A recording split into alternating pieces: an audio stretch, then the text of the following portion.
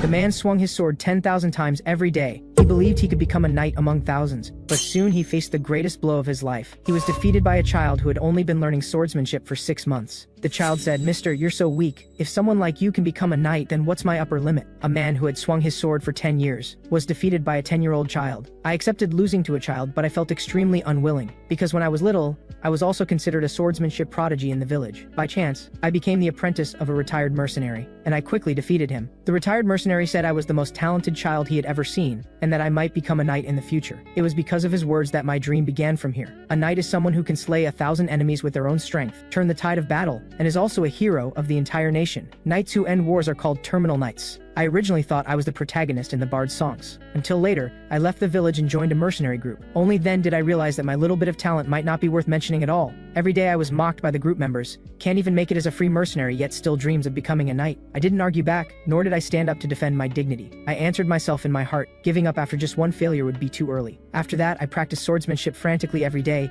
I always believed in myself. If I lacked talent, then I would invest more time. I wanted to become a knight, even if everyone laughed at me for chasing impossible dreams. If I could put in exponentially more effort than others, sacrificing eating and sleeping time. As long as I kept swinging my sword, swinging and swinging again, wouldn't I get one step closer to my dream? Looking at the sword marks I had carved into the wall, another thought crossed my mind. If I couldn't become a knight, was there a possibility of becoming a seasoned soldier? Though I thought this way, my heart was extremely resistant to the idea. 3 years passed like this, and I became a squad leader of a small unit. The squad I was in was the 4th squad under the 4th small team of the 4th squadron. This morning, I opened my eyes and found it very noisy outside. At that moment, the burly man beside me found a huge bug in his shoe. His rough voice made me feel even more annoyed, so I said, "It's just a bug, what's all the fuss about? My name is Ankrid, and I'm the squad leader of this group of oddballs who caused trouble everywhere and were exiled here. Today we had a tough battle to fight. Although I had reached this point through constant training, I actually felt this should be my limit. But as long as I didn't let go of the sword in my hand, I wouldn't give up on my dream. However, on this day, my nightmare appeared. I was pierced through the throat by his casual strike. I never expected to be so helpless before this person. Gradually, I knelt to the ground and fell silent. My consciousness came to a dark space. I struggled to lift my head. I seemed to see a purple fire burning in front of me. When I opened my eyes again, I found myself lying intact on the bed. I touched my throat and found there was no wound at all. The burly man beside me was once again startled by the bug in his boot. This scene seemed very strange to me, because all these images felt familiar. Soon, I experienced 2 identical battles on the same day, and I was once again pierced through the throat by the enemy soldier. Then came the 3rd time I was pierced through the throat. Then the 4th time. Everything was like a nightmare that couldn't be shaken off. At this moment, I finally understood that I was completely repeating the same day. As long as I couldn't kill the knight on the other side, my life would keep repeating the same day. But this excited me, because I had unlimited chances to die. Couldn't this hone my skills? As expected, I was once again killed by his sword through the throat. This was already the 17th time I had seen his blade. I often wondered, if I worked harder at swinging my sword, if I was faster, could I defeat him? After this death, my consciousness came to this dark space again. Behind me was a woman carrying a lantern and rowing a boat. She asked, "Do you really think this way? You will experience the despair of being unable to overcome high walls in the future." But naturally, I didn't believe her words. There was nothing that couldn't be defeated through effort. Clang, clang, clang. My companions outside the tent were hitting pots and spoons again. As expected, I woke up once more. This was the 18th rebirth. I sat up directly, and the burly man beside me praised me for getting up quite decisively today. I glanced at his boot indifferently and said, "Rem, there's a bug in your boot." Rem looked into his boot with those wise eyes of his. He was so scared that he cursed, and indeed saw a bug inside. The next moment he directly crushed the bug with his foot. He complained,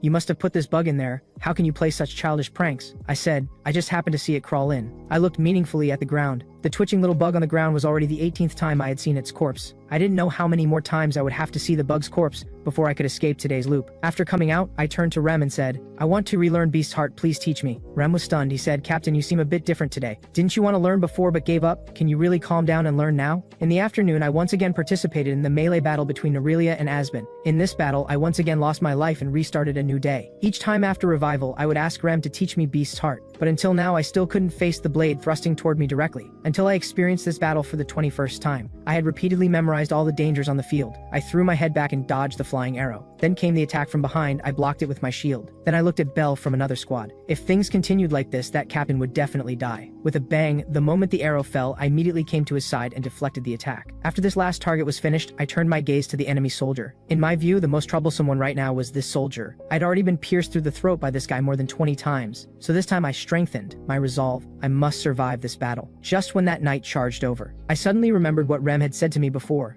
You always close your eyes at dangerous moments, but if you do that, you might never improve for the rest of your life. Then he once again swung the axe in his hand toward me. Just as he said, I once again closed my eyes. He told me, If you keep doing this, you'll definitely die on the battlefield. To overcome this isn't actually very difficult. Just be brave, don't get excited easily, and don't panic. Most importantly, you must know what death is, and this is his most important skill, Beast's Heart. At this moment, I suddenly opened my eyes. The swordsman in front once again used his sword to thrust at me. My eyes stared deadly at the sword. If I wanted to dodge this sword, I had to ignore death. I asked myself, was I really afraid of death? The answer I got was negative, because death would only make me stronger. At this moment, I finally dodged his attack. The only time I dodged his attack in more than 20 loops. At this time, my heart was beating wildly. The knight opposite was obviously stunned. I was the first to dodge his attack. This dodge gave me extraordinary progress and confidence. Then I immediately spun my body, wanting to kill the soldier opposite. But what I didn't expect was that the soldier's reaction speed was actually faster than mine. The next second, that cold sword once again pressed against my throat. With a swoosh, I was once again defeated by him. After my body died, my soul saw the ferryman from before. She told me to give up quickly, to board the boat with her and end this endless loop. I didn't answer, but thought about why that soldier's spinning speed was so fast just now. But the more such enemies there were, the more excited I became. So I wouldn't board the boat with the ferryman. Even if I kept looping the same day, I wouldn't give up. I woke up again, hearing Rem's familiar questioning by my ear. But this time, I didn't respond to his words. Instead, I was thinking about how to survive under that soldier's sword. Soon, I died under the soldier's sword more than 10 times again. Finally came the 33rd loop. This time my turn was faster than his. But what I didn't expect was that I once again died under his sword. This guy's speed was simply too fast. Catching up to his speed couldn't be achieved in a day or two. When I fell, the necklace around my neck faintly glowed blue. This made me recall several commissions I received during my mercenary period. That commission was to deal with several monsters. It wasn't a must-take job, because it was just a request I suddenly received when passing through a village. But I still helped them, because my dream was to become a knight, and knights should protect the weak. That poor village had nothing to give me. They gave me a blue necklace, saying it was a protective charm. I stared at it for a long time, but didn't think this thing was a treasure. The village chief said to me earnestly, "As a reward for risking your life, this is really insignificant, but this necklace can fulfill your most desired dream." Now thinking about it, it might be because of this pendant's existence that I kept repeating today's loop. The enemy soldier slowly raised the sword in his hand and said, "This is my final mercy to you." I stared at him angrily. Where was his mercy? He had killed me more than 30 times. In my eyes, this soldier was a bloodthirsty killer. With a swoosh, after his sword fell, I once again ended today's loop. Clang, clang, clang. The familiar sound of pot and spoon hitting again. This time when I woke up, I was much calmer. I said to Rem, "I put a bug in your boot." Rem said angrily, "What kind of joke are you playing so early in the morning? Have you finally gone crazy?" I stamped my foot heavily. I said, "Stop dawdling, hurry up and come out to teach me Beast's Heart." Rem started muttering, "Before I told you to learn but you wouldn't. Now when I don't want to teach you, you want to learn." Although he was puzzled, he was still very serious when sparring. This time during practice, I didn't blink, but stared deadly at the axe in his hand. Rem's axe quickly came toward my face, but this time was different from before. I successfully dodged it. Rem was very surprised, thinking, how did this squad leader improve so quickly? After the practice ended, he asked me what I had done to become so much braver. This couldn't be achieved through training alone. But how could he know this was willpower I had honed through death, a feeling learned through dying? I said, "Don't think so much, we still have a battle to fight this afternoon, hurry up and train with me." If I only learned Beast's Heart but didn't learn a one-hit kill sword technique, I might still die. Rem saw that the squad leader was so spirited, so he might as well practice with this captain. For the next 2.5 hours, I kept dodging Rem's attacks. Soon Rem's attacks could no longer hit me, but I was also very exhausted. Rem shouted, "Squad leader, how long are you going to keep dodging? You can't win battles on the battlefield by just avoiding attacks." With a whoosh, Rem's attack was once again dodged by me. My current swordsmanship was simply not enough to contend with Rem. Although I felt somewhat unwilling,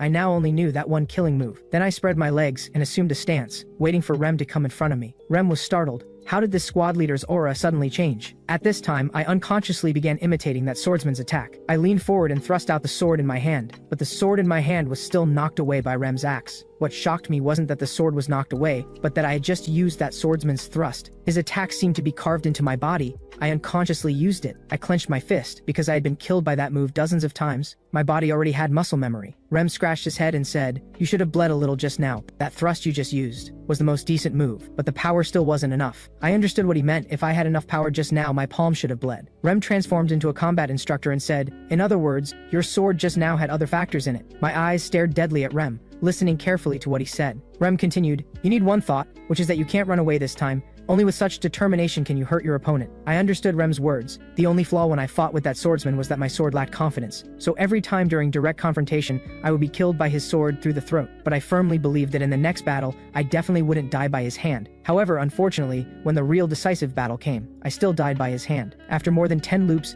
I still died under his sword each time. Until the 110th loop, I once again died by the swordsman's hand. Filled with unwillingness, I once again dragged Rem to practice with me, and in this training session, I finally had a breakthrough. Rem stared at the blood spurting from my hand in shock and said, "You guys really have gone a bit crazy." I could see that due to excessive force, a burst of blood had spurted from my palm. But what surprised Rem was that I was actually laughing. I was laughing because I had finally successfully learned this move, until another new loop arrived. I had the big-eyed boy help me find leg armor, as well as shield and short sword. I'd pay him later. The big-eyed boy readily agreed, but he didn't support credit. The money must be given to him within a week. Everyone felt I was a bit off today, but they didn't say anything. Instead, they obediently followed behind me. They felt today's squad leader was somewhat abnormal, with a murderous look on his face, not knowing who he wanted to kill. Accompanied by the collision of shields and swords, a new round of battle began. Although I could completely feel the pain and the agony of each death, I chose not to escape. Even if the guy opposite was an opponent I couldn't beat, even after challenging him tens of millions of times, I still wouldn't choose to escape, because I didn't know what would happen after running away, whether tomorrow would come after waking up. But if that really happened, I couldn't improve every day, and could only be like an ordinary soldier in the mercenary group. So no matter how many loops I experienced, I must defeat the knight opposite, and I also had to climb over the wall behind him. Due to my repeated practice of Beast's Heart and learning the thrust, my confidence grew wildly. After preparing everything, I once again stepped onto the battlefield. It was time to take another step forward. Our side began blowing the horn of war. Standing behind me were all the members of my squad. But one thing worth mentioning is that each of them was a top expert, and I was the weakest one in this squad, but they made me the squad leader. And next I had to lead them to win today's battle. Without any talent, what I relied on to survive on the battlefield was trust and calm composure. I remember in my 46th loop, my left shoulder was smashed to pieces by a guy with a mace. On the 47th today, I dodged the mace attack by rolling, but was still killed by others. So today I eliminated all disadvantages and killed those people in advance. What made me most angry was in my 71st loop, I was slashed in the leg by a guy lying on the ground. With a clang, as I expected, a sharp sword hit my leg, but this time, I wore armor. My body sank heavily downward, and the shield in my hand directly smashed his head. Every scene on the battlefield was imprinted in my mind, and I also used previous memories to save many people. And next was when I had to face this wall. Soon, just as I predicted, the two of us once again stood on opposite sides. This time the swordsman struck first. His attack was still as sharp as before, but I already knew his attack. I immediately held my shield in front. Then I unhesitatingly threw away the shield in my hand, because I couldn't win against him by dodging and thrusting. Although this ordinary soldier in front was very strong, I had already found a breakthrough point. That was this guy's lack of experience. He would easily panic. I took advantage of this gap and directly headbutted his chest. Then I used my foot to kick up a clump of dirt from the ground. Then I kicked it hard at his face, wanting to confuse his vision. And next was when I would make him show an opening. I jumped up pretending to attack him. The swordsman's heart hardened, feeling his counterattack horn had come. Then he jumped and used a thrust attack on me, but this was within my expectations. I twisted my neck and dodged it. Our two figures crossed at light speed, but the moment our bodies crossed, the swordsman reacted and immediately turned around. I seized the opportunity and directly cut off his sword with one strike. This way his attack would end here. The swordsman's heart was full of disbelief. This was the first time he had ever failed. At this time I had already assumed my stance, ready to give the swordsman a fatal blow. However, just at this moment, an arrow flew from behind me, but this arrow was broken in midair by Rem's axe. At the same time, my battle with the swordsman also came to an end. My sword steadily pierced his neck. This battle took a total of 150 loops, meaning I died by his hand 149 times, and this time I won. I finally killed him. The next moment, I swung the sword in my hand and cut off the swordsman's head. This meant that the wall I couldn't break through had been broken by me. Just when I was immersed in joy, I felt someone kick me from behind. The power of that kick directly sent me flying more than 10 meters away. My team members were very shocked to see the scene. Rem sensed something was wrong and immediately came to my side. There was actually a frogman here. A humanoid frog-faced creature was staring at me. Could it be that I encountered a new wall today? I was just kicked by him once, and I felt unbearable pain and couldn't stand up. The frogman said, he was someone I spent great effort to cultivate, and you actually killed him. I glared at him through gritted teeth. That attack just now had caused me too much damage. With my current strength, even if I looped 1,000 times, I wouldn't be his match. Just when the frogman's attack came, Rem suddenly appeared and blocked the attack. Rem's attacks were very fast. He began counterattacking in just an instant. Their attacks kept making banging sounds in the air. For a moment they were evenly matched. Taking advantage of this gap, a soldier from the enemy camp picked up a spear wanting to kill me, but he was directly killed by another team member who rushed over from our side. The frogman couldn't take down Rem for a while, so he immediately withdrew and retreated, maintaining distance first. Rem didn't dare be careless. He assumed a stance waiting for the next round of attack. He felt the opponent's strength was very strong, but defeating him would also take some effort. The frogman said puzzledly, "With your level of strength, why do you protect that weak squad leader?" But my mind wasn't on his words at all. Instead, I was thinking about how to kill him with one strike. The frogman's brain spun rapidly. Why would such a remarkable guy appear in such a low-level battle? If he wanted to take Rem's life, he would have to risk his own life first. So in his view, this battle was very unprofitable, because this battle didn't have that much value, so he didn't want to continue fighting and turned to leave the battlefield. Rem felt relieved while also cursing the other party as a coward. He swung his axe down again, directly killing 2 soldiers from the enemy camp. The urgent matter was to take the squad leader away from here. Along this road, these soldiers seemed to have GPS navigation. Their target was surprisingly consistent, but all their attacks were blocked by my team members, who safely escorted me away. But soon we were surrounded again. There were countless enemies. But at this time, the enemy soldier suddenly shouted the retreat command. After hearing this news, I also closed my eyes because I was too tired. I once again came to the dark space. The ferryman said, "Many walls will appear in the future. You absolutely can't get through them. You can only give up after being frustrated. This is your only fate." After hearing the word fate, I slowly got up. I said, "I will absolutely never submit to fate in this lifetime, and the walls you mentioned only exist for me to climb over them." The ferryman said, "Then let's wait and see. I will make those ambitious eyes of yours lose their light." When I woke up again, it was already 2 days later. Rem helped me recall what happened before. He was the one who saved me from the frogman's hands. His words made my wounds ache faintly. So that last one was a frogman? I couldn't see clearly at that time. Rem said, "The doctor said you don't have fractures, but your brain was impacted. Can you still remember that I'm your buddy?" I directly turned my head away and said, "I was never friends with you, noble hunter." But before I could finish my words, Rem's palm directly covered my mouth. He said, "Shut up, how can you casually say such secrets?" Having escaped the curse of the previous 3 months, I finally survived and welcomed the second day. This is my team member Clay's, and it was because of him that I could be arranged in such a good hospital room. If it were before, if I got injured, I could only go to an ordinary nursing home. This is my 4th squad member Jackson. What he's best at is assassination. He handed me an ointment and said, "This is an ointment I use when I get injured. Use it once in the morning and evening. Never tell anyone where you got this thing." Not just the two of them, another team member was also in this hospital room. He was Odin. Listening to his chatter,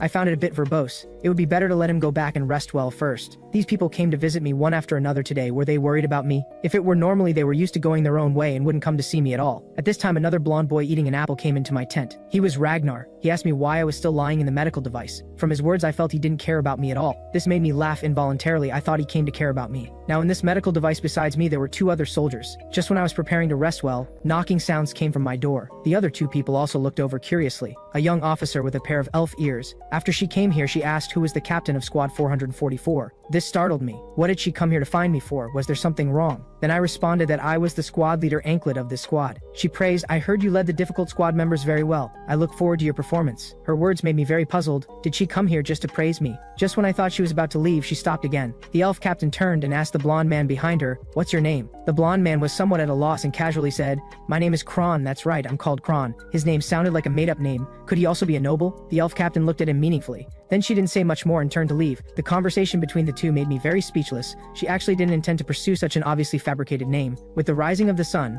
a new day was about to come. I clenched my fist tightly. After a moment, I loosened and raised my hand. My body had recovered almost completely. I had strength again. I must hurry up and train. When I was preparing to leave, the mustachioed man behind me said, "Just a low-level soldier. Who are you putting on a show for, going to the training ground so early?" And that man named Kron just stared at me without saying a word. Soon I arrived at the training ground. I began reviewing the last battle. If my final moment's full-force thrust failed, then I would die. This all-or-nothing method wasn't suitable for me. If I couldn't loop, I would have died countless times already. If each of my strikes could have deterrence like Rem's, then I could use full-force thrusts. Just then a man's voice came. "Really so serious? Have you been standing here all morning?" I don't know when Kron had already stood beside me. He asked me why I was standing here holding a sword in a daze. I looked at the sword in my hand and told him I was reviewing the last battle. This was helpful from my experience. Kron said puzzledly, "Do you as a small soldier need to go to this extent? If you just want to live, then after preserving your life, what do you want to become?" I looked into Kron's eyes for a long time. Actually, I wanted to become a knight, but saying it out loud would invite mockery. This dream had already reached its limit before my talent reached its peak. It was completely unreachable. But I had never stopped yearning for that dream. Then I raised the sword in my hand confidently and said, "My dream is to become a knight. As long as I survive, I will definitely become a knight." A breeze passed by. Kron's face seemed to be blown by a touch of autumn coolness in his heart, but this wind also carried warmth. Respect for a small person who wouldn't give up on an unreachable dream. Seeing that Kron didn't speak, I looked over again. This was the first time in all these years I had seen someone who didn't mock me. He was really special. Kron smiled slightly and said, "Sorry, I forgot to mock you just now. I suddenly remembered something." Then he turned around to leave. After seeing me, he knew what to do in the future. His words made me somewhat confused, but I felt this person was somewhat unusual. Before leaving, Kron said to me, "If you become a knight, you must remember my name, my friend." A hint of surprise appeared in my eyes. This was the first time someone had cheered me on. Time passed quickly to the army's morning training time. Some people chatted, saying that Cyprus was coming to the military camp. They especially worshipped this Cyprus. The mustachioed man also got up, but he hadn't received the punctual breakfast delivery yet, so he cursed loudly. After training, I didn't go to the training ground again, but casually took a walk. During this time, I saw Jackson. I thanked him for the medicine he gave me yesterday. He wiped his pointed knife and said, "You don't need to say thanks. Returning to the team early is what we want to see." Soon it was evening. Kron and I said goodnight to each other. The room was particularly quiet, because there were only 3 of us in this tent. When I woke up the next day, my head felt a bit heavy. The people outside were still talking about Cyprus coming to the military camp soon. The mustachioed man also cursed as usual about why breakfast hadn't been delivered yet. This familiarity made me feel extremely shocked, because I had experienced these yesterday too. This made my heart pound. What was going on? Then I came outside the tent like yesterday, and met Jackson again. To verify my suspicion, I said to him, "Thank you, your medicine is really good." He repeated yesterday's words, "You don't need to say thanks, returning to the team early is what we hope to see." But his words shocked me to the extreme. It was indeed as I suspected. I remembered the ferryman's words from before. There will be walls blocking your steps ahead. You will eventually board the boat with me in despair. So I concluded that I was killed last night. I didn't even notice how I died. Compared to that thrusting soldier, this time I felt utterly powerless. My mood was terrible. Although somewhat dejected, I didn't give up, because only this way could there be the joy of climbing over walls. It was also time to challenge again, new enemies, new special moves.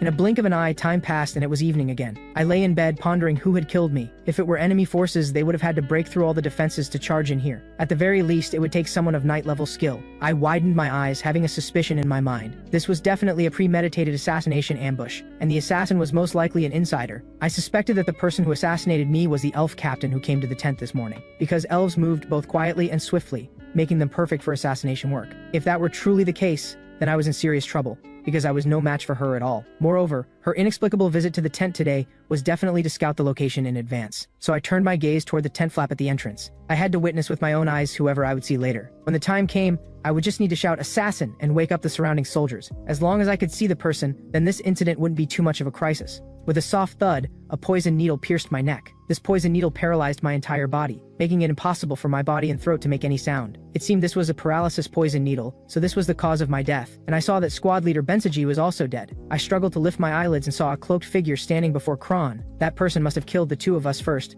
then killed Kron. With another soft thud, just as I had guessed, a cold blade pierced straight through Kron's throat. At the same time, another cloaked figure walked in. When I saw that cloaked figure, I stared in shock with wide eyes. That person had long ears, and carried special weapons that didn't belong to the human race. And this person was the elf captain of the 4th squad. When I revived the next day, I pondered deeply. Last night I had been very vigilant, yet I couldn't detect any movement. This hell-level dungeon was too difficult for me. Even if I could withstand the assassin's attack on me, I would still be unable to defeat the captain in subsequent combat. This deep sense of powerlessness enveloped my entire body. I had experienced this damned feeling just a few days ago as well. That existence that once haunted me like a nightmare. However, the difference was that I was still the one who won in the end, though it cost me hundreds of times the effort. So facing this enemy, I still had no intention of giving up. There would always be a way to solve this. Then I directly pulled off Mustachioed Man's blanket and told him to get up quickly. I felt the enemy must have ambushed inside the tent in advance, but after patrolling all around, I didn't see any trace of the enemy. Since that was the case, then the enemy must have launched a surprise attack from outside. After being woken up by me, Mustachioed Man said displeasedly, "What use is training for a low-ranking soldier like you? I bet your limit is just a squad leader." I couldn't be bothered to waste words with him. With someone who held such resentment about life, I had nothing to chat about. At this moment, Kron walked in. He saw that we were arguing again. He said apologetically, "How about I come back after you two finish arguing?" I told him to come in. Mustachioed Man and I had finished arguing. Then I observed Kron with the corner of my eye. The assassins had specifically confirmed something back then, so those assassins were definitely targeting Kron. So I became curious about Kron. What exactly was his background? If Kron didn't bring it up himself, I generally wouldn't insist on asking about their origins, just like how I treated my squad members. Although they acted like lunatics, I never asked about their backgrounds. But this time, because Kron had dragged me into an assassination, I couldn't ignore him like before. So I directly asked, "What exactly is your background?" Kron was somewhat speechless, saying, "Is this how you ask questions, directly inquiring about someone's background?" I also felt this was somewhat inappropriate. Asking this way was indeed too direct. It seemed my communication skills really weren't good. Sure enough, as I had guessed, Kron didn't reveal his background, but this time was different. I had to get to the bottom of this. Otherwise, I couldn't solve this matter at all. Kron told me not to ask him anymore, because the situation was very complex and he couldn't say more. Seeing Kron's very firm attitude, I could only stop questioning. But Mustachioed Man behind me said anxiously, "You two keep talking. You've gotten my curiosity all worked up." Since Kron was impolite and didn't look like someone from this country, Mustachioed Man thought he might be an enemy spy. Hearing this, Kron glared fiercely at Mustachioed Man, showing an imposing expression he shouldn't have had. Mustachioed Man was startled and became somewhat afraid. It seemed this Kron was no small character either. Kron slowly walked in front of Mustachioed Man. His expression was extremely serious as he said with conviction, "I would absolutely never betray the kingdom." From Kron's eyes and his actions, I sensed something extraordinary. That knight-like dignity actually overlapped on Kron's body. Mustachioed Man cursed angrily, "Did you just act disrespectfully toward your superior?" Kron smiled and said to him, "I was merely reporting to you with no other meaning." I didn't think Kron was a knight. After all, like me, he was helplessly killed by the assassin. But I felt he might have origins comparable to a knight's, very possibly a prince or similar figure. Soon it was time for us to sleep. I bid goodnight to both of them. Mustachioed Man was exceptionally well behaved today, probably scared by Kron's imposing manner. Then I glanced again at the tent flap at the entrance. If the assassin burst in right away, all three of us would die. Thinking this, I couldn't sleep at all, so I got up directly. Mustachioed man asked puzzledly, "What are you wandering around for in the middle of the night instead of sleeping properly?" I told him, "The assassin is about to arrive. If you want to live, help me," Mustachioed man said with a blank face. "What exactly are you talking about?" Then he didn't take this matter to heart at all and turned over to sleep directly. Kron, lying in bed at the moment, also wasn't asleep. Hearing us bicker, he thought I was joking. I looked at both their reactions. Their responses were all within my expectations. But just then, I heard a terrifying voice. "How exactly did you discover me?" However, when I came to my senses, I had already been pierced through the throat. I really wanted to know how he had managed to do it. After hearing the voice, I had placed my hand over my weapon, but before I could even touch it, he killed me. The assassin moved with lightning speed, killing Mustachioed man with one swift throw of his blade. Then with one leap, he drew the sword from his waist and killed Kron as well. This speed was so fast it was horrifying. When I revived the next day, I thought, without convincing evidence that an assassin would come, and no way to get help from Benzaji and Kron, there was probably no way to get support by reporting to superiors either. So I planned to ambush the assassin by timing his appearance, shouting out before he could act. Just then, rustling sounds came from the door curtain. I knew the moment had arrived. I had to shout out right now. However, the moment I opened my mouth and said one word, a sharp sword pierced through my throat. At this moment, my body hadn't even fallen, but the assassin's body had already swiftly approached the other two. On the fifth loop, I gave up seeking external help and prepared to launch a surprise attack at the specific time. But just as I was thinking of countermeasures, I was once again silently assassinated. On the sixth revival, I heightened my vigilance, not even blinking my eyes. However, I failed again this time. As long as I couldn't avoid that person's poison needle, no matter how I resisted, I had no chance of winning. Even after the 20th revival, the situation still showed no improvement. The deep sense of powerlessness made me scratch my head, unable to think of new countermeasures. But the next moment I laughed. I'd only died 19 times. Compared to dying over 100 times before defeating the swordsman, this was nothing at all. I began targeting my objective. First, I had to focus on how to avoid the poison needle, then how to fight the opponent. And in my squad, there happened to be an expert in this type of combat. This person was Jackson, who was very skilled at assassination. Rem once asked me why I called Jackson the sneaky wildcat. I said Jackson was very formidable. If it came to dirty tricks, probably no one could match him. He rarely engaged in direct confrontation, always preferring to circle behind opponents, stab them, and run. Seeing my arrival, Jackson asked puzzledly, "Is there something you need from me?" I thought to myself, if I brought this guy along, I should be able to easily defeat the assassin. But as a squad leader, I had no authority to take him with me. Even if I could possibly take him, I wouldn't, because scaling high walls had to be done by myself. Others couldn't help me, so I planned to seek Jackson's advice. I asked him, "If someone like you stabbed me from behind, how should I defend against it?" Jackson thought seriously for a moment. He said, "I don't know how to defend against it either, because among the enemies I've assassinated, I've never seen any survivors." His words shocked me immensely. Was this the confidence that came from being strong? However, Jackson still gave me a decent answer. "If you want to avoid assassination from people like us, you just need to grow a pair of eyes on the back of your head." His words left me speechless. How could a person possibly grow 2 more eyes on the back of their head? So I asked him what exactly I should do to grow a pair of eyes on the back of my head. He pointed to the handcart behind the camp. I was amazed. From such a far distance, he saw it without turning his head. Could he really have eyes on the back of his head? Jackson said matter-of-factly, "That handcart is going to break." Sure enough, after he finished speaking, that handcart really did break. And this was Jackson's method. Very terrifying, sending chills down one's spine. These operations completely overturned my worldview. How exactly had he done it? Jackson didn't keep me in suspense either, telling me his secret straightforwardly. He pointed to his own ears. The reason he could predict the cart would break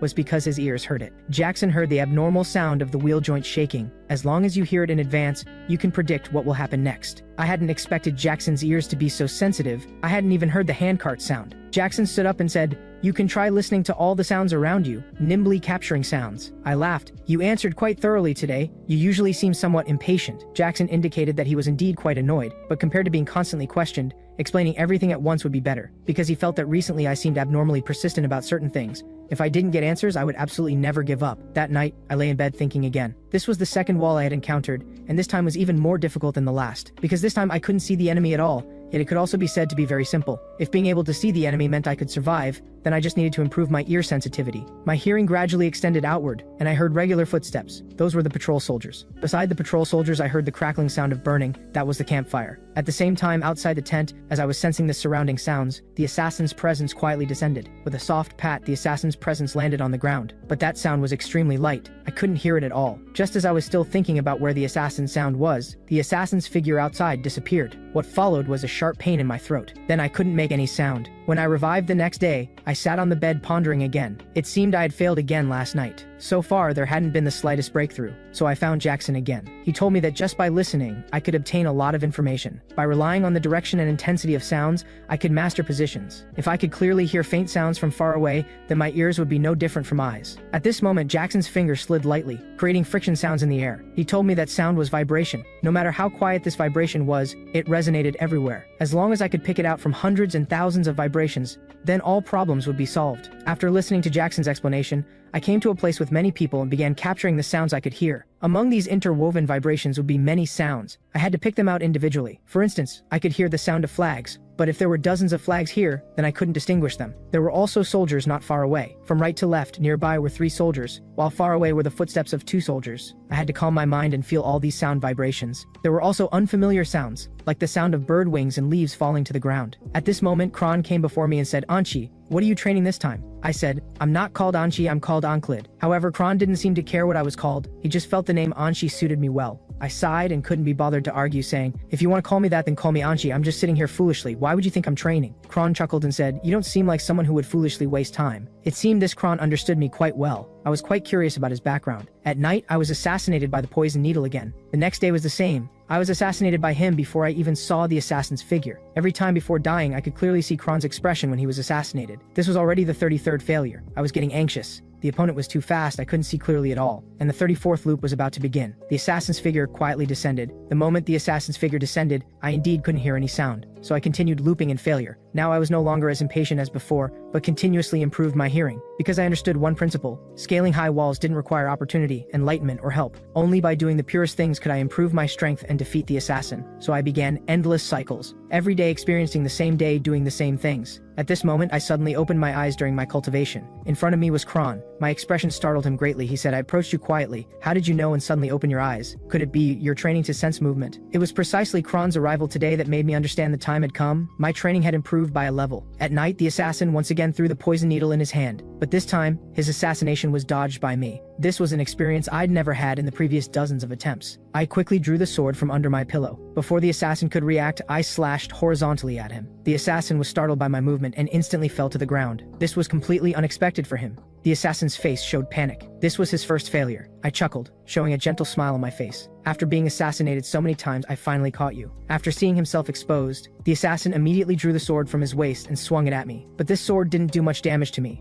I easily dodged it. He was indeed slightly inferior to that sword soldier, but he was still an expert. However, I could completely handle him. Then I looked toward the other 2 people. Bensuji was already lying in bed without any movement, and Kron had already reacted at this moment, immediately drawing his sword to join the battle. At this point, the assassin had become desperate. He used his speed advantage to quickly break through my defensive line. Then he flicked his hand, and another sharp blade flew from his sleeve toward me. The moment I saw the dagger, I immediately sensed danger and quickly bent down to block, but my chest was still cut. However, this pushed my body balance to its limit. What made me even more afraid was that there was actually movement at the entrance at this moment. Looking closely, that person was actually the elf captain. After seeing her, the killing intent in my heart became even stronger. If I didn't take her down first, I would probably die. At this moment, the assassin shouted, "You actually have guards." Then he used all his hidden weapons. These hidden weapons had a very wide range. Part of them flew toward Kron. Another part flew toward me. I thought to myself this was bad. It seemed I would die here again tonight. But just then I was stepped on by the elf captain. The elf captain's cloak blocked all the attacks, and her figure had already reached Kron's front, protecting his safety. I was shocked. I thought she was on the same side as the assassin, but she had come to protect us. However, the most important thing right now was to deal with the assassin. I jumped up and used the sword thrust technique. Although I only had a dagger in my hand, it was enough. The assassin's face was extremely panicked. He was so scared he didn't blink, having to see clearly the direction of my attack. With a clang, my attack was indeed seen clearly by him and blocked. The assassin cursed under his breath, "Damn it!" Then he turned around and fled without looking back, and I didn't pursue. I knew the principle of not chasing a desperate enemy. Kron stepped forward and said, "That assassin just now should have been targeting me." I responded, "I know." Kron's face showed slight surprise as he said, "How did you know?" I snorted coldly and said, "Who would send an assassin to kill me or Bensuji, these bottom-tier soldiers?" The elf captain praised, "Although you're just a squad leader, your insight is very strong." I looked at the blade in the elf's hand. She was making a drawing motion. Although we had just been allies, was she worried that if today's event spread, the situation would become troublesome? It seemed my guess was correct. She wanted to silence us. Seeing the scene, I also gripped the blade in my hand tightly. As long as she moved, I would make a big commotion out of this. At this moment, Kron said to the elf captain, "I don't want to see anyone else die. Do you understand?" Kron's eyes held immense authority, seeming to carry an undeniable tone. The elf captain respectfully bowed and said, "Then as you wish." I was shocked. Someone as formidable as the elf captain actually submitted to Kron. What kind of character was Kron exactly? Then Kron looked toward Bensuji on the bed. He seemed to be only paralyzed, still alive. After arranging everything properly, the next step was to clean up here. If word of the assassin's visit spread, the situation would become somewhat troublesome. Then I said to them, I have a rather crude but simple method. A moment later, a great fire directly burned down the entire camp. Everyone was frantically fighting the fire. Hurry, or the fire will spread to the entire military camp. And I pretended to be a survivor, carrying Benzaji as I escaped. This way, the assassin's traces disappeared, which was safest for Kron. I looked toward the great fire nearby. Tomorrow should arrive normally. At the same time, in another part of the forest, the elf captain escorted Kron away from here, saying, if that squad leader hadn't bought time, you might already be dead. Did you change your mind because of him? Kron nodded and said, don't you think he's quite interesting? He's been avoiding certain things. It was precisely because of his contact with me that his thinking changed. And gee, perhaps I've been influenced by you too, especially those eyes of yours. It won't be long before we meet again. Kron felt some anticipation in his heart. At the same time, in the dark space, a death god's scythe stood there. But in just a moment, that scythe had already turned to dust, meaning he would no longer appear. Not far in front of me, the ferryman said softly, we will meet again. I snorted coldly and said, no matter how many times we meet, I'll keep you company to the end. After escaping silent death, I welcomed the dawn of the next day. Now I could clearly sense ordinary movements, but I still couldn't sense the movements of elves. I needed to do more sensory training. I was somewhat thankful that I hadn't been too badly injured in yesterday's battle with the assassin, otherwise there would be no return date. At this moment, Benzaji said with disgust, why did you save me? His tone made me very displeased. I said, what's with your confrontational attitude? Then I spoke my true feelings. We're comrades, no other reason needed. This made Benzaji somewhat embarrassed. Why so sentimental all of a sudden? I'd given him a hard time many times before. He really was a brainless guy. Then he called out to stop me, saying,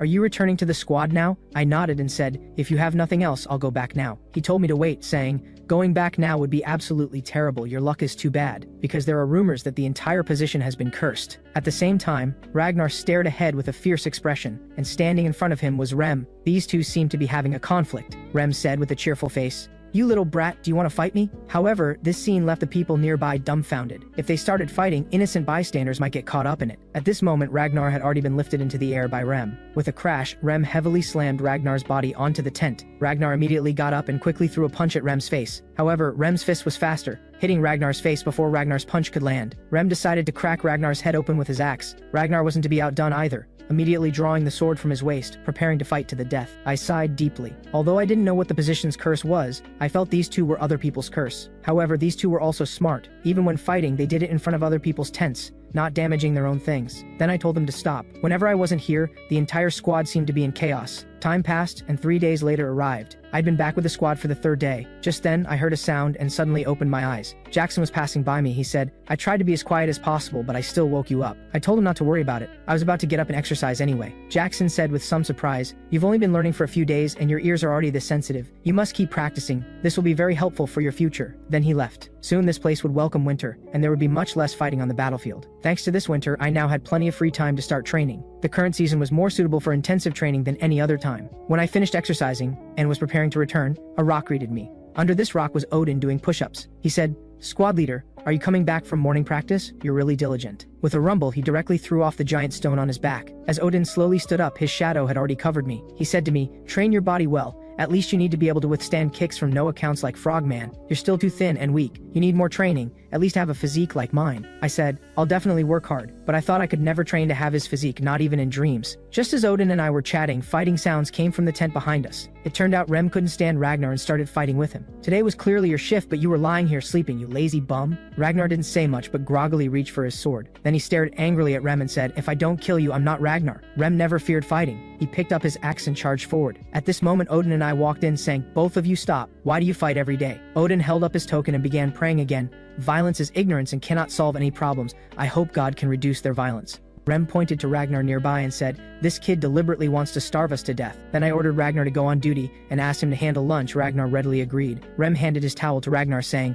since you can cook, why didn't you go before? Ragnar slapped Rem's hand away and said, take your dirty hands away, they stink. For this, Rem specifically sniffed and said, there's no bad smell, it actually smells quite nice. I said to Rem, don't pick fights over every little dissatisfaction. Are you doing this because you're bored? Rem laughed. Didn't expect you to figure it out. Haven't been on the battlefield in a long time, my hands are getting itchy. Hearing his words, I told him to come out and spar with me one-on-one instead of troubling others. But after just a quarter hour, I was being beaten down by Rem. Rem smiled calmly and said, squad leader, why is your strength so weak? You're too fragile. Then he casually waved his hand and directly knocked my sword flying. I continuously used the beast's heart to maintain my composure, because only this way could I keep taking Rem's attacks. Then I used sensitive hearing to capture attack trajectories for defense, and finally used the sword thrust I learned through 100 deaths to deliver a killing blow to Rem. But unfortunately, no matter how I attacked, I could never hit him. This made me curse, "You bastard are strong like a madman." With a crash, I was directly pressed heavily to the ground by Rem's single hand. Rem felt I seemed to have gotten considerably stronger recently without realizing it. He was quite looking forward to it now, but this anticipation didn't last long, because he discovered I only had those same few moves. He said, "I'm already tired of seeing sword thrusts. Don't you have anything else?" Actually, I was also clear about what Rem was saying, but I really only knew these few moves. However, I was different from my previous self. Even if I failed thousands of times, I could still move forward. I told Rem to keep coming.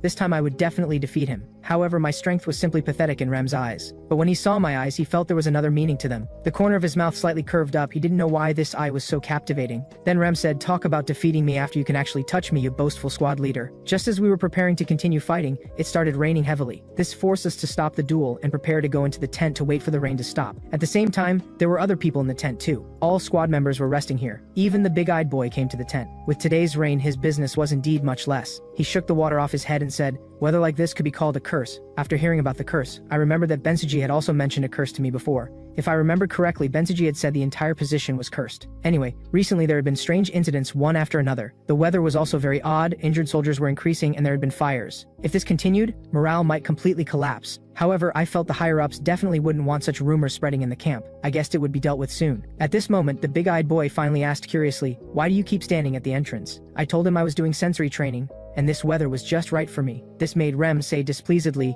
"Just like Jackson, really unlucky." Jackson, however, thought this training method was very good. At this moment, Rem finally noticed something was wrong, saying, "You didn't teach the squad leader something, did you? Why are you so concerned about the squad leader?" Their argument made my ears buzz and I could barely hear the rain outside. At this moment, Odin said, "If you're looking for training methods you can do in the tent, you can do many kinds of training while sitting." Ragnar also said, "It's been a while since I helped you check your sword-holding posture. Want me to take a look?" Hearing these two's words, Rem looked at them both puzzledly and said, "Looks like you two saw the same thing I did, just like me." All of them had seen my changes during this period. In this stormy military camp, several captains were meeting in a tent. "Before winter arrives, we need to send out a reconnaissance team one more time. Are there any soldiers who can fill the numbers?" The elf captain suggested, "How about squad 444? The captain said, "That's the small fry squad, isn't it? Their captain is a bit foolish. What if he holds us back?" But the elf captain said, "Maybe that squad leader can bring us unexpected surprises." I begged the captain to send squad 444. This is an elf's intuition. The next day, I was called in for a talk by the elf leader. When I learned I was being transferred to the reconnaissance team, I was actually somewhat dissatisfied because I preferred combat, but her order came down like a mountain, making it impossible for me to refuse. After returning, the big-eyed boy thought I had caught the squadron leader's attention. Otherwise, why would she specifically pick me to be a scout? I suspected it might be because of Kron's departure. This inscrutable elf captain wouldn't turn around and try to kill me, would she? However, orders were hard to disobey, and I had to go even if I didn't want to. At this moment, Rem took out his axe and said, "If you don't want it to go, you just need to say one word." I said, "Forget it, don't cause me any more trouble. If you do this, it will only create bigger problems." At this time, Odin started praying again. "I hope the great god won't make things difficult for the squad leader. Please don't take the frail squad leader away." At this moment, Ragnar suddenly stood up. He indicated that he could replace the squad leader for reconnaissance. As a result, everyone started refuting him. "Others can go, but you absolutely cannot. You're such a direction-blind person. Don't you have any self-awareness?" At this time, Jackson behind me calmly said,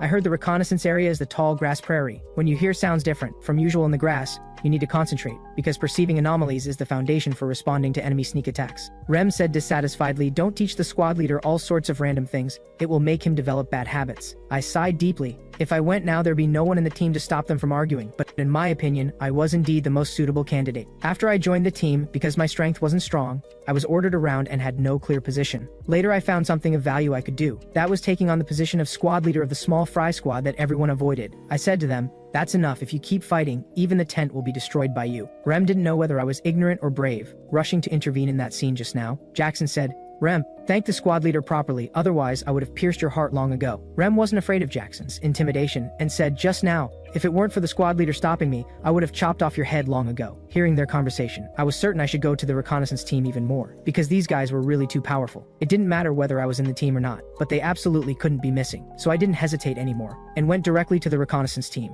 The reconnaissance team's mission was to investigate the frontmost situation, so it was a good opportunity to train perception while being vigilant against enemies. Seeing me training, the newly appointed reconnaissance squad leader Andrew Garno said dissatisfiedly, "What exactly are you doing? Although your position is also squad leader, I'm the captain of the reconnaissance team. If you want to protest, you'll have to beat me with your strength. The person behind echoed, how could he possibly dare to fight you? I bet this guy doesn't even know how to hold a sword. The reconnaissance team captain laughed. You're nothing but trash. And then he didn't bother with me anymore. Then he told everyone to be alert, and when they saw the enemy, they must blow off all their heads. This captain was really noisy. Didn't he know what reconnaissance meant? He had no idea about the reconnaissance team's responsibilities. At this time, someone discovered footprints on the ground. Everyone immediately became tense. These should be wildebeest footprints. The captain laughed. Today we'll follow these footprints, and we'll definitely have barbecue tonight. I was somewhat speechless. Had the captain lost his mind? Looking at the footprints, there were at least 20 wildebeest. With so few of us, we still wanted to catch them. At this time, the person beside me said dissatisfiedly, these don't seem like wildebeest footprints, these are gazelle footprints. He looked at me awkwardly and said, don't you also think this captain is being ridiculous?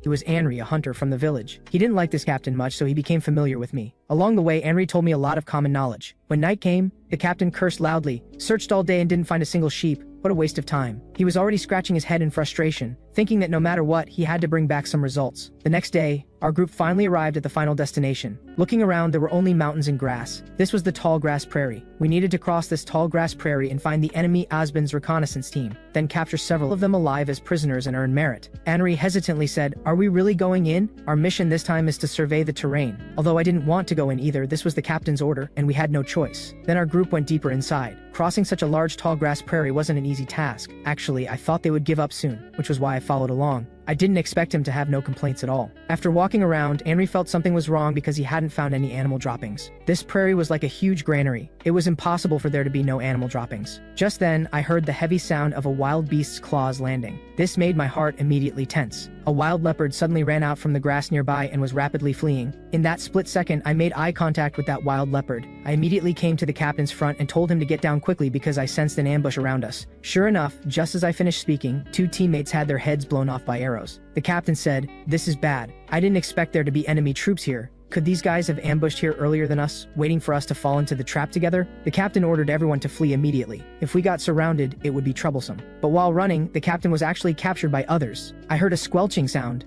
the sound of a blade piercing flesh entering my ears. They seemed to have been killed. Now only 3 people remained, already surrounded by dozens of people. I used the perception that Jackson taught me to continuously dodge arrows, but unfortunately I was now among thousands. No matter how powerful the perception, it absolutely couldn't dodge a sure-hit attack. I saw dozens of arrows coming at me from behind. With a squelching sound, those arrows directly pierced through my chest, and my reincarnation for today ended here. When I opened my eyes again, I told the captain not to go inside and to observe the terrain from the perimeter first, but he didn't listen to me at all, saying if I talked nonsense again he would kill me. So I was surrounded by enemy troops once again. This time I chose a different route, but I still couldn't escape the fate of being killed, so I restarted the loop. Although I was killed again, it didn't matter. I could just start over. This time when fleeing east, I was discovered by a unit of over 20 people and died under their barrage of arrows. A new round of loop started again. After avoiding the unit and fleeing north, I was surrounded and killed by a spear unit. But in this round of loop, I made a new discovery. In this tall grass prairie, as long as I entered, I never came out alive. I suspected they were hiding something. This time I was stabbed to death again, which made me more certain that there was some unspeakable secret inside. In the new round of LOP, the squad leader said excitedly, we just need to cross this prairie, find Asbin's reconnaissance team, and capture a few live prisoners to earn merit. But he didn't know I had already tried dozens of times, and not once did I come out alive. So those Asbin guys must be hiding some unknown secret. I had to figure it out. If I gave up now, I might not die, but instead welcome the arrival of a new day tomorrow. But this wasn't what I wanted. I wasn't someone who would retreat when seeing a wall. The captain said to me dissatisfiedly, what are you dawdling about? The big guy next to me also came to dissuade me. I know you don't like him, but enough is enough. He has his difficulties too. But I didn't give him a good face and said, don't you get tired of praising him to the skies every day? The man was very angry and even thought his ears had heard wrong. I pushed that person away and indicated that I wouldn't be manipulated by them anymore. The captain was somewhat nervous and could only use his authority to pressure me, saying, are you trying to disobey orders? I had no intention of resisting military orders, and I didn't dare to, but taking a captain's position shouldn't be a problem, right? I wanted all the team members here to demonstrate their abilities and survive together. The captain was extremely angry and said, this is really too contemptuous. Then the captain drew his sword and said, if you can beat me, then everything will be up to you. When I saw the captain's sword-holding posture, I also showed a serious expression. He should be the type who had learned but wasn't proficient, probably some nobleman. But if he was a nobleman, he wouldn't need to be so eager to achieve merit, would he? Could he be a fallen nobleman? The captain said, looking at your trash-like strength and mismatched position, you must be a waste who never trains. The captain felt he was different from others. He had a mission that must be completed. I felt he was a bit long-winded. I beckoned to him and said, come on, I can beat you with just my bare hands. My words directly enraged the captain, and he charged at me with his sword. If it were before, the battle between him and me might have been a hard fight, but he was underestimating me. As long as he underestimated me, he would definitely show an opening, and I just needed to break through his defense in that instant. Soon, his sword technique came. I blocked it in advance with my arm. The next moment, the classic famous scene came.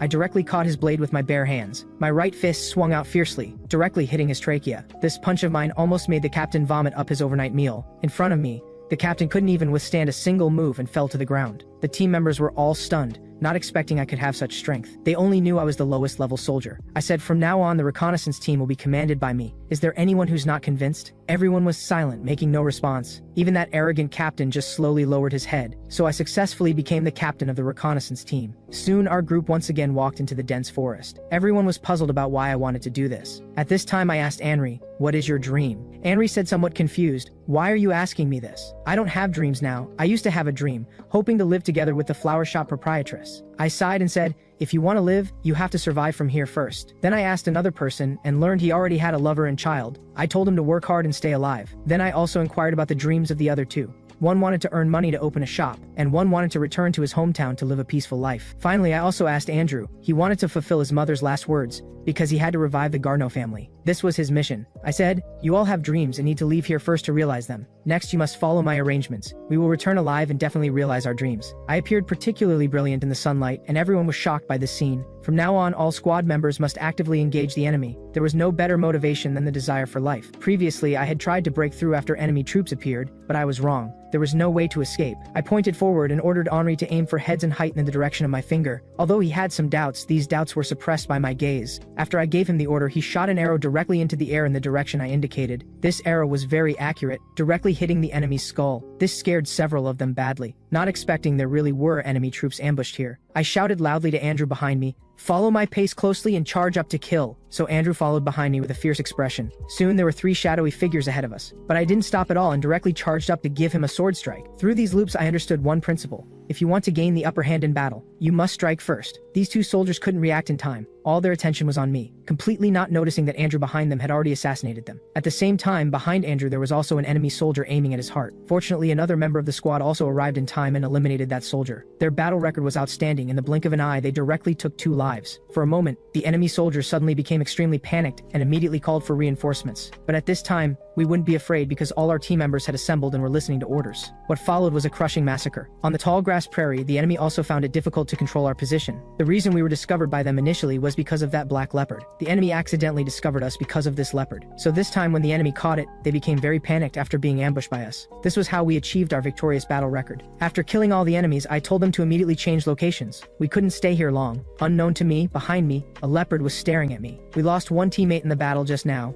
I couldn't save everyone, but this was the time when I saved the most lives. Unknown to us, after we left, someone in the distance behind us was watching us. 10 minutes later, I still led the remaining people to begin ambushing the soldiers here. Because I had reincarnated dozens of times, I clearly knew the terrain here. If we continued forward, we would die at the hands of the enemy's crossbow unit, so we had to avoid them. Besides that, we also had to prioritize eliminating a group of spear unit soldiers, so that subsequent actions would be convenient. At this time, Andrew exerted all his strength and assassinated another enemy soldier. This made his guard somewhat frightened after seeing it. Andrew was really fighting too hard. When it got dark, they wouldn't be able to find the way, so he decided to hurry and escape before sunset. But I decided to advance, but that guard said dissatisfiedly, inside is closer to enemy territory. I said, shut up, it's best to talk less nonsense and hurry up and follow me. However, the next scene directly shocked all the members in the team. Andrew's subordinate pointed his sword at my throat and said, squad leader, do you have some other plan or conspiracy? I don't want to accompany you to die. Even if I kill you here, I want to find a way to live. My eyes were extremely cold and I said, you should know that you definitely can't make it back in time now, right? We've already caused a big commotion on the prairie. If we go back now, the road is probably already blocked with enemy troops. Then I placed my hand on the guard's hand and made him put down his sword. I said before that I also want to live, so I won't harm you. This moved the former captain somewhat. He originally thought I must be an incompetent piece of trash, just like his deceased father who gave up everything and squandered the family fortune. But when Andrew saw my performance, he felt the truth was quite the opposite. In his mind, he remembered what his mother said to him before she died. She hoped her son would be an unyielding hero who could guide everyone. And when he saw me, he actually wanted very much to become the leadership figure I had just displayed. The next moment, he no longer hesitated and said loudly, I believe you, squad leader. Andrew and I made eye contact for 3 seconds, then I nodded heavily to him. Andrew's guard thought he was crazy and said, why believe a captain of a small fry squad? But what he got was Andrew's scolding, shut up, team members should follow the captain's orders. Seeing Andrew say this, he was too embarrassed to say anything more and could only follow behind the team. I crouched down and said to them, please curl up your bodies and quietly follow me. The people behind were also very obedient, all crouching down and crawling forward. My first plan was to strike first, then escape, avoiding being surrounded by enemy troops. Soon our group heard the sound of footsteps. This was my second plan. After repeated dozens of attempts, I found the only place where we could hide from them. Everyone was scared by this scene. As long as they made even the slightest noise, they would die here, because they were surrounded by dense crowds of soldiers. So far, everything was within my plan. Soon the patrolling soldiers left, leaving only our group. But I told them not to act and to wait until dark. I kept leading them deeper inside. After a day, they finally despaired, because we had arrived at their camp. There must be secrets here that the Asban army couldn't let spread outside. That's why they killed everyone who entered the prairie. If there was something more important than capturing us here, then we would definitely have a way to escape. Soon I thought of an idea, which was to set fire in the enemy camp. The guard behind said, "Madman, this is enemy heartland. We might be annihilated." I asked what his name was. The guard said confusedly, "You can call me Mag." I said, "I asked your name because I respect you. Then I don't accept insubordination." Mag wanted to say something more, but Andrew stopped him. "Shut up, Mag, just believe him." Then Andrew was the first to charge up with me. Actually, even if Andrew didn't say it, Mag clearly understood the current situation. There was no moonlight now, and they couldn't find the way. Now they could only trust the squad leader's judgment. At the same time, I charged forward and directly cut open the tent with my sword. Mag was shocked. This madman actually directly slashed open the tent and walked in. What amazed him was that this tent was empty inside. Mag was very strange about why I knew it was empty inside. During the entire period, we were rampaging through the enemy camp's interior, but no matter how we walked, we never encountered any enemy. Mag had to admire me. Although he didn't know what method I used, he felt I was very capable. Soon we came to the back of a tent. I raised one hand to signal them to stop. I had already infiltrated this place dozens of times before. When I first saw the banner above, I chose to touch it. Then in just a few seconds, I was assassinated by soldiers. So I deduced that what the Asban army was hiding on the prairie was that banner, and protecting that banner was their primary goal. Mag said in surprise, "Why would a mere squad leader like you know these things?" Then, as if remembering something, he recalled what the elf captain had said before. These things should be what she told him. When the Asban army focused their energy on protecting the banner, that would be the moment for us to prepare to escape. Seeing me so calm and composed, Mag guessed I might have received a secret mission from the military. I told them the only way to escape here was to destroy that banner. Next, I prepared to divide into two groups. The first group would act as bait to lure out enemy soldiers, and the other group would be responsible for setting fires. Mag said, "I think I'm more suitable to be this bait." Hearing this, I glanced at him lightly. Hadn't he always been dissatisfied with my orders? How did he suddenly start cooperating with me? But this saved me a lot of worry. Actually, I had led this team to this place many times before, but this time was the best situation and the most people came. So far, today was the best, and all the premonitions were very good. At this moment, a soldier in the enemy camp was heavily hit by a stone. They immediately realized there were enemy intruders here. Soon Mag's actions attracted dozens of soldiers to surround and attack him. At the same time, on the other side, I also chose to make my move. I didn't hesitate to grab a nearby fire torch. Just then, I felt endless killing intent. I saw a tall man above me raising his longsword to strike down. With a clang, that long sword directly cut off the fire bucket in my hand. I was greatly alarmed. How did this person approach behind me without any sound? I immediately stood up and looked toward the man's direction. I saw this person's aura was extremely dangerous. So far, I had never seen such an enemy. I felt something was wrong in my heart. It seemed I had encountered a formidable opponent today. The man's face was extremely ugly and he said, "What are you trash doing here?" However, his reaction was always a beat too slow. It was too late for him to come out and stop me now. I saw a tent on our side burst into raging flames. This immediately made the enemy troops panic. At the same time, Andrew coordinated with another companion to carry 2 large wine barrels, preparing to pour them on the fire. Seeing this, the man ordered, "Don't worry about the intruders first, put out the fire first." This was the plan I arranged. Mag acted as bait to lure out most of the soldiers, then Andrew ignited the camp, and I attracted the attention of the remaining enemies. From the beginning, I wasn't the one who was supposed to set the fire. At this time, my foot stomped heavily. If not now, when else would I kill him? I immediately got into position and used the surrounding environment to hide my killing intent. Now the man was completely open, waiting for me to stab through. His whole body was full of openings. Just when my sword edge was only 3 centimeters away from the man's head suddenly turned around. This fatal sword was actually dodged by him. This completely stunned me. I actually failed with that confident strike just now. Not only that, in that instant the man was actually able to hit my waist. That sword just now was the most perfect sword I had ever thrust in my life. I slowly turned my head to look at the man. It seemed this person's strength was completely not on the same level as mine. The man contemptuously cursed, "You trash actually tried to assassinate me just now." He walked toward me, but I no longer had confidence to continue fighting. I knew I couldn't beat him. Recalling today's countless loops, I had finally made it this far with great difficulty. If I died here, I would really be unwilling. This made me feel that this man in front of me was truly someone who could be called a wall. Compared to the previous soldier and that assassin, it was like heaven and earth. Since my wound was now on my waist, if I fought him head on, I would definitely die. I swayed and stood up. If I died, everything would have to start over. But I wasn't afraid of starting over. Even if I started over 10,000 times, I wouldn't get tired of it. Then he directly launched an attack at me, and I also prepared my stance to meet the attack. I raised the sword in my hands with both hands. I would definitely climb over this wall. The moment the two sharp blades collided, they produced a harsh scraping sound. I struck down with another sword, which was actually blocked hard by the opponent. This shocked me. I didn't expect his reaction speed to be so fast. When I came to my senses, the opponent was already about to cut through my body, but fortunately my speed was agile enough. I dodged to the side and escaped disaster. What followed were successive attacks. Now I was beaten by him with no ability to fight back. The opponent's reaction was very fast. I had almost no chance to counterattack. After fighting several more rounds, I felt the gap between us was getting bigger and bigger. Taking advantage of this opening, I quickly drew the hidden weapon from my waist and threw it over. What I didn't expect was that he blocked it with just the back of his hand. Then he thrust a sword at me. Just then, someone shouted loudly, "Hurry and put out the fire! The fire is getting bigger!" It was precisely this voice that distracted him, and that attack didn't hit me. Looking back, the banner behind was almost burned to ashes. The sorcerer behind cursed at him. "Captain, don't you know what you should be doing now?" The man opposite looked at me. He didn't expect such a weak guy to be so troublesome, and he saw unyielding spirit in my eyes. For a moment, he couldn't quickly resolve the battle. Then he left a harsh word. "We have a long future ahead. Let's see about this." After saying this, he calmly left this place. This made me somewhat surprised. He just left like that? Wasn't he my wall? I gripped the knife in my hand tightly. Actually, I still wanted to continue fighting with him in my heart, because only by fighting with such masters could I improve my strength. At this time, Andrew's voice came from behind. "Squad leader, let's take advantage of now and leave quickly. If we don't go now, none of us will be able to leave." I nodded. Now indeed wasn't the time to be attached to battle. I had to bring everyone back. But I would remember that figure. At some time in the future, I would definitely defeat him. Then I shouted loudly to all my companions behind,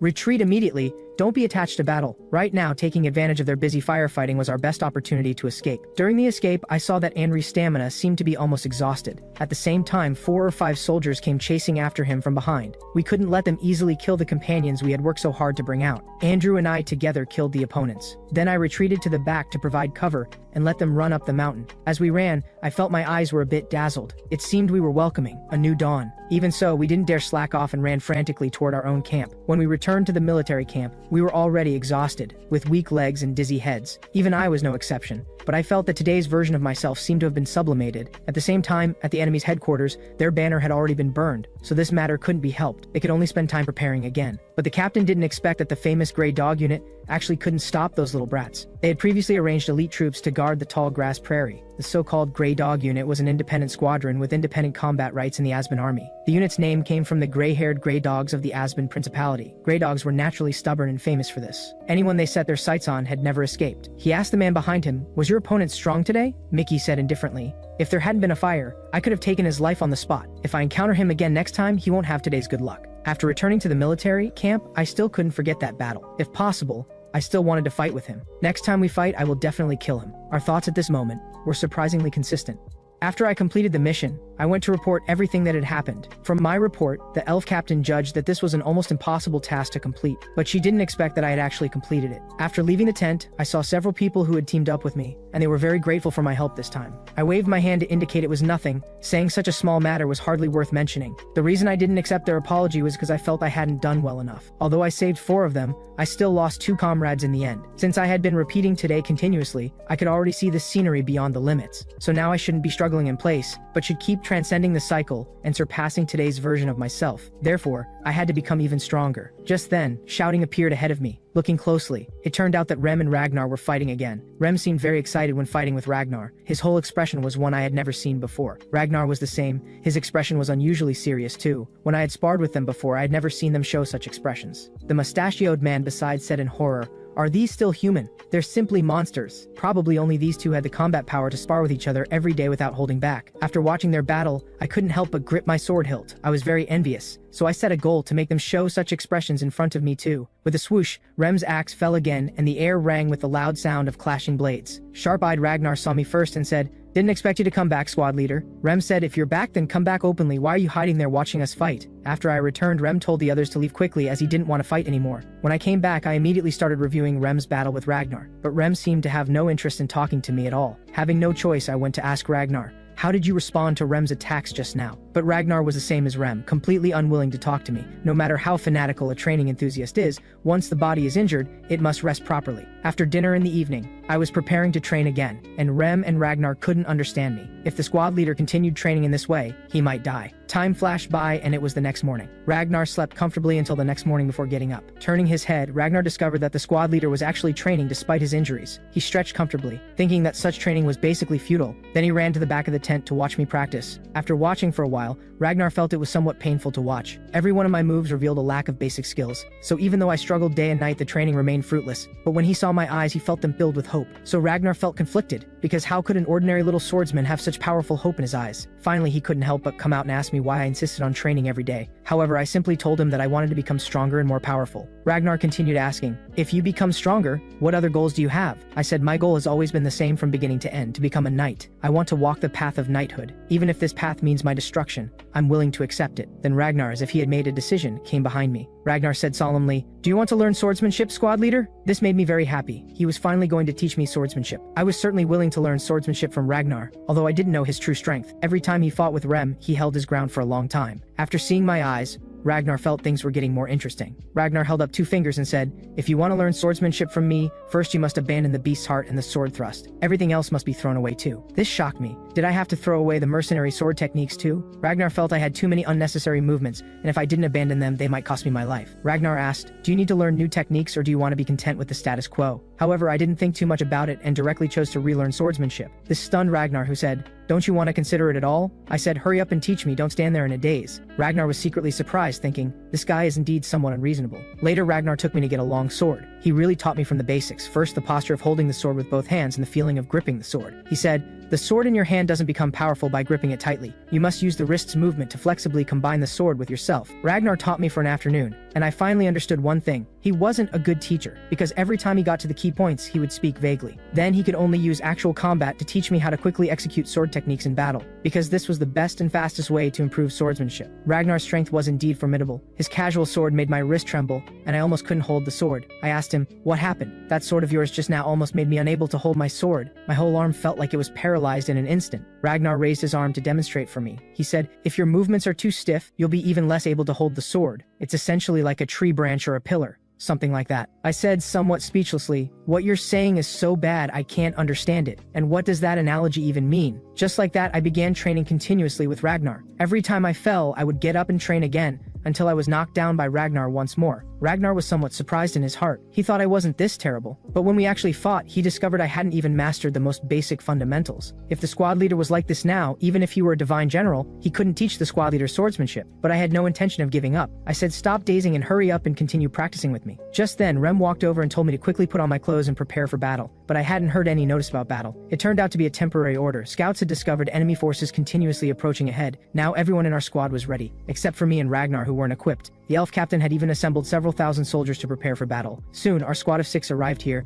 and I wanted to see who exactly wanted to fight us. Ragnar felt he had made a wrong decision today. Today he taught the squad leader to abandon his previous sword techniques, but today they encountered battle. The squad leader might die because of this. I could see a flag standing ahead of us. Looking carefully, there were 6 such flags in total in that place. And this was the wizard. These 6 flags would be their most advantageous weapon. Gradually, a massive white mist slowly drifted over from the wizard's direction. The elf captain was somewhat surprised. Could this be sorcery? Soon this smoke enveloped everyone. Even though they were very close to each other, they couldn't see each other's figures. Just then, I seemed to sense something flying past me. At the same time, more and more people heard these sounds. I said, "This is bad, these sounds are arrows. Everyone quickly raise your shields to defend." The next moment, the enemy's overwhelming flying arrows shot over. For a moment, our side suffered heavy casualties. The elf captain never expected the enemy would use sorcery as a strategy. She immediately realized she had been tricked and told everyone to retreat quickly. The wizard said, "It's too late to retreat now. All of you will die in this smoke." And this smoke was the mist of destruction created by one of the flags. And there was an old acquaintance here too. When I burned the flag before, it had made him very angry. If we could face off this time, it would definitely be a life and death battle. At this moment on the battlefield, the enemy sorcery was routing us completely, but I had already found a way to break the situation, so I charged directly into the smoke. Ragnar was startled and said, "Charging in recklessly like this is just throwing your life away." However, I completely ignored Ragnar's words. A spear thrust toward me, but I easily dodged it. I had already looped through today over 100 times. I knew the trajectory of all the arrows. Through so many loops,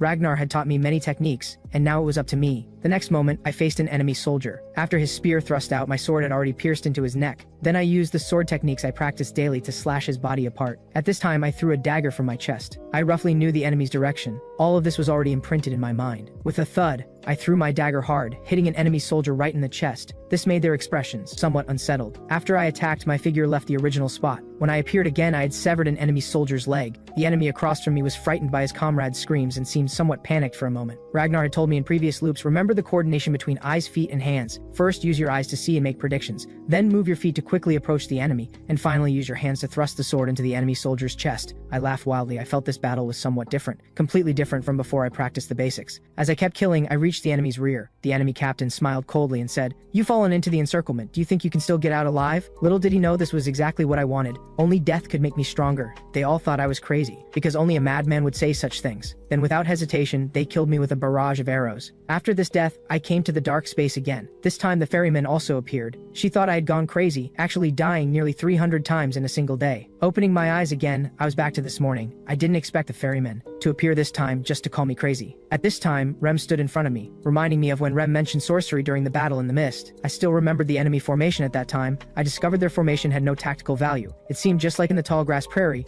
they were simply guarding the flags. Then I asked Rem, "Do you know what sorcery is?" Rem asked curiously, "When did you become interested in sorcery? I never heard you mention it before. I've learned about magic before, but I haven't heard of sorcery. Magic seems more common. So-called sorcery requires a medium, and the medium itself is a crucial thing. Without a medium, sorcery cannot be established." After listening to Rem's explanation, I should have understood. The thick fog was created by the enemy using sorcery, and the medium for that sorcery was the flags. So as long as I destroyed them, the fog would dissipate. The reason Rem understood sorcery was because sorcery originated in the West, and Rem happened to be born in the western frontier. Rem had once been fortunate enough to witness a grand scene. Sorcerers were very rare, and most of the sorcerers circulating on the continent were frauds. After roughly understanding sorcery, I prepared to go train, and next, I would definitely break the enemy's sorcery. Today was the same. I found Ragnar again to learn swordsmanship. He asked me if I had heard of the 5 great sword techniques. 500 years ago, a genius appeared on the continent. Born in a small village, at a young age he killed 12 bandits who attacked the village using only a fire poker. He lost his parents early, and a noble who heard these rumors decided to take him in as an adopted son. That genius had once appeared under the name Leon Nijinak, but even though he was gifted, he was also cursed. When he was 10 years old, his body began to gradually weaken, and by 20,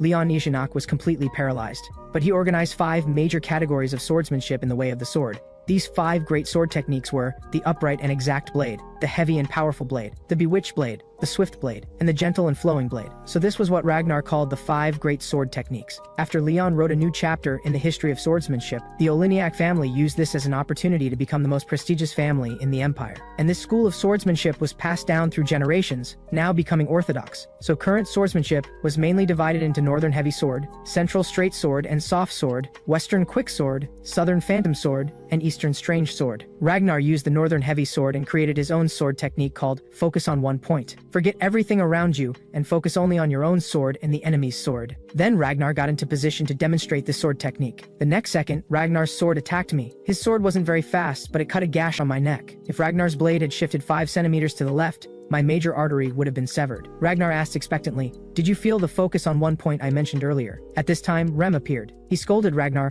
"Are you trying to kill the squad leader?" Ragnar said, "I'm helping the squad leader train. It's none of your business." The two of them started arguing again. I felt neither of their teaching methods were very good. I turned and told them both to stop arguing, as it seemed someone was calling us to assemble. As we were about to assemble, Ragnar told me to carefully feel the state of nerve tension when near death. As long as I successfully entered the state of focusing on one point, the surrounding vision would become blurred, and my perception would only notice the sword in the enemy's hand and my sword. Then I began fighting continuously, experiencing countless deaths, but each death still didn't let me touch the state Ragnar described. It wasn't until the 260th loop that there was a breakthrough. I stared deadly at the flag in the distance. After dying over 200 times, I finally found the true location of the medium. If I could sever the flag this time, the mist would disappear. As the enemy sorcerer raised his hand, quite a bit of mist emerged from their side. I was somewhat used to this scene and immediately crouched down, telling them to raise their shields to prepare for the incoming arrows. At this time, the soldiers seemed to have found their support and completely followed my orders. As the enemy's arrow rain fell, we had already prepared our shields to block it. I cursed loudly, "Damn sorcerer!" Then I told Rem to charge up with me. Rem said with great surprise,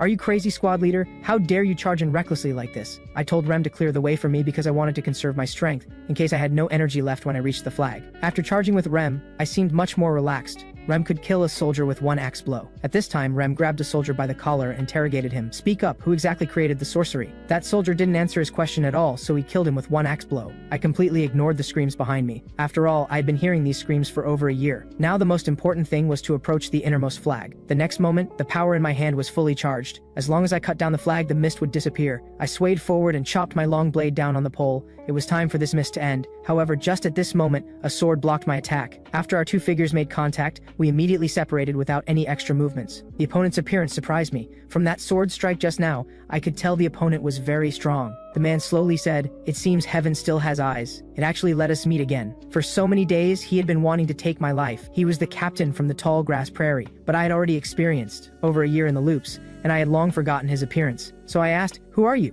Do we know each other?' His expression froze as he said, 'You bastard, did you forget me so quickly? It's only been a few days. You shouldn't have forgotten me.' But I really couldn't remember who he was, so he decided to use his sword to make me remember. As soon as he finished speaking, his body quickly approached me. I stared hard. This guy's strength was indeed not to be underestimated. After I concentrated fully to avoid his attack, I also began my counterattack. I saw my feet stomp heavily on the ground. I once again used the sword thrust I hadn't used in a long time. He was secretly surprised. How could this man make such great progress in just a few days? The me before him was no longer on the same level as the me he knew. Actually, he'd already sensed that my strike just now was intended to restrain him with my strongest move. While he was dazed, my attack quietly came again. In the previous sword fight, I sensed he was using straight sword techniques, with extremely solid fundamentals, and he skillfully employed fluid sword techniques. This type of sword technique could resist defensive attacks. I deflected his attack with one sword, concentrating all my energy on what was before me, maintaining this balance that would be broken if I lost focus for even an instant. Then I had to pour everything I possessed into it. When our two swords clashed together again, I discovered that the colors in my pupils had only two types. The first was the blue-white sword body. The second was gray. Everything around had turned gray. It was as if only our two swords remained in my eyes. This time he was truly angry. He didn't expect even a small fry to take him so long. The next moment, he directly knocked the sword from my hand. This made me feel bad. If the balance was broken, only death awaited me. With a thud, just as I had guessed, his sword pierced directly into my heart. Although I was about to die, I felt extremely pleased in my heart. Only by fighting such people could I improve my strength. Only then did I remember that he was the captain from the tall grass prairie. He was Mickey Schuler, captain of the Aspen Grey Dog Unit. I also gave my name. I am squad leader of the Nerelia Kingdom, Ankrid. At the moment I was about to die, I finally understood one thing. To learn this technique, I didn't need the concentration that comes from facing death with fear, but rather lacked a strategic opponent who could match my abilities. After I was killed and reborn, Ragnar again explained the key points of swordsmanship to me, but he felt that this time I seemed somewhat absent-minded, as if I felt like giving up. At this time, Rem called everyone to assemble for battle in the afternoon. I glanced at Ragnar and told him to hurry up and follow. Ragnar was even more puzzled. Why did the squad leader look even more full of fighting spirit? He felt I was becoming more and more incomprehensible, so he decided to get some good exercise today too. It was about the same as before. When the mist appeared,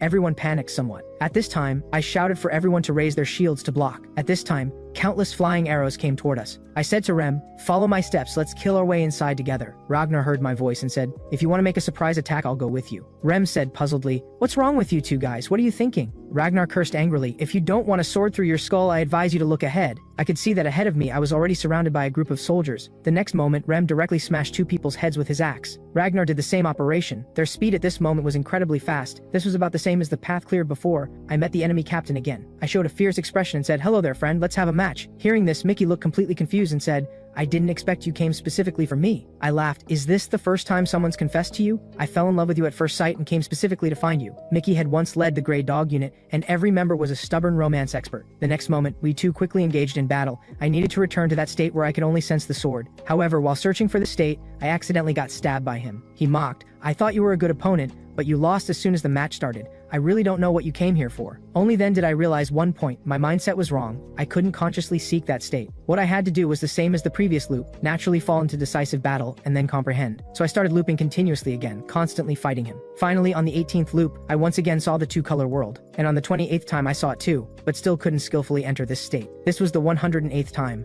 And at this point Ragnar was about to tell me the essence of this sword. The instant Ragnar drew his sword, I saw the two-color world. Was that what Ragnar called sword intent? Ragnar's sword continuously enlarged in my eyes. But this time, no matter how fast Ragnar was, he couldn't escape my sight. The next moment, I directly knocked Ragnar's sword away with one strike. After hundreds of loops, I finally saw sword intent. Ragnar said with great shock, "I didn't expect you to actually knock my sword away. Did you avoid my sword by concentrating your attention on one point?" Ragnar was very puzzled about how I did it, because complete concentration meant completely controlling one's sword and body. However, I said nothing and didn't answer Ragnar's inner confusion. I had more important things to do now. Today was the time to end the looping day. Soon I met with the elf captain. I told her that when I went scouting before, I discovered the enemy had sorcery. The elf captain's eyes showed a puzzled expression, telling me to continue. So I continued. The soldiers of Asban call a strange-looking person a sorcerer. Hearing this, the elf captain immediately became interested and said, "Please tell me in detail." So I told the elf captain everything I knew. In the afternoon, it was still the same plot. The enemy used mist sorcery. A few seconds before the arrows were about to fly, I had everyone raise their shields to block. Then I took Ragnar and Rem toward the enemy's rear.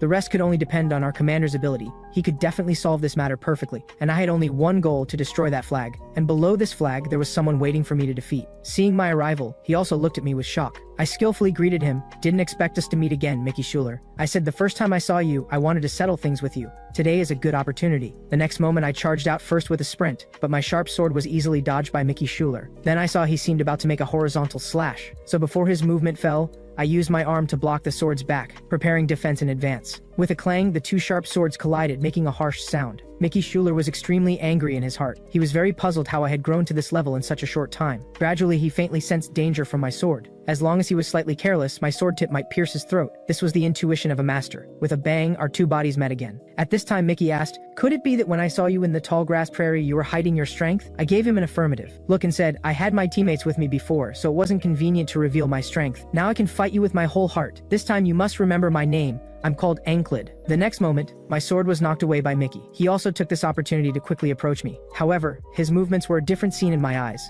I entered the two-color world. Looking around, everything within sight was like slow motion. This was the wonderful aspect of this state. I could clearly know that Mickey had already shifted his center of gravity to his right foot. However, his next move should be preparing to swing diagonally. Sure enough, just as I had guessed, I successfully dodged his attack. I learned this technique from continuous looping. The experience gained through repeated practice was enough to let me defeat him. Now I could see clearly every minute detail of Mickey's movements, including predicting the direction of his attacks. The instant his body rushed up, I quickly thrust out a sword, directly cutting his neck. At the same time, I was also pierced in the neck by his blade. Mickey was greatly startled, thinking, when did his sword get here? Does he want to sever my head? He underestimates me too much. The next moment, after I slashed out that sword, Mickey quickly dropped down to avoid the attack. Mickey just felt I was too terrifying. At first he thought he could subdue me in a few rounds, but now I was actually evenly matched with him. Then he was so angry he almost bit through his molars. This was unacceptable to him. The straight sword and soft sword he used were both close to defensive sword techniques, so he needed to give me a fatal blow. It was also time to use the secret technique he had specifically learned to deal with this situation. This was an attack launched from below that would sweep away everything in a huge arc. And this ultimate technique was Mickey's final trump card called Wheel Cleave. Unfortunately, his movement just now had already been captured by me. I had died under this sword technique no less than 20 times before, so this time I specifically watched Mickey's sword. All the tricks of his sword couldn't escape my eyes. I chuckled. Finally, it could end. After hundreds of loops,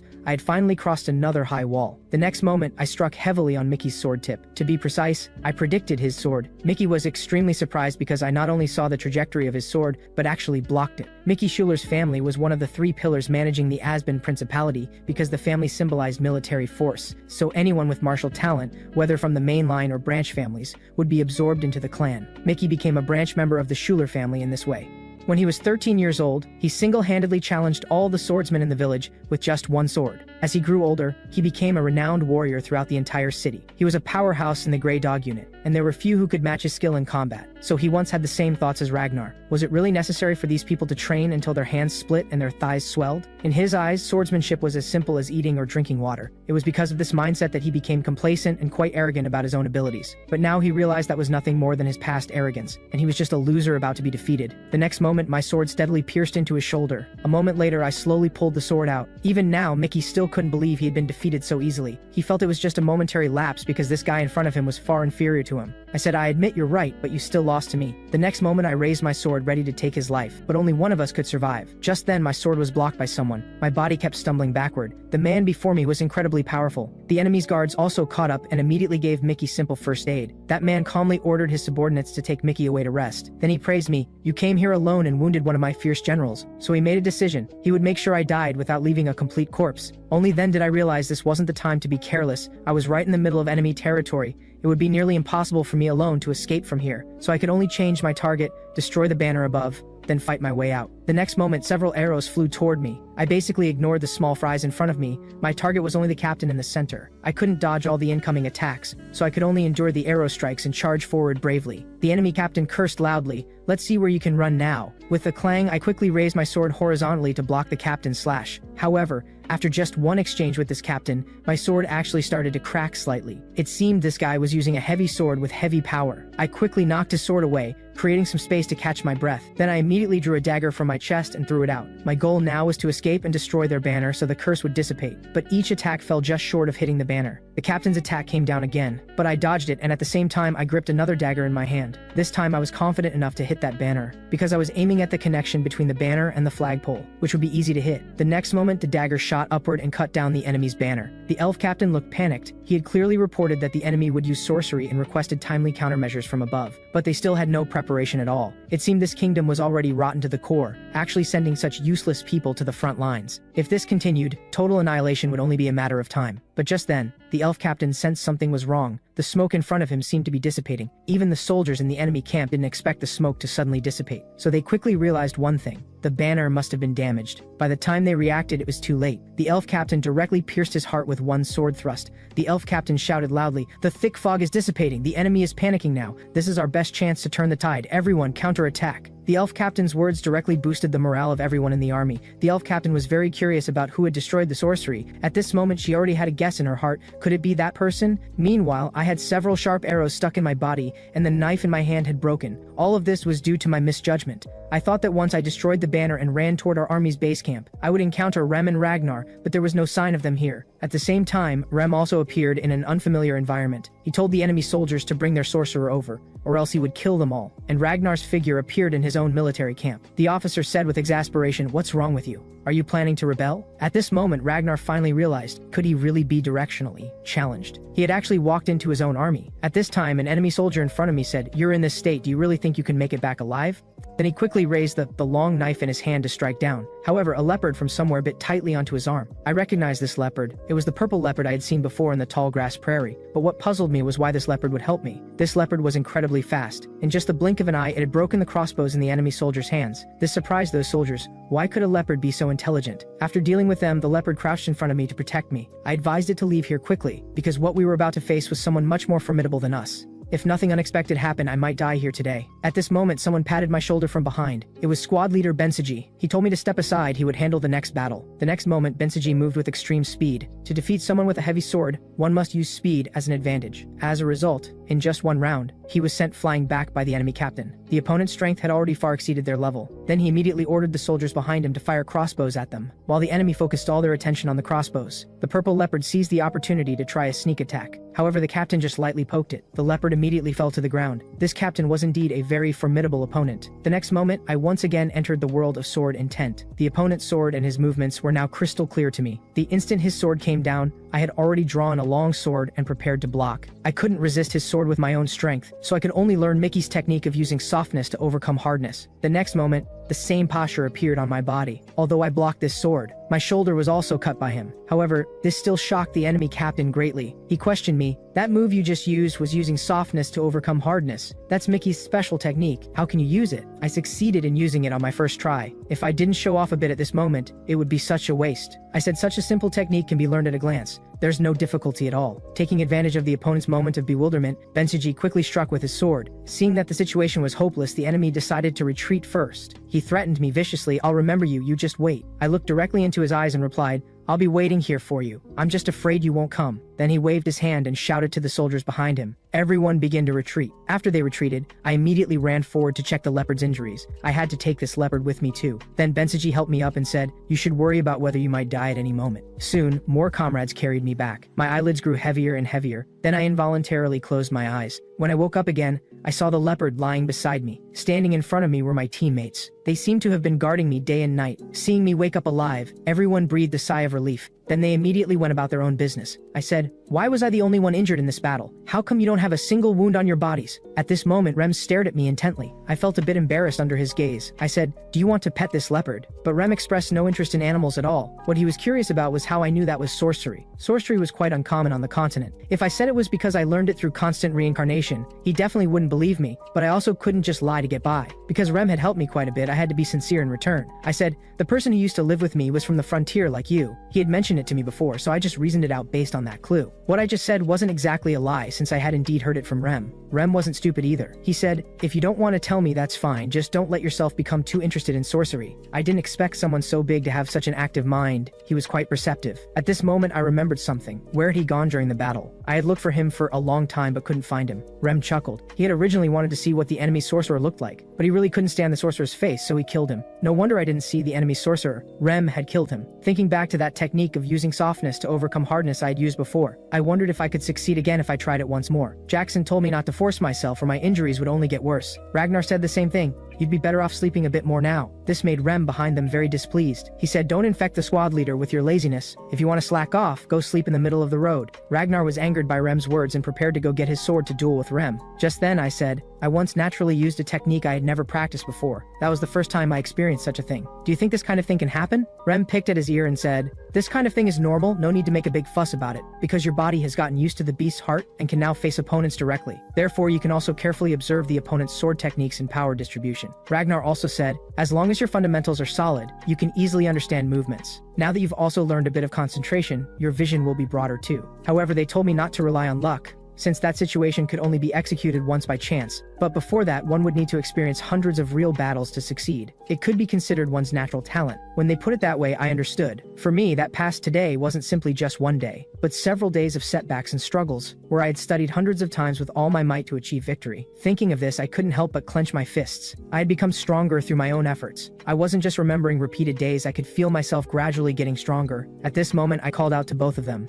I said seriously, are you two free right now? I want to spar with you. Rem and Ragnar both cursed. You're crazy. In that condition, you still want to train. You really don't value your life. At this moment, the beautiful elf captain lifted the curtain and walked in. As soon as she arrived, she asked if I was the one who destroyed the sorcery. I immediately admitted it, since this wasn't something that could be hidden anyway. But what surprised me was why she came to ask personally. I said, because when I was scouting earlier, I discovered they were using sorcery. Although my answer was somewhat forced, the elf captain still didn't plan to continue questioning. The elf captain said, I just came to check on you. The questioning was actually secondary. After all, we two are quite fated, don't you think? What did this mean? What was with that ambiguous expression of hers? After the elf captain left, Rem and Ragnar showed gossipy expressions and said, can you elaborate on this? Even the big-eyed boy outside the tent said, you're really brave, actually daring to pursue the elf captain. Getting to the point, the big-eyed boy came to find me this time because he had real business to discuss. He said the Night Order had returned today. After hearing his news, I said in shock, are you talking about the Red Cloak Night Order? The corps I belonged to was called the Cypress Regiment, and its affiliated Night Order was the Red Cloak Night Order. Knights were people on the continent who possessed rare talents. So Night Orders didn't only have knights. They also had followers and disciples who followed them, called retainers. When retainers were recognized by knights, they would become knight candidates, and above them existed knights who had transcended human limits. Unlike knights, retainers generally couldn't come to the front lines. Since they had come, it meant that the retainers who came to the battlefield would become knight candidates. Soon, noisy sounds came from outside. Rem told me to rest well in the tent, but at a time like this there was no way I could stay here. I really wanted to go out and see. Rem glanced at me sideways and immediately saw through my thoughts. He said, it seems all your thoughts are written on your face. If you want to go out so badly, then you definitely have to go, or you'll regret missing this. Then I went outside and stood before a dense crowd of soldiers. My heart was pounding. This was the dream I had always held in my heart. Now I finally had the chance to glimpse the tip of the iceberg. Standing before us was a knight candidate retainer. His presence was incredibly intimidating.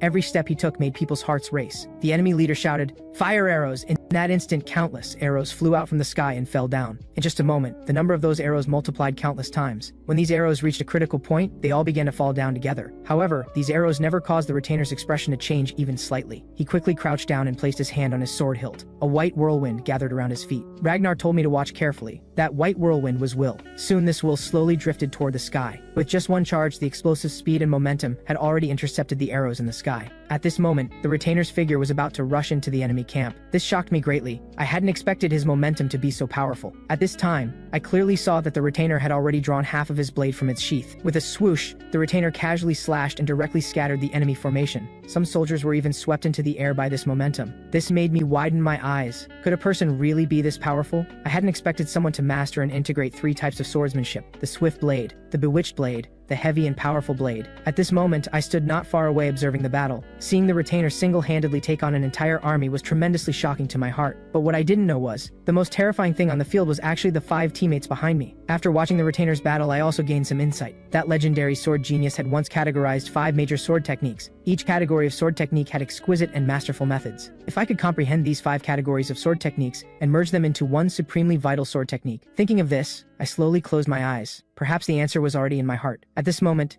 the battlefield was filled with the sounds of killing. Rem and Ragnar beside me seemed to notice my abnormal state. Rem chuckled and said, "It seems the squad leader is about to comprehend something this time." They protected my body. They couldn't let other things disturb the squad leader's enlightenment. All soldiers rushed to the front lines to fight. Only these 5 firmly protected me. At the same time, I once again entered the realm of meditation. In that long period of enlightenment just now, I discovered one thing. That was, through my continuous growth stronger, the walls I encountered would only get higher and higher. But this couldn't stop my progress. I would definitely climb up to see the scenery behind the wall. This belief wouldn't stop even on the day I became a knight. Soon our soldiers shouted excitedly. They had won this battle completely. After the battle ended, I also awakened from that meditative state. It was now approaching winter solstice. The war was about to end, and we would also welcome the busy winter and spring. At the same time, in the Asben Duchy, a country jointly founded by 3 families as pillars. The king of Asben was getting a headache at this moment. Those bastards had actually broken the rule of not letting knight orders participate in wars. Standing below him were Schuler, who managed military force, and Eakins, who managed administration.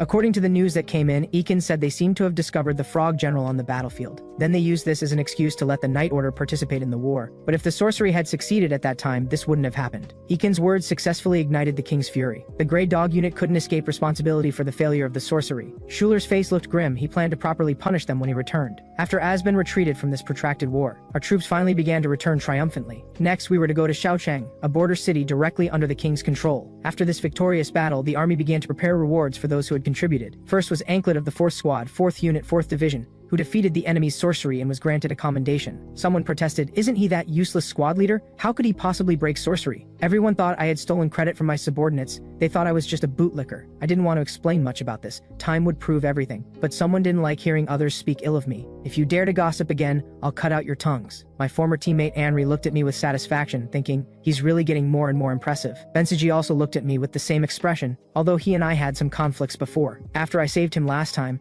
his opinion of me changed considerably. I went up on stage to receive my reward. I hadn't expected there to be so many gold coins. I took this money to the blacksmith shop and used all the money to forge a long sword because I planned to take the soldier advancement exam, so I couldn't use that broken sword from before anymore. Hearing that, I planned to take the advancement exam. The big-eyed boy mind became active. He could set up a gambling den for this occasion. Soldier exam levels were divided into 5 grades. Different levels would provide corresponding treatment. To advance levels, one needed to line up against 3 soldiers of the corresponding level and defeat them. As a merchant, the big-eyed boy quickly sensed a business opportunity and shouted for others to come place bets with him. At this moment, a mid-level soldier said, "You lowest grade trash actually want to challenge mid-level soldiers. You really don't know your place." It seemed my first opponent would be him. A mercenary by background, he was quite capable among mid-level soldiers. At the same time, the big-eyed boy betting box was stuffed full of silver coins, but only one person bet on Ankrid winning. This bet made me the target of others' ridicule. The big-eyed boy laughed. No matter who bet, nobody knows the result until the end. I was extremely serious about my opponent before me. Up until now, I had only become stronger through repeated deaths.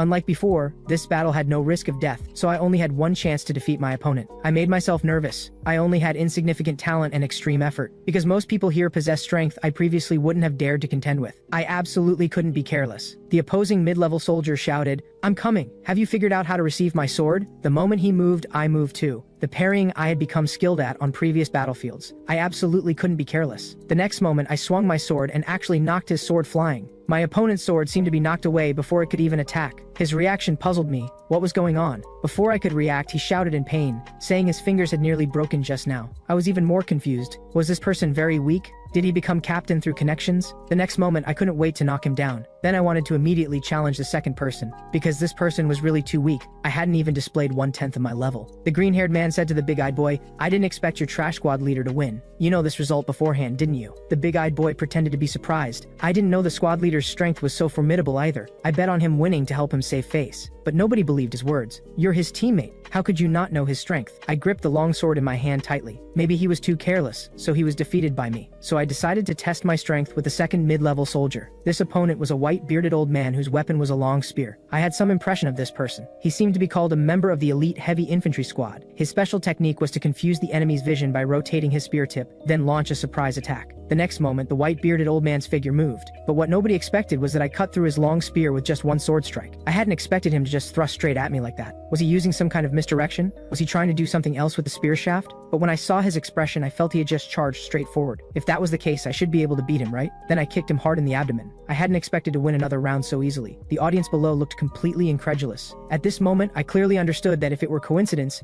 winning twice in a row would be highly unlikely. So it wasn't that they were weak, but that I had become stronger. The big-eyed boy laughed heartily, asking if any other mid-level soldiers above wanted to participate, but many people didn't dare to come on stage anymore. Benseji cursed, "Idiots! Those who looked down on Ankrid before should know to be afraid now." The person next to him said, "Captain, weren't you the first person to look down on him?" Benseji said, "Shut up. Nobody considers you mute if you don't speak." Andrew was perhaps the most shocked one, because after his last defeat, Andrew had been learning swordsmanship with Mag day and night, wanting to challenge me again. Mag said, "Give up, you can't possibly beat him. His strength has surged now, even I would have difficulty beating him." Hearing this, Andrew chickened out. His body, which had just stood up, sat back down. Better not go up and humiliate himself. At this time, a mid-level soldier was kicked in the leg by someone, and the man behind him told him to go up and challenge Ankrid. He wanted to turn around and curse at the other person, but when he looked, it was actually the most belligerent person from that trash squad. Under pressure, he could only timidly stand up and walk onto the stage. I was still contemplating my strength increase. Up to this point, all I had experienced were hard-fought battles, so I had never been able to experience the feeling of strength growth. Whether it was the sword-wielding soldier I encountered in the first reincarnation, or the assassin I met after that,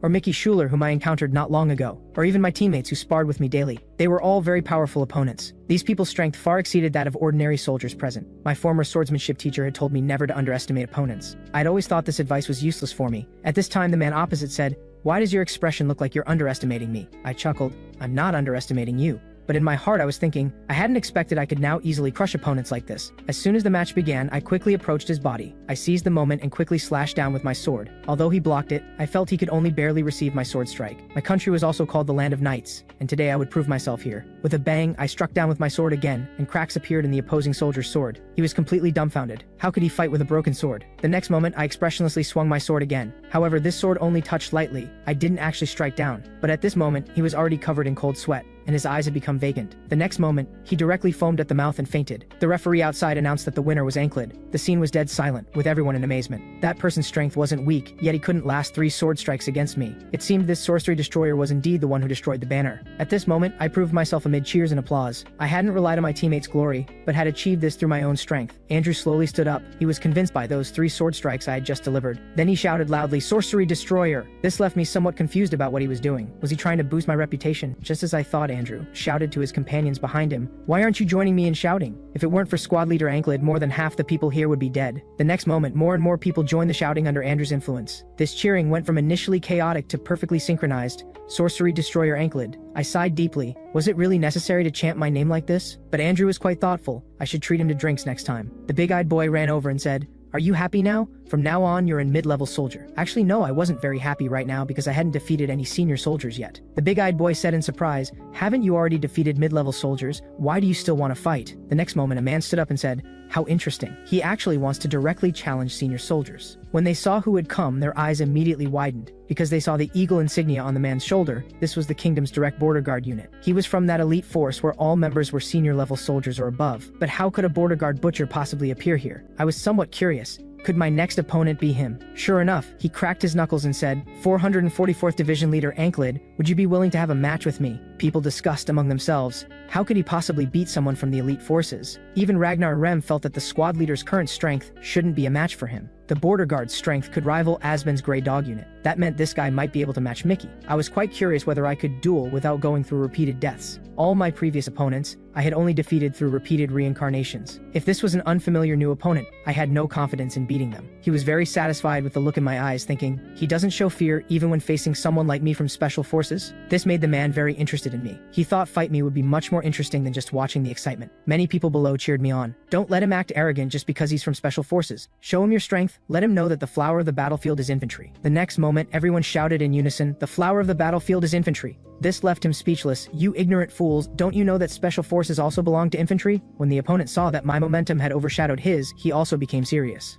The next second, his figure appeared in front of me, as if he had teleported there. But at that moment, I had already naturally entered the dual-colored world. I could see his sword techniques crystal clear. Just as his sword approached me, I raised my sword to block. He was incredibly surprised. This amazing concentration and perfectly balanced movement was truly unexpected. The next moment, he didn't strike with his sword, but instead, reached out and grabbed my collar. He actually wanted to intimidate me, to make me fall embarrassingly in front of these people. But what he didn't expect was that my reaction wasn't slower than his. In that instant, I grabbed his wrist. Then I raised the sword in my hand, about to pierce through his head. His heart immediately sensed something was wrong. The sword fell heavily, striking the ground steadily. In that split second just now, he didn't hesitate to dislocate his own hand to break free from my restraint. At this point, he had caught his breath and was preparing to gather strength for a heavy blow against me. He was also somewhat angry. If he hadn't dodged quickly just now, he might have really died. With a swoosh, he twisted his waist and thrust the sword in his hand into my chest. But what he never expected was that I was fighting this duel with him, with a resolve to die. I directly gripped the blade of his sword with my left hand. Then my right hand firmly grabbed his hair and pressed down, while my knee struck heavily into his stomach. That last exchange was evenly matched,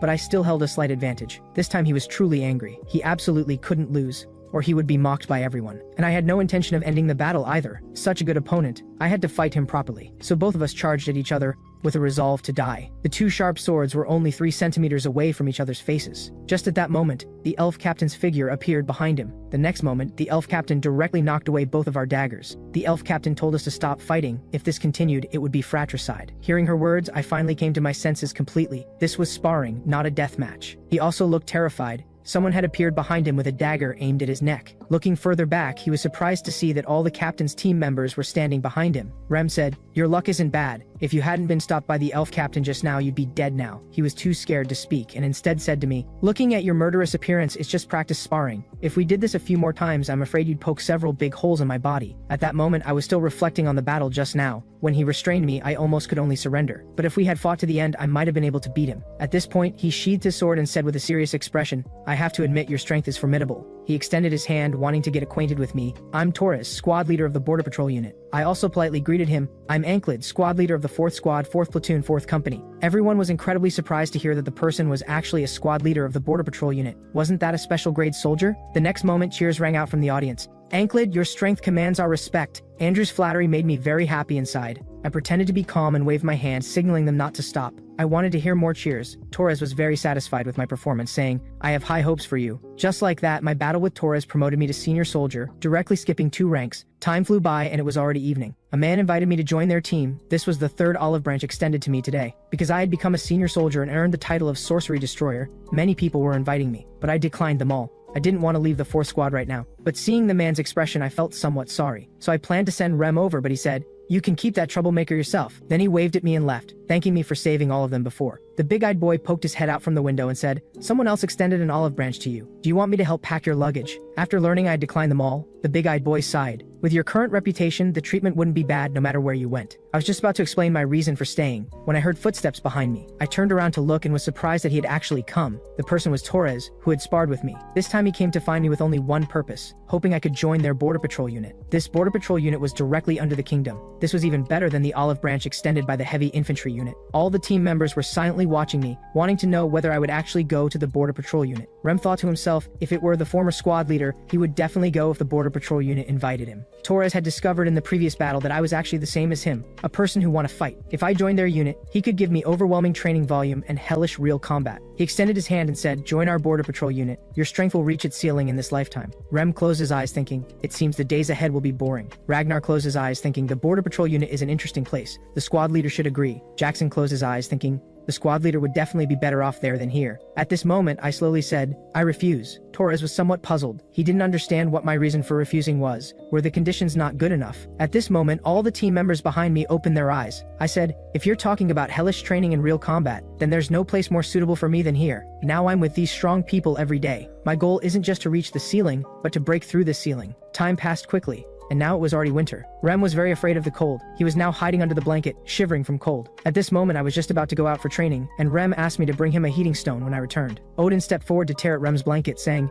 "You won't be cold if you move around. Come train with me." However, Rem wanted to hit him, saying, "If you don't stop, be careful or I'll chop you with an axe later." Seeing that Rem ignored him, Odin said to me, "Squad leader, how about you come train with me?" But I had to go on duty. I'd find Odin after I returned. As I walked out the door, I could still hear Rem shouting behind me to bring the heating stone. Time quickly entered deep winter. The people in the city were bustling bustling about, and the street vendors were all out busy very early. This time, the patrol assigned me 2 companions. These 2 people were Jack and Bo respectively. Today, the 3 of us formed a group. Jack and Bo were soldiers belonging to the reconnaissance unit. I felt like I'd heard these names somewhere before. They flattered me. It's such an honor to be on duty with the sorcery destroyer. Bo said to me admiringly, "How did you jump from junior to senior rank all at once? It's really amazing." I didn't refuse their enthusiasm, saying, "If there's time, we can have a good sparring match." Just then, a cold wind blew past. The 2 people behind me immediately felt extremely cold. At this moment, the street was still relatively normal. Everyone was busy with their own affairs. After all, everyone had to make a living. If they didn't work hard, they might not have food to eat. At this moment, I noticed the cloaked man ahead, because his walking posture was very strange. Just as I had predicted, that cloaked man's foot seemed to twist. The next moment, I hurried forward to support him, saying, "Are you alright? Be careful." With a thud, I died. A cold, sharp knife stabbed steadily into my heart. I didn't even understand what was happening before I was simply killed by someone. Just as I was shouting that there was an assassin,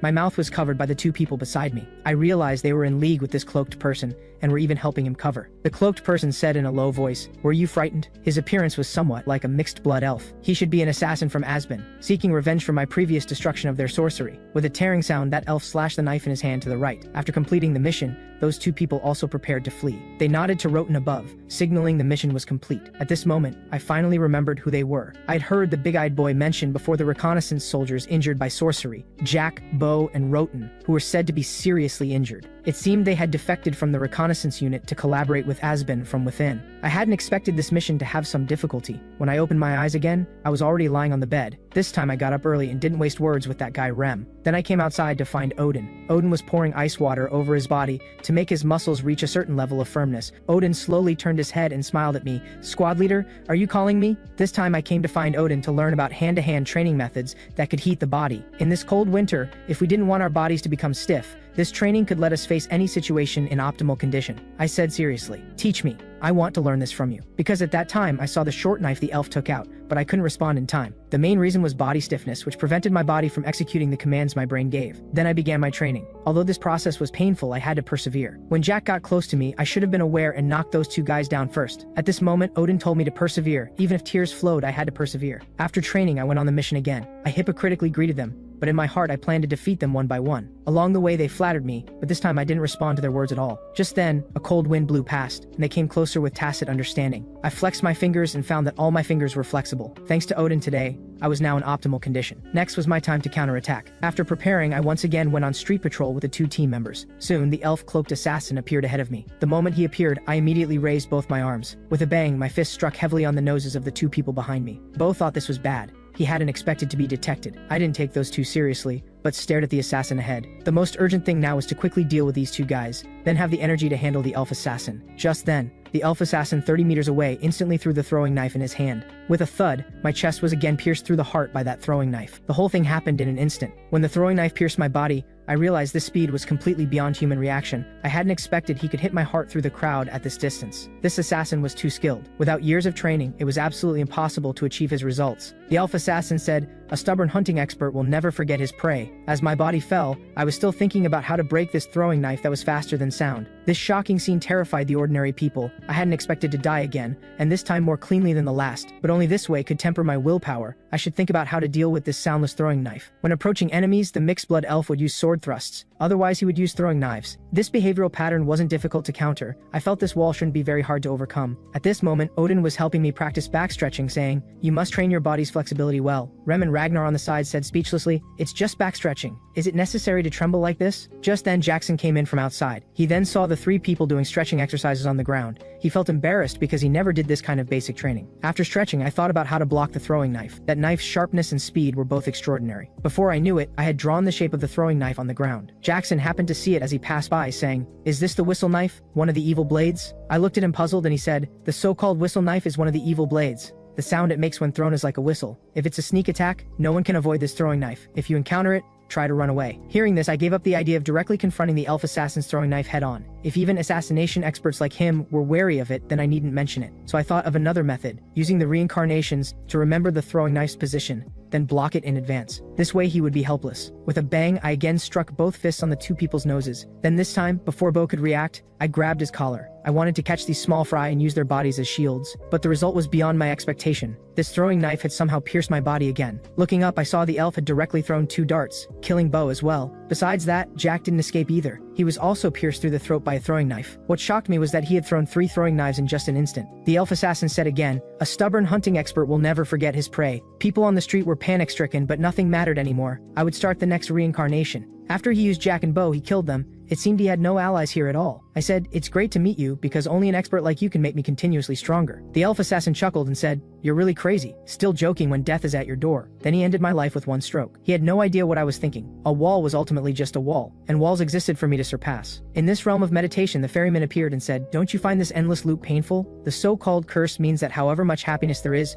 it will bring that much despair in return." When I woke up again, I was already lying in the camp tent. I felt the ferryman's words were somewhat wrong. This shouldn't be a curse, but a blessing instead. After leaving the tent, I found Jackson and asked him to tell me some information about the whistle knife. Jackson found it sudden, asking, "Squad leader, why are you suddenly asking about this?" The whistle knife was made of several thin blade layers overlapping, so it made a whistle sound when thrown. Because this knife was extremely fast and almost impossible to distinguish with the naked eye, it was once called the throwing knife with only sound remaining. So if you encounter this knife, you must not try to see it with your naked eyes, because you simply can't see it. I nodded and said, "I'll keep it in mind, but how should I defend against such an enemy?" Jackson said, "Very few people use whistle knives. How could you encounter such an enemy? Even if you see a thrown knife, it's meaningless. It's better to observe the opponent's hand gestures in advance. After all, the throwing knife's direction is determined by the fingertips. Although there are techniques to hide throwing gestures, as long as you master those techniques in advance, reading the opponent's gestures becomes easy." Although he spoke in plain terms, I knew that reaching that level would require a lot of time. Jackson said with a serious expression, "With your current stone throwing level, you naturally can't learn it. If you want to learn, I can teach you throwing knife methods. But if you're not confident, then forget it." Hearing his words, I was extremely happy. I definitely wanted to learn this technique. In the afternoon, I came to the street again to carry out missions. Just like the previous times, the 2 people behind me kept praising me. I recalled what Jackson had told me before. When throwing knives, the whole body must relax at that instant. According to my time calculation, this elf assassin should appear soon. Then concentrate all attention on that instant. The method to dodge is the same. Sure enough, after I waited for 2.5 seconds, a pair of very familiar shoes appeared in my sight. At the same time, I quickly placed my hand on the knife handle. Without looking back, I directly slashed horizontally toward Jack beside me. Then I twisted my waist and caught up with Bo, who was trying to draw his sword, but his speed wasn't as fast as mine. I directly shattered half his body with one sword stroke. The ordinary people on the street were stunned. Was this person crazy? How did he suddenly start killing people? But I had no time to pay attention to them. The most important thing was still how to block the elf assassin's throwing knife. A cloaked figure slowly appeared in front of me. His hand was already prepared to throw the knife. I had to catch the trajectory of his throwing knife. First, I thought of protecting my heart. This way I could avoid dying on the spot. Then I concentrated on observing the enemy's fingertips. Just as I was still staring at his hand, the elf assassin's throwing knife had already hit my arm. I cursed silently. Why is this guy's speed so fast? Before I could finish thinking, another throwing knife directly pierced my heart. I failed again. It was really as Jackson had said, the whistle knife could pierce one's heart in an instant, but in this loop, I was already able to see the whistle knife's flight trajectory. Thinking back, the moment the elf assassin threw the knife, I did indeed see a flash of light. Just as the elf assassin was about to speak, I spoke first. "A stubborn hunting expert will never forget his prey." The elf assassin was incredibly shocked. Why would this man know what he was going to say? I chuckled. Although the pain made me feel inhuman torment, I was still laughing, because I would meet the elf assassin again, and I would definitely subdue him easily. Then in this loop, I wanted to win with speed, so I stabbed Jack's neck with one sword, then quickly turned around and killed Bo as well. Now I had dealt with 2. The remaining 2 were waiting for my judgment. The current me was completely different.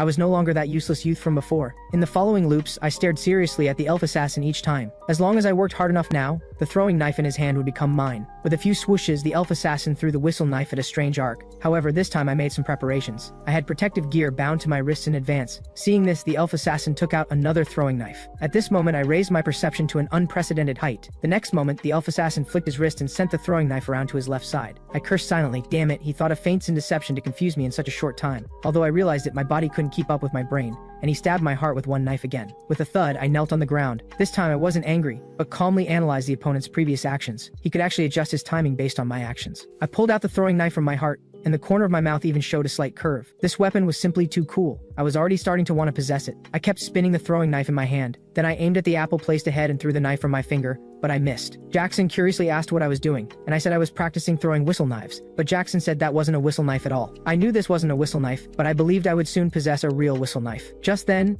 an embarrassing scene occurred. The throwing knife on my finger suddenly broke. Then that knife shot through Jackson's cheek like an arrow leaving the string. Jackson said speechlessly, "If there's a next time, even if you're the squad leader, I'll beat you up." Finally, in my 8th reincarnation, I was already able to barely keep up with the elf assassin's movements. At least I wouldn't be fooled by those crude deceptions anymore. Suddenly, I stared wide-eyed in disbelief at my chest. I hadn't expected my back to be ambushed by someone's sword. So that guy Roten had been waiting above for this purpose all along. In the 9th time, at the start of the action, I threw a knife upward. I directly pierced Roten's throat, so he couldn't interfere with my battle with the elf assassin. At this moment, the elf assassin said, "You dare to be distracted while fighting me." Then he threw another knife. I died again. The next day I practiced throwing knives with Jackson. Jackson said in surprise, "I didn't expect your growth speed to be so fast." I said, "I've mastered the basics proficiently. Are there any other key points I can grasp?" Jackson picked up the apple and said, "You're already amazing enough. Have you learned throwing knives before?" I said, "I met a skilled person on the battlefield and learned a bit by observing his technique." Jackson thought, just by observing he learned to this degree, is he really a once-in-a-century genius? He said, "Have you heard of sword flicking? In the past, there was a Western assassin named Geller who created a technique that could apply to all throwing weapons. The reason it got this name was from a weapon called the whistle knife." Hearing him actively talk about whistle knives in this reincarnation, my body stiffened. He said, "Originally, Geller pursued a silent throwing knife using an extremely thin blade, but it was too difficult to control, so he improved it into today's whistle knife. I know you've heard of this knife. Stop pretending with me." Because Jackson had already discovered that my posture was completely that of manipulating whistle knives, I didn't explain much. In my 10th loop, I decided to change patrol locations. Even though the two people behind me cursed at me, I insisted on changing patrol locations. I said, "If you want to patrol with me, then follow. If anything happens, I'll take full responsibility." The two of them communicated behind me, "What should we do now? Should we directly follow him to patrol other places first?" I pretended not to hear and kept walking forward on my own. Soon we came to a desolate hillside. The market was the stage these assassins had prepared for me. I had no need to do as they wished. This should be a good burial ground. Then I directly confessed to them, "What can you gain as soldiers doing espionage work? Money?" The two were incredibly surprised. Had their identities been exposed? The next moment, the two panicked people immediately drew their long swords. With a thud, I directly cut one person in half at the waist. Then with a charge, I instantly killed Bo as well. I said, "I came prepared, and your strength is inferior to mine anyway. How could you possibly survive 3 moves under my hand?" I knew the next moment should be when their leader made his entrance. I saw 2 cloaked figures slowly stop in front of me. They were the elf assassin and the archer Roten respectively. They were somewhat shocked. They hadn't expected their companions to be killed before they even arrived. I twisted my head to signal them both to come at once. The battle would end quickly anyway. It was precisely because of this gesture that the cloaked figure immediately took out 3 whistle knives and threw them over. I had completely adapted to the whistle knife's speed. As long as I could see it, I could dodge it. At the same time, that idiot Roten actually circled behind me, trying to ambush me. Last time I was shot and killed by him like this. This time I wouldn't be fooled. I swung my hand back,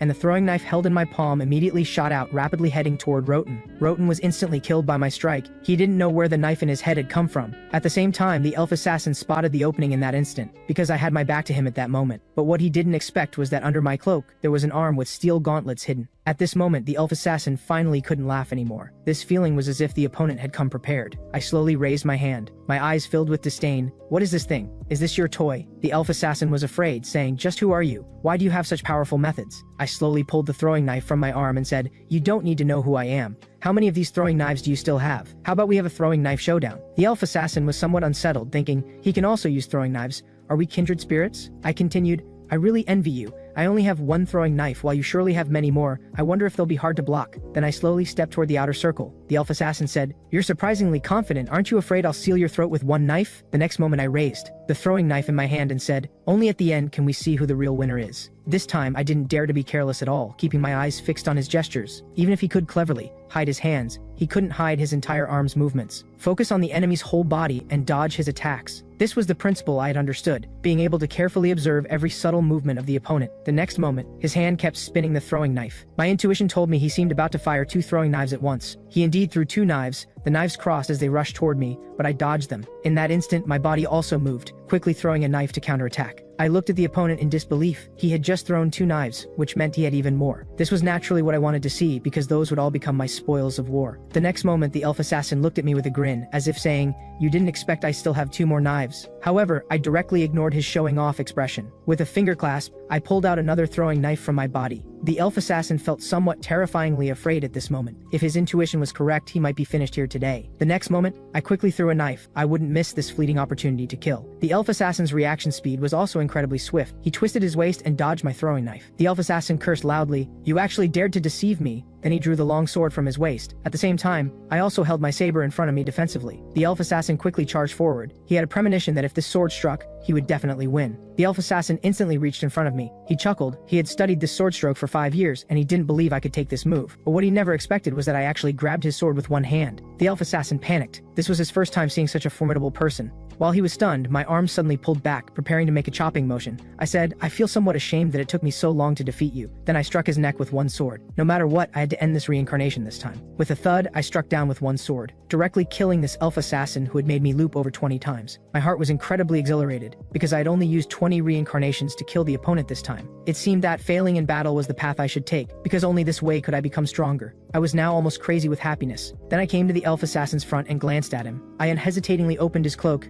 Many whistle knives were bound to his chest. I couldn't stop the laughter in my eyes. These treasures were all mine now. Soon I came to the elf captain's tent to report this incident. I said, "The throwing knives on the elf assassin's body have all been transferred to me." The elf captain said in shock, "You fought 1 against 4 and only suffered minor injuries?" I nodded. The elf captain thought, "When I first met you, you weren't this powerful. Now you've become so formidable." Then the elf captain said, "I understand. You should hurry back and rejoin your unit." As soon as I entered the door, I found Rem's axe flying right toward me. Fortunately, my reaction speed wasn't slow, and I immediately dodged his axe. Rem said, "You actually successfully avoided it. Now that assassins are targeting you, you must strengthen this aspect of training." At this moment, I tossed a hot stone from my hand, telling him to take the stone and move away quickly. The moment he received the stone, Rem immediately beamed with joy. He couldn't do without this hot stone this winter. The big-eyed boy looked up at me and said, "If you want a haircut, you can find me. I'll give you a discount." Then we had haircuts at the door. With skills like his, if he went into business, he'd definitely be successful. The big-eyed boy slowly looked up. It was unexpectedly snowing. Snow in this weather was very unusual. It must be that damn demon's excrement that had turned to powder and drifted over. I had nothing to do now, so I reviewed the previous situation. How did the assassins enter the small city? When did Jack, Bo, and Roten defect? I asked the big-eyed boy about their backgrounds. However, the big-eyed boy didn't know much about this either, because Jack was originally a thief who was caught and then served in the unit. He seemed to be a fugitive who had committed the crime of offending nobility, but he heard that Roten was previously a guard of the Logan Regiment. All 3 of them had joined this unit a year ago and belonged to the same guild. At this point, I also remembered that there had indeed been many guilds during a previous period. There was one called the Thieves Guild. On the surface, it was a gathering place for thieves, but in reality, it was a den of criminal gathering. If theft occurred, it was definitely their doing. Jackson wondered why I was asking him about this. I scratched my head and said, "I feel like you might know something." Jackson said, "After our big personnel change, the contact network I had planted there was also cut off. I'm not clear about the situation inside either." Soon the big-eyed boy finished cutting my hair. Rem said, "You look more handsome with shorter hair," but I didn't pay attention to my hairstyle at all. I looked at the increasingly heavy snow in the sky. So Jackson suggested, "Squad leader, how about staying outside today?" Rem said very dissatisfiedly, "You just don't want to shovel snow. What tricks are you trying to pull again?" Hearing Rem's words, I also felt something was wrong, though I thought his analysis made sense. So the 2 of them looked at me with burning eyes. I said, "Don't be like this. How about I use my squad leader authority to do a mission? As long as you agree, you won't have to shovel snow." The 2 said, "Then what are we waiting for? Let's go quickly. We hate shoveling snow the most." Even the big-eyed boy who rarely took action was full of fighting spirit. It seemed they really hated shoveling snow. Then I told them to wait. I hadn't gone to apply yet. Ragnar mocked, "You haven't even applied yet. Your action ability is a bit slow. It'll be hard to become a good swordsman in the future." Then Odin also told me to hurry up and request a mission assignment. These guys were only unusually united at times like this. Then I came to the elf captain's tent. I claimed to have discovered a thieves guild, and wanted to personally wipe them out completely. The elf captain looked at me for a long while without speaking. This made me somewhat anxious. She wouldn't disagree, would she? The elf captain questioned me with an extremely serious expression. "You don't want to shovel snow, do you?" We then set off in full force. Along the way, Big Eyes Crace asked if I had gathered any intelligence. I told him not yet, we were starting from scratch. I then gave Jackson his orders. "We'll wait at the inn. Go find out where the Kilbin Guild's headquarters is." He asked how he was supposed to do that. "Try whatever you can think of," I said simply. Jackson caught my meaning immediately. We checked into an inn called Vanessa's Pumpkin Bisque. Over dinner, Crace asked, "What if the guild turns out to be innocent?" I told him that even if they had nothing to do with the assassination, they were still criminals. Crace went quiet for a moment. Then he called over a waitress named Risha and whispered something in her ear. Meanwhile, I thought to myself, Jackson's taking his time. But even someone as capable as him has to start from zero when there are no leads. Was the order I gave too irresponsible? I felt a little bad about it. As I was thinking of him, Jackson was at that very moment perched on a rooftop somewhere, watching the people moving through the streets below. After a long while, he finally spotted 2 men in cloaks with swords at their hips. Once the job was done, he returned to the inn and reported, "Found where those guys are holed up." I handed him a big drumstick and said, "Eat." He ignored it and said, "Stop stalling, let's move." Rem complained about the cold and refused to budge. Jackson threatened, "Want me to reverse your blood flow? That'll warm you right up." I sided with Rem and said, "To be safe, let's wait until the snow stops." I glanced out the window at the thick flurry of snowflakes. then quickly changed my mind. The snow's not stopping, I said. We're leaving. The 6 of us moved slowly down the street. Beggars sat slumped along both sides of the road, but as we passed them, they silently drew their blades and rushed at us all at once. We'd anticipated it. Rem charged first, split one assassin's skull open with his axe, then drove his fist straight into another's face. Watching Rem finish them off, Crace reasoned, Kilbin Guild, most likely. Jackson lifted a blanket to reveal a hidden entrance underneath. Go through here and you'll reach their base directly, he said. Then, in the next moment, he found it was locked. Odin stepped up beside him with a smile. Allow me to knock. He punched straight through the wooden door. Right then, he said with a grin, let's head in. Once inside the passage, Rem asked me, when we find them, what do we ask first? We'll talk later, I replied. First, we use force. We walked steadily toward the wooden door at the far end of the corridor, but someone was already waiting for us on the other side. They had come to kill us to bury the evidence of their failed assassination attempt. The bald man was nervous about whether things would go smoothly. The man with the braided ponytail scoffed, doesn't matter how many of these lowlifes show up. Before he could finish, Odin kicked the solid wooden door clean off its hinges. Rem was ready to start slaughtering, but I spoke first. In all my life, I have never cut down the weak, those willing to go to prison quietly, and those who don't want to die. I pressed the tip of my sword lightly into the floor and drew a line. Drop your weapons and get behind this line, otherwise I'll kill every last one of you. The ponytail man was infuriated by my arrogance. You think some low-ranking soldier has the right to look down on us? Odin turned to me and said, they won't listen unless we show them what we're made of. I took his advice, raised my sword, and said in a low voice, who's the strongest fighter in the Kilbin Guild? The ponytail man immediately pointed to a man with swept bangs standing behind him. This is our guild's finest swordsman, Flying Dragon. Why don't you settle it with him? Flying Dragon walked toward me and said, I've never lost a fight in my life. Then he let out a battle cry and came at me with his sword. His attack was no threat to me whatsoever. I deflected it with ease and drove my blade through his shoulder. The ponytail man broke into a cold sweat at the sight of it. Looking down at Flying Dragon lying in a pool of blood, I said, if he's your best swordsman, the rest of you don't need to bother stepping up. One last choice, cross this line or die. At the sight of my commanding display, all 5 of my companions wore the exact same speechless look. They all had the same thought, is he seriously trying to look cool right now? The words had barely left my mouth when someone threw down their weapon and surrendered. The ponytail man was furious enough to cut that person down on the spot, but the whistle knife I hurled buried itself precisely between his eyes. The ponytail man died instantly. At that, the rest surrendered one after another. Rem said, if you want no loose ends, you'll have to kill all of them. That's the only clean solution. The bald man who led the group immediately spoke up. Some of us have sick mothers we're taking care of. If you must kill someone, kill me alone. I am Kilbin. I pointed at him and asked, so you're the captain, not that guy? But Kilbin said the ponytail man was the captain. Crace explained, their captain used a subordinate's name as the guild's name. If the military ever made arrests, the captain could sell out his men and escape. Kilbin continued to plead, the others haven't done much wrong. If you're going to kill anyone, let it be me alone. At that, the rest of the group began begging on his behalf. Several grown men wept and clung to each other. It was a surprisingly moving scene. Witnessing this, Rem did a complete turn and begged me not to kill Kilbin. Then Kilbin seemed to remember something. If I spared their lives, he was willing to hand over everything the guild owned. There's good money in the vault, he said, but you'll need the key the captain hid to open it. With Odin around, though, there was no need for a key. He grabbed the vault door and tore it off its frame with minimal effort. Everyone's eyes lit up at the sight of all kinds of valuables inside, and the group eagerly began rummaging through them. I picked out a piece of leather armor, tough yet flexible. At that point, Crace proposed we absorb the guild. You want me to be a thief? I asked, puzzled. Yes, he said, but a thief who doesn't kill. Even if we dissolve the guild, someone will just start another one down the line. Better to keep Kilbin as a figurehead and hold the real power ourselves. Hearing that, I thought back to Crace whispering to the waitress at the inn earlier. His plan was too well thought out. It seemed like something he'd worked out far in advance. Had it started back then? So I asked if he had deliberately leaked information to the waitress. Crace admitted it without hesitation,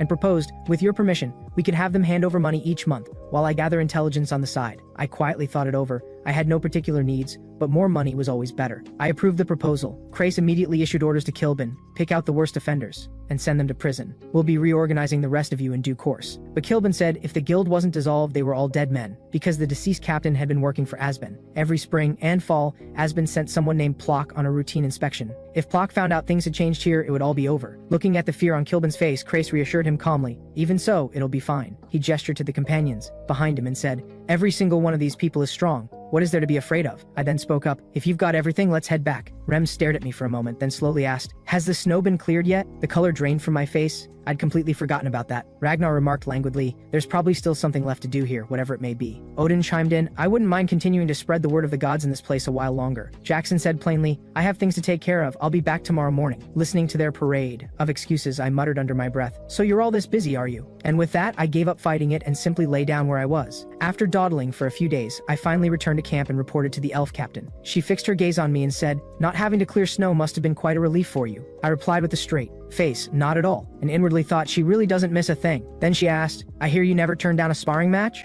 I nodded. She drew her weapon on the spot, settled into a fighting stance, and said, "Then have one with me." I accepted without hesitation, but the moment I drew my sword, she disarmed me with a single move. As I hit the ground, she said in a calm, firm voice, "Get up." I reached out to pick up the sword she'd knocked away, only for her to send me sprawling again with one strike. The pain that shot through my body left me stunned. What is going on? The elf captain's blade is so thin, it moves like a whip. After several rounds of sparring, I finally ran out of strength, gave up resisting, and collapsed on the ground. The elf captain thought to herself, before, he had an almost precognitive sharpness, but right now, he can't even track what's right in front of him. He's a hard man to read. But he did break the sorcery, and he did take down 4 assassins. With that thought, she looked up at the sky and said, "It's snowing again. I'll be keeping an eye on you." She turned and walked away. Lying on the ground, I thought grimly, so it really is about the snow. Then I turned the blame on myself. For all my relentless sword training, I had never seriously studied the art of controlling my own body. The most glaring gap was what could be called combat technique, the fluid use of hands, feet, and body together. Naturally, Odin was the one to ask about that. At that moment, he was pulling an enormous tree up by its roots. Then he dropped it to the ground with a resounding thud, and said with a smile, "The foundation of combat technique is building a strong body. For extreme training, I developed a method called the isolation technique. It will be painful. Think of it as dying 2 or 3 times over." I replied without flinching, "That's my specialty." And yet, the moment I hoisted the boulder, I was fairly certain I was going to die. Odin coached me patiently from the side. "The core of the isolation technique is load-bearing. The more the muscle tears, the stronger it grows." He pressed his hand down on the boulder and said, "Hold it for 10 seconds, just like that. You can do it." Watching me shake all over, he asked if I regretted not starting combat training sooner. "Spending time on regrets is a waste," I said through gritted teeth. And I thought to myself, the past is the past. I have to stay true to the present. If I didn't think that way, I'd probably still be trapped in the very first today I ever lived through. I looked up at Odin and said, "If you have time to talk, you might as well teach me another move." Odin said no more, told me we were moving on to the next technique, and promised he'd have me crawling back to the guard post before the day was done. And with that, the brutal training officially began. On the rooftop above, the small purple leopard watched me with unblinking eyes. True to Odin's word, I really did crawl my way back into the guard post. Rem asked lazily, "Did someone in the army beat you up?" I dragged myself to the edge of the bed and said, "I just finished a routine training session." At that, the small purple leopard leapt onto the bed and curled up close to me, letting out a soft, affectionate meow. Rem watched and asked, "Are you gonna keep it? Then give it a name." I tossed out 2 names off the top of my head, but the leopard seemed deeply unhappy and howled in protest. So I decided to leave naming it for another time. Sleep came first. The day's training had been brutal, and the moment I lay down, I fell fast asleep. And then I tumbled into a dream. Unlike before, this time I stood in a vast field of flowers, with a breathtaking, almost otherworldly aurora spread out before me. Suddenly I noticed someone appear behind me. It was a beautiful girl with an expression that was cold yet bewitching. She caught me staring, and introduced herself directly. "My name is Esther." In the real world, my eyes opened mechanically at the same moment, but I wasn't truly awake, still half submerged in sleep. And yet the one lying in my arms was no longer the small purple leopard. It was the girl named Esther. As she gazed at my face, a faint blush crept across her cheeks. Then, as though talking in my sleep, I murmured, "Esther, good night," and gently pulled her closer. The next morning, just before dawn, I was already up and getting ready for training. Rem asked curiously, "After taking that kind of beating yesterday, aren't you in pain?" I was genuinely surprised myself. My body felt unusually light. In her leopard form, Esther thought, "Of course it does, because I put a spell on you. You're a necessary presence for breaking my curse. If you worked yourself to death, it would cause me no end of trouble." Rem then asked if I'd gone to see a priestess the night before. I said no. I told him I'd had a dream, and in it a woman said some strange things. "What kind of woman?" he asked. I thought back to that delicate face in the dream, and simply said, "Beautiful." Esther gave a small, haughty huff and thought, "At least you have decent taste." As it turned out, Esther was a mage who had been cursed while studying witchcraft. Her powers were stripped and she was transformed into a beast. One day, while wandering the plains, she was drawn by the pull of cursed energy, and that was how she found me. During training, Odin marveled at how fast I was recovering. I struggled to set down the stone in my hands, then noticed the small leopard watching from the rooftop. I called out its name I'd thrown out at random, and at the sound of its howling protest, I immediately took it back. Esther's strong reaction was because, in the world of witchcraft arts, names carry power. If someone carelessly called her by a wrong name, it would send a shockwave through her entire being. So she had used what little power she had left to appear in my dream and tell me her true name. In the end, she had slipped up because her power was unstable, but fortunately, I was a dense sort of man. On top of that, she had also sensed that I was in fact cursed. It hadn't fully taken hold yet, but the curse on me was far more powerful than the one on her, and powerful curses devour the weaker ones around them. So as long as she stayed close to me, she could gradually reclaim all of her strength. After the physical conditioning, Odin moved on to live combat training. He came at me with a knee strike, which I dodged cleanly, but before I could even regain my footing, he was already launching his next move, and drove me into the ground with a palm strike. I lost again. Odin explained patiently, "Combat technique is built on physical strength. Distance management is like swordsmanship. Without agility, nothing else matters. Your speed is about as fast as a turtle's, but your body has genuinely gotten stronger." Before long, a month had passed, and without noticing, the first green shoots had begun to push up through the earth. That day, during a sparring session with Rem, my sword came within a hair's breadth of finding its mark. Much better, he said with excitement. Now it actually feels like a real fight. That evening, I wolfed down dinner and tracked down Ragnar, who was still eating, and asked him to train with me. The outcome was predictable. I lost. He said my application still had a bit of sluggishness to it, but I no longer needed to work on fundamentals. My task was to train until the reactions were automatic even in sleep, which was a very physically demanding stage. I gave a quiet smile and said, "That's the easiest thing in the world for me." In the evening, while I was cleaning my sword, I suddenly sensed killing intent nearby with razor-sharp clarity. In the next instant, I had a firm grip on the blade of the knife Jackson had thrust at me. Seeing how fast I reacted, he said without expression, "It seems you're no longer in danger of being killed by a surprise attack. You've come a long way." Cray, sprawled on his bed, grumbled, "If you want to spar, take it outside. Don't go kicking up dust in here." The moment he finished speaking, the small leopard suddenly sat up and let out a low, warning growl toward the door. Then came a knock. The elf captain pushed the door open and gestured for me to step outside. She had come because she had a new mission for me, and it had been accepted through the soldier mercenary system. The system ran parallel to the military ranking structure, and it was a mechanism that allowed city residents to commission tasks from the standing army. I thought to myself, I needed real combat experience. This mission came at just the right time. What I didn't notice was that a soldier who had just returned from duty happened to see me talking with the elf captain. I confirmed with her how many people the mission required. She said 3, squad leader, 1 squad member, and her. I was a little puzzled. Why would her rank personally take on a commission like this? Meanwhile, the soldier who had seen the two of us talking convinced himself we were in a relationship. Then he overheard the company commander ask me, "Does it put a lot of pressure on you going on a mission with me?" That line only made him more certain that the two of us were romantically involved. And so, thanks to that soldier's enthusiastic spreading of the story, rumors of a relationship between me and the elf captain swept through the camp in no time. Some people were even saying we already had a child together. The day I got back to the guard post, Rem greeted me with a gleeful smirk. "Well, look who it is. The father. How many months? I heard it's almost time." The others joined in with their own jabs. Rem then asked, "When's the romantic outing happening?" I knew exactly what he meant. "You're talking about the commission, aren't you?" I said. "I'm not taking you." Rem looked genuinely taken aback. "What? If not me, then who?" At that point, Jackson was already at my side. "Ready when you are," he said. And with that, we turned and left, ignoring Rem's protests. Outside, Jackson asked if I'd brought him because I figured he wouldn't cause trouble. I told him it was because he took on soldier mercenary commissions regularly. I thought he'd be useful. To my surprise, he suddenly turned serious and said, "May I offer a word of advice as someone more experienced? Don't let yourself get too emotionally attached to any woman. It only ever leads to deep and lasting pain." I was thoroughly done with the conversation. "I don't need your advice," I said. When we later met up with the elf captain, I asked, "When does the client arrive?" Elf captain said, "Soon." I thought uneasily, those rumors haven't reached her ears, have they? The next second, she turned her gaze on me and said, "By the way, have we ever done anything together that would produce a child?" "No," I said immediately. At that moment, the sound of a carriage rolling up reached us. I looked toward the approaching vehicle and thought about the details of the commission. We were to serve as personal guards for the heir to a merchant company. During the process of determining which of the two heirs of the Rockford merchant company would take over as company head, both parties had hired the standing army to provide protection and mediation so as to prevent them from harming each other. As I was thinking, a woman stepped down from the carriage. "I am Leona, heir to the Rockford merchant company," she said coolly. "I look forward to working with you." The group set off shortly after. But beyond the initial greeting, Leona had no further words for us. All her instructions came through her nursemaid. "Let's book a room at an inn first and wait for the other heir." I thought to myself, so we really were just here as bodyguards and not get involved in anything? I remembered something Rem had once told me. Age, posture, positioning, and eye contact. All of it is information. I decided to observe Leona and her party carefully. First, the female guard, left-handed, heavy footfall, likely wearing heavy armor underneath. She carried a rapier but appeared to have considerable strength. Putting it all together, I put her somewhere below the top tier. Just then, Jackson made an unexpected suggestion. "If you're bored, want to play a quick game?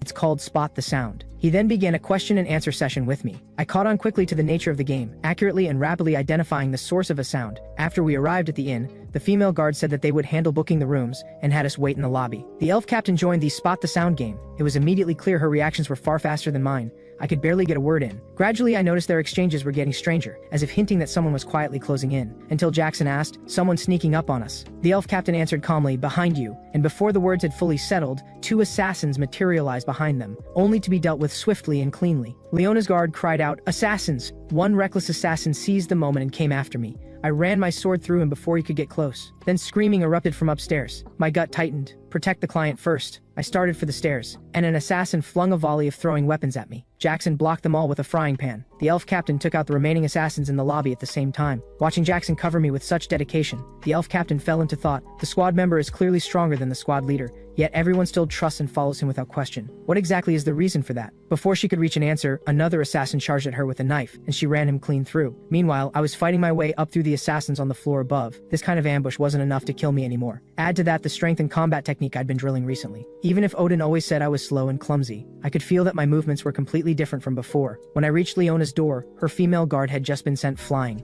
Then I saw an assassin shouting, "For the glory of Asbin," as he drove his blade toward Leona. The nursemaid threw herself in front of her, ready to take the blow. My mind raced too close. No room to use a whistle knife. Can I close the gap in time? What technique gets me there in an instant? I'd seen it done on Mickey Schuler once. With my current level, copying it perfectly was out of the question, but even a rough imitation would have to be enough. So without a second thought, I flashed in front of Leona and took the blade full on for her. Thanks to the leather armor I'd taken from the Kilbin Guild, I came away unscathed. I fixed the assassin with a cold stare and said quietly, "Why don't we take this downstairs?" The moment the words left my mouth, I grabbed him and we crashed through the window. I used his body to break the fall. The impact was brutal. He coughed up blood violently, but he still struggled to his feet and began walking slowly toward me. "Are you from the border guard?" he asked. "No," I replied. "Then there's no way I'm losing to you," he said. He drew two swords of unequal length and settled into a stance. Eastern-style twin swords, I thought. He kept ranting, "I'm going to kill you, then cut that woman to pieces." I crooked a finger at him and said, "You talk a lot." He came at me in a fury. I watched him carefully. Two blades, different rhythms. It had to be the Valen duet style. I stepped aside to dodge the long sword, ducked under the short sword, stepped back to evade the second swing of the long sword, then dropped low to slip under the short sword. The seamless chain of evasions left him completely dumbstruck. He thought stunned he dodged all of it. I said coolly, "I envy you, honestly. I don't have the talent to learn a technique like that." He said, "What are you muttering about, you lunatic?" He came at me again. My gaze sharpened and I entered the two-color world. All that remained in my eyes were him and the traces of his blade. Watching the arc of energy trailing from his weapons, I thought, so that's his line of attack. The instant I read the trajectory, I moved, driving my sword forward, and straight into his body. It didn't find the heart. As I drew my blade back, I thought, still not precise enough. I'll need to keep working.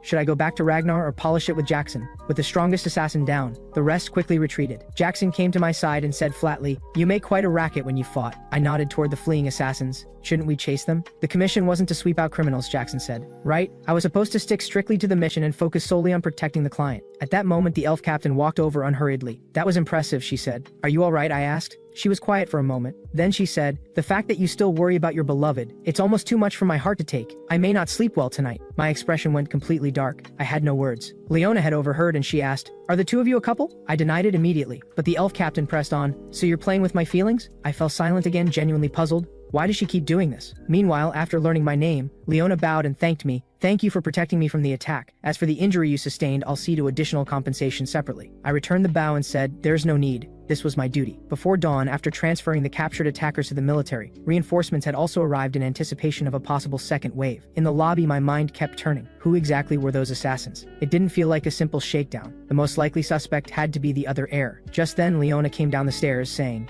"You're up early." "I'm on duty," I replied. She sat down across from me and said softly, "I'd like you to come work for me. I'm offering you the position of exclusive guard for the Rockford Merchant Company." As she spoke, her thoughts drifted. The Rockford Merchant Company may not be the largest, but it stands on equal footing with any of the other mid-sized companies. Our key trading partners include the Wilderness Herders, who live among the lands of the demon beasts, the Black Leather Guild, whose trade is hunting dragons, the Glacier Rangers, guardians of the glaciers, and above all, the Trade Map, a document charting every major route and regional product across the continent. The treasures marked on it alone could sustain a person for a lifetime. That is far too precious to be left in the hands of the previous company head's foolish son. I must carry on the former head's legacy and protect this company. So I need capable people. He had both the skill to save me at the most critical moment and the character to ask nothing in return. She returned to the present and said, "I'll agree to whatever conditions you name. Please come serve as the company's guard." I turned her down without hesitation. Leona looked caught off guard and was about to keep pressing, when Jackson came down the stairs and said mildly, "Continuing to push after being refused is a disgraceful thing to do." The elf captain followed close behind him. "It really is quite disgraceful," she agreed. Leona rose gracefully. "Is that so?" she said. Then she turned to me. "The other heir will arrive at noon. I'll go and prepare." And with that, she turned and went back upstairs. Jackson started ribbing me about charming the merchant heiress and told me to break my bad habit of leading women on. The elf captain played along. "You're seeing someone else?"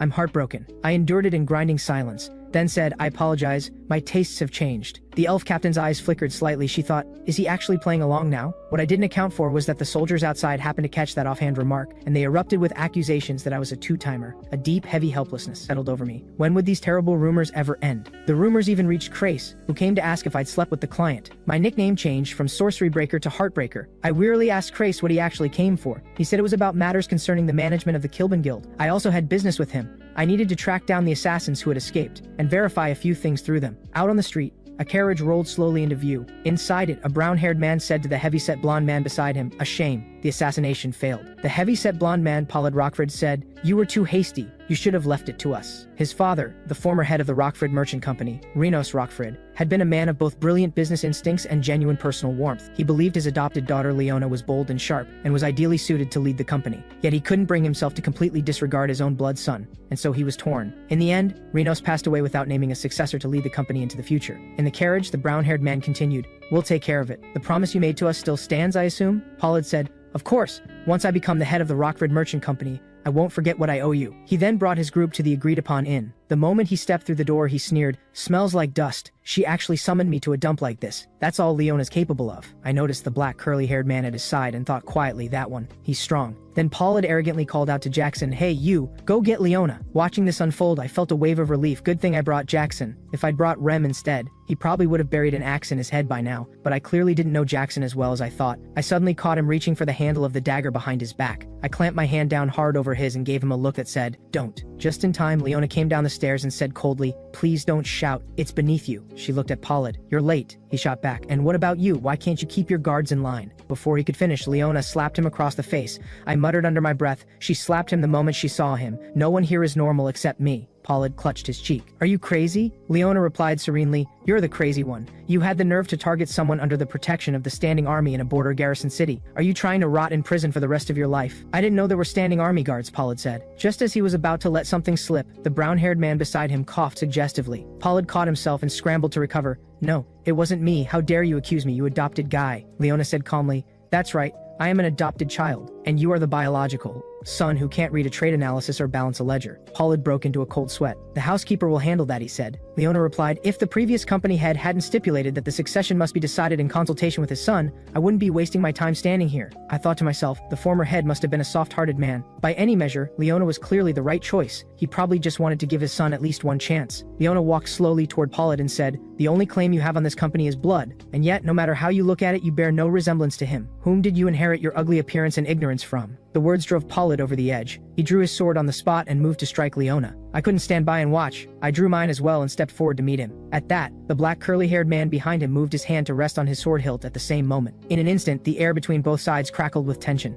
But faced with my sharp, ice-cold gaze, Paulid let out a yelp of fear. I also clocked the black curly-haired man's draw stance. It was the opening form of Western quicksword style. My pulse quickened involuntarily. I wanted nothing more than to test myself against him. Just as I was reaching eagerly for my sword, a group of people cut us off with a shout, "Everyone stand down." The white-haired man leading them said, "We are the border guard, direct agents of the king. Anyone who does not sheathe their weapon immediately will be treated as an insurgent." Faced with that, I had no choice but to stop. The white-haired man continued, "The attackers were mercenaries from a foreign nation. Testimony has already established that they were acting on the orders of a certain merchant company." He turned to Paulid and demanded, "Surely none of you hired mercenaries to deal with a matter of succession?" The brown-haired man replied, "Does the testimony name which merchant company? Detaining people on that alone seems like insufficient grounds." The white-haired man gave a cold smile. "You think the border guard can't trace a lead like that?" At that point, Leona put forward a proposal, "Then seek new evidence that identifies the culprit, and for the 2 days the investigation takes, place both heirs under confinement." Paulid refused on the spot. "I don't agree to that. I found it strange the victim of the attack was voluntarily asking to be confined." Leona went on, "There are still people who haven't been questioned, the ones who fled the scene. The leader they mentioned may well be among them.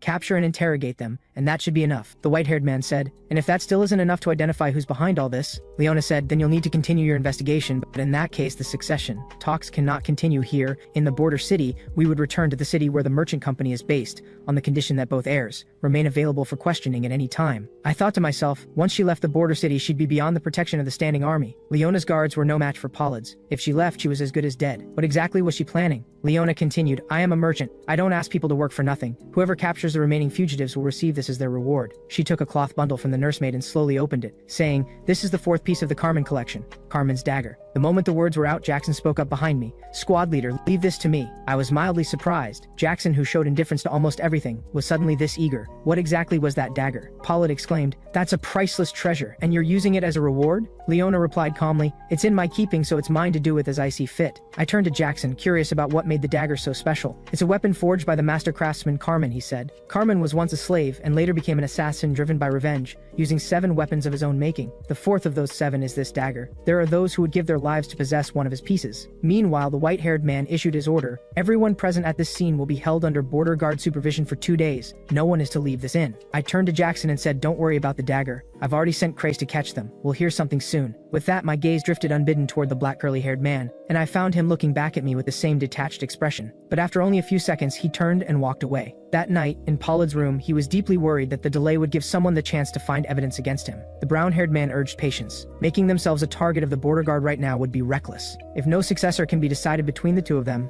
the final decision will fall to the investors. We have to wait for that moment. As the two men talked, the black curly-haired man looked out the window and saw me, still training at that late hour. After weeks of conditioning, I was able to sustain load-bearing push-ups for long stretches at a time. When I finally finished, I found that the white-haired man and his group had been watching me for quite some time. The white-haired man, squad leader Tereus, asked with easy amusement, with time like that on your hands, why not go out and enjoy yourself? I thought quietly, if time were equal for everyone, maybe I would. But the time of the gifted and the time of the ordinary are not the same. What someone else could learn in a week might take me a month or a year, so I couldn't afford to waste a single moment. I wanted to stack each day's effort on top of the last. Tereus was quiet for a moment. Then he stood and said to me, you don't need to keep training your strength. From where I stand, your raw power is already quite remarkable. I didn't know that when we first fought, which is why we ended up even. But what would the outcome be now? I understood immediately what he was suggesting. I smiled and nodded, accepting his challenge. We sparred multiple rounds using wooden sticks, and Tereus won most of the time. He boasted smugly, you see that? That's what I'm capable of. Even so, I raised my stance and made clear I wanted to go again. He called me a lunatic. But one of his men, a curly-haired soldier, raised his hand and said he wanted to turn. The result was me getting thrown to the ground. Even in defeat, I immediately asked about the move he just used and requested he demonstrate it again. From his spot by the window, the black curly-haired man watched in silence and thought, he doesn't seem wounded in his pride at all. If anything, he looked more interested. He didn't even try to hide his competitive streak, even knowing I was far stronger than him. This one really is something else. And yet, facing an unfamiliar technique, he still couldn't handle it properly by the 4th attempt. His combat instincts really are dull. What he didn't anticipate, however, was that in the 5th round, I found the key to countering the grapple throw,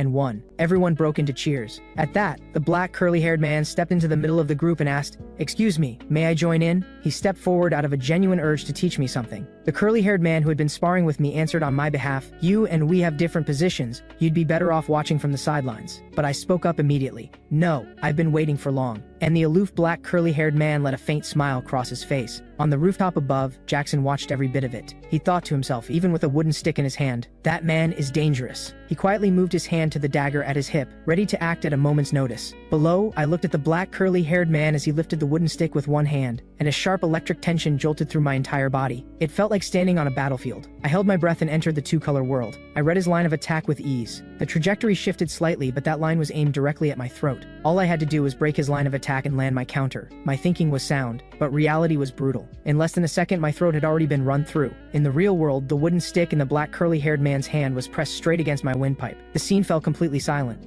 The black curly-haired man spoke, you read the attack line accurately, but you were too slow. My heart was hammering. The sword moved faster than I had imagined. In that instant, I came face to face with the truth. The man standing before me had reached a height I could barely see from where I stood. But this wasn't the first day I'd known the road ahead was hard. I raised the wooden stick and said evenly, again. The black curly-haired man paused, then offered something close to a compliment. At least your attitude is right. We kept going until deep into the night. Everyone else had long since fallen asleep, save for the elf captain and Jackson. Looking down at me, lying on the ground for what must have been the dozenth time, the black curly-haired man thought anyone would lose heart facing an opponent this far out of their league. I had made the gap between us perfectly clear, so why wasn't this person losing heart? Jackson thought. The squad leader's reaction was too slow. At this rate, he could train until he dropped and never clear this hurdle. What he needed was to be taught the right order. Meanwhile, watching me swaying but not yet fallen, the black curly-haired man said under his breath, that's enough for tonight. I'd like to rest. As he turned to go, I suddenly spoke. That quick sword of yours really is something. One day I'm going to learn it. The black curly-haired man smiled and thought, from where I'm standing, you're the more remarkable one. What a shame, if only you had just a little more natural talent. The following morning, a voice shattered the quiet. Squad leader Tereus. The escaped mercenaries have been captured. Tereus turned. Several heavily bruised mercenaries were shoved in front of him, bound and kneeling. He immediately pressed one of them. Who gave you your orders? Which merchant company? Paulad's heart lurched. But the mercenaries' answer was not what anyone expected. A merchant company from Asben. They wanted to monopolize overlapping trade territories. But I genuinely don't know which one. We received a letter and payment at the same time, with the promised reward to come once the job was done. Leona looked at Tereus and said, I see. The border guard will handle things from here, I take it. Tereus said, you look almost relieved. Didn't you want that ugly, dim-witted fellow to be the culprit? Leona replied with perfect composure, of course I did.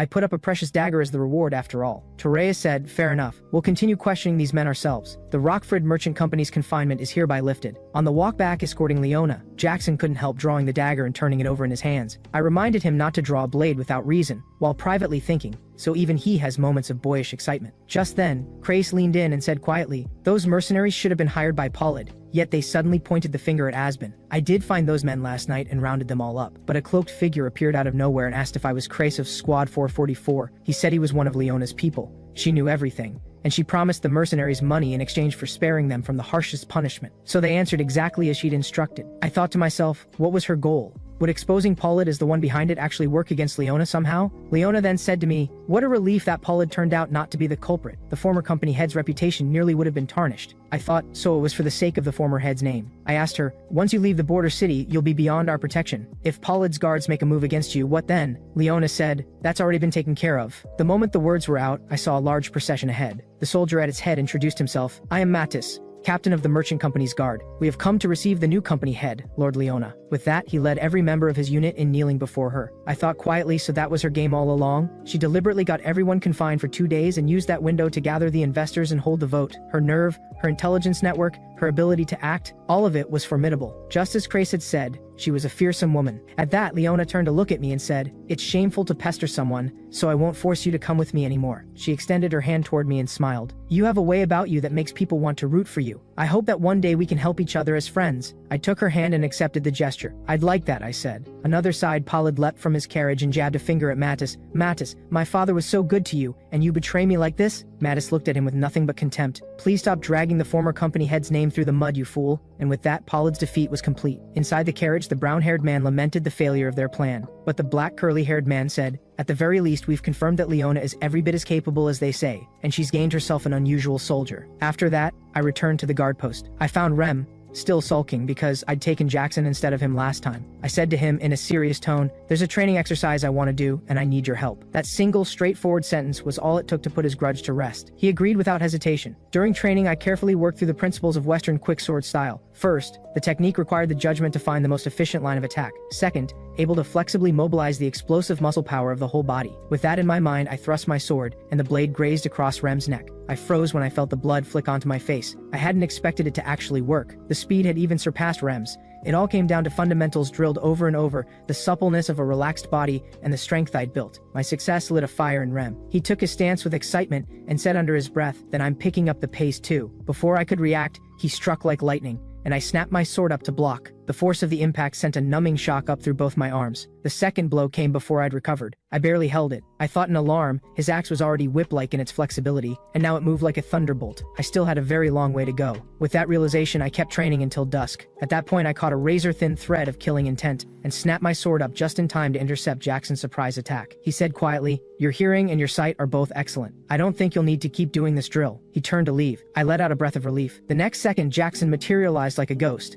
and the tip of his dagger drew a faint line of blood across my neck. He began to explain, killing intent is the aura given off by the will to kill. When your eyes and ears can no longer track an attack, you must rely on sensing killing intent. This is a technique that goes beyond the 5 senses. It is called the sixth sense gate. He turned the dagger over in his hand and said, let me teach you. I took my stance and said with anticipation, let's begin. Jackson went on to explain the sixth sense gate in full. It operated in the realm of instinct. One couldn't rely on sight and hearing alone, because perception was not limited to the 5 senses. A sense of direction, motor reflexes, even the predatory instinct of a wild animal. All of these were forms of perception accessed through instinct. Sharpen every sense to a razor's edge and repeat the process in combat, and the instinct to perceive killing intent would eventually open on its own. When my first attempt failed, he said, it's genuinely hard at the start, but keep training, keep feeling killing intent again and again, and your sixth sense gate will open. That night, back in the room, Rem suddenly said, you seem different. I looked myself over and said, did I get stronger? He said, that's not what I mean. Odin held up a thumb and said, you smile more than you used to. Ragnar felt there was something else he couldn't quite put his finger on. Then Crace spoke, you've gotten crazier than before. At that, everyone nodded in agreement. I said, resigned, I happen to be the only sane one in a group of lunatics. Of course, that's how I'd look to you. Before bed, the small leopard padded over and looked me up and down. She thought, He's done it to himself again, training like he's trying to die every single day. If it weren't for my magic, he'd have collapsed long ago. If this man dies, my curse will never be broken. With that thought, her gaze drifted to the armor on the table. She raised one paw and pressed it lightly against the surface, and a faint shimmer of light spread across the armor. Despite all the training, I was making no progress whatsoever. I kept misjudging Jackson's movements. The others watched with growing exasperation. Rem flatly said I was going nowhere. Odin and Ragnar were just as puzzled. Someone who had made a massive leap in a single night before was somehow performing this poorly now. Then Rem came up with an idea. Take an outside commission. Go hunt some demon beasts. And so they essentially pushed me out the door to pick up a job. That was when someone handed me a slip of paper and said, if nothing else catches your eye, give this one a look. I read it aloud. Shoe shop. Investigation of basement. I turned to the man beside me and asked, can't the patrol squad just handle this? But the man told me the patrol squad was simply not enough. According to the shoe shop owner, the basement might contain undead creatures. I had my doubts. What if they just heard rats and jumped to conclusions? And would a commission like this even give me the real combat experience I needed? The man pressed on. Sorcery breaker, please. Nobody else will take it. The shop owner is a gruff sort, but he's a good man. Not long ago, his wife went missing too. He's been beside himself with worry. Just go take a look and put his mind at ease. So I took the commission and went to the agreed location. The shop owner's daughter led me down into the basement. The owner pointed to a hole he had dug in the floor and said, have a look at this. Something cold moved through me. I went in with the owner and entered the mysterious tunnel below, staring out at the enormous underground space before me. I thought the scale of this is significant. It wouldn't be strange at all if there really were something living down here. Then I stopped cold. 6 branching paths stretched out ahead of me. I guess this had been deliberately designed as a labyrinth. I told the owner to stay behind me and not move until I had scouted ahead. But the moment I turned down one of the branches, I felt a wave of heat, and in the next instant, a violent burst of blue light tore toward us and reduced us both to ash in a heartbeat. I looped back to the morning. Lying in bed, I thought the moment I felt that heat, I was incinerated. No question. That was a magic trap. If that's what I was dealing with, the only option was to run, because fighting a mage, dying would be a quick death, surviving would only be worse. The same logic applied to magic traps. As I stood at the board once more staring at the commissions, I thought, what do I do? Is this a wall that can be climbed through sheer technique? When the man handed me the slip of paper again, I wrestled with it. This situation called for a magic specialist, or else reinforcements from above. The elf captain might be willing to help, but I had to get there before that impatient old man went in alone. Then it hit me. Something was wrong. I rushed to the shoe shop, only to be told by the daughter that her father had already gone into the basement. Without a second thought, I jumped down into the tunnel. I found the owner walking deeper on his own. I tried to stop him, but it was too late. He stepped on the trigger point and set off the magic trap. The blue light swallowed him instantly. The blast consumed me too. Then I was back at the river. The ferryman said softly, even if only for an instant, you felt the skin burning, the body turning to ash. Knowing that, do you still wish to walk into those flames? I answered calmly, just as you said. The pain is like a million needles driving through the body all at once, but watching an innocent person die before my eyes is more painful still. That is what it means to be a knight. The words had barely left my mouth before I snapped back to reality and hauled myself out of bed without a moment's hesitation. I didn't wait to hear the end of Rem's repeated speech before I left. This time, I dug open the underground entrance before the shoe shop owner could reach it myself. I repeatedly told him not to come in. Then,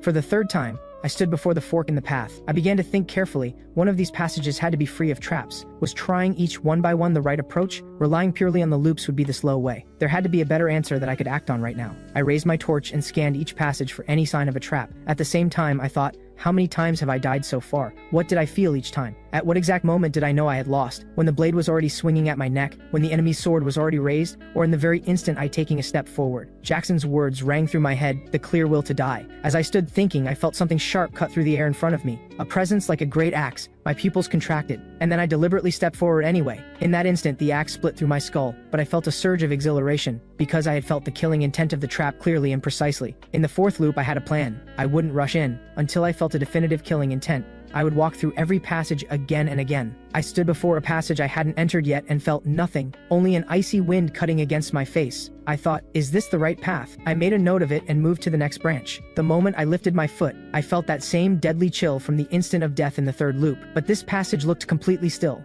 with nothing obviously out of the ordinary. I realized what I'd felt just then wasn't killing intent at all, just the memory carried over from before. So I decided to go through every unexplored entrance one more time, searching for one true trace of killing intent. That search lasted until the early hours of the morning. Seeing that the shop owner was still awake, I told him I'd be back the next day and warned him again to stay out of the entrance. He agreed quickly, and I took the moment to ask if he had any leads on his missing wife. He said disappearances had been happening too often lately, and no one was willing to help look. He told me his wife was a brown-haired woman with freckles across her face, wearing a wedding ring that matched his. I nodded and said, understood. Back at the guard post, I went back to practicing the sixth sense gate, but I still kept guessing Jackson's position wrong. I stopped and suddenly wondered, had I actually made it through a full day without dying? If I just let the day pass like this, would tomorrow come? With that question turning in my mind, I drifted off to sleep. When I woke up, I found myself repeating the same day. tomorrow hadn't come. So on the fifth pass through the tunnels, I thought, what if I didn't sleep at all? I decided to test it. In the evening, I sat outside my room and kept my eyes open until morning, but the very instant the sun rose, I blinked without thinking, and when my eyes opened again, I was back in bed. Hearing Rem say the same words once more, I thought, I can't reach tomorrow until I clear the wall. Is that how it works? That was fine. I didn't plan to greet tomorrow without crossing this wall. This was different from simple fear. I needed to feel death, really feel it. And so I kept repeating today, again and again, 69 times in all. On the 70th time, when I lifted my foot at one of the branching paths,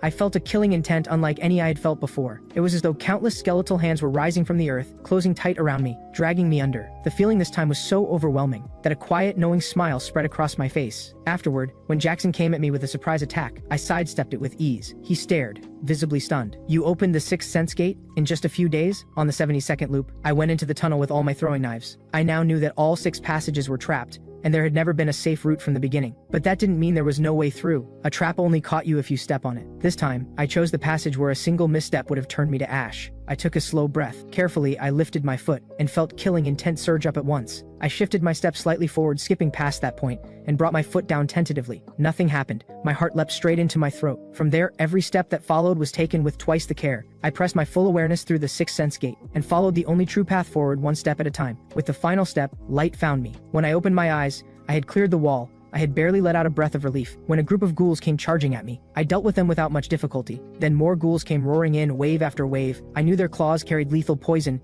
Even a glancing scratch would cause serious harm. I also knew that normally it took several soldiers to handle just one, and right now, there was only me. But that was enough. I handled them with room to spare. However, but there were just too many ghouls. By the time the last one fell, I was gasping for air. I couldn't help thinking, I wish the teammates could have seen that. Then I heard a bestial roar. Several monsters, seemingly a hybrid of different species, roared and charged towards me. My chest tightened. What else was lurking further in? Meanwhile, seeing that I still hadn't returned, the small leopard slipped out the door to find me. She thought it strange. He was only going to a shoe shop. Why was he fully armed? If he died from recklessness, it would cause me no end of trouble. With that thought, she moved quickly to the shop entrance and caught the scent of what emanated from within. Her heart sank. That was unmistakably the smell of hex arts. By then, I had cut down the last of the hybrid creatures and was completely spent. That was when I heard it. A faint, ragged breathing from somewhere deep in the cave. The kind that sounded like it might stop at any moment. A creature? I thought, and moved toward the sound. The next second, a horrifying sight met my eyes. Hanging throughout the vast cavern were the remains of humans and animals, torn and mutilated, every one of them clearly having suffered greatly before the end. Looking up, I found a cell containing a woman who was little more than skin and bones, murmuring over and over, I want relief, please, kill me. I noticed the ring on her hand. She was the shoe shop owner's wife. Before I could process the shock, a voice reached me from behind.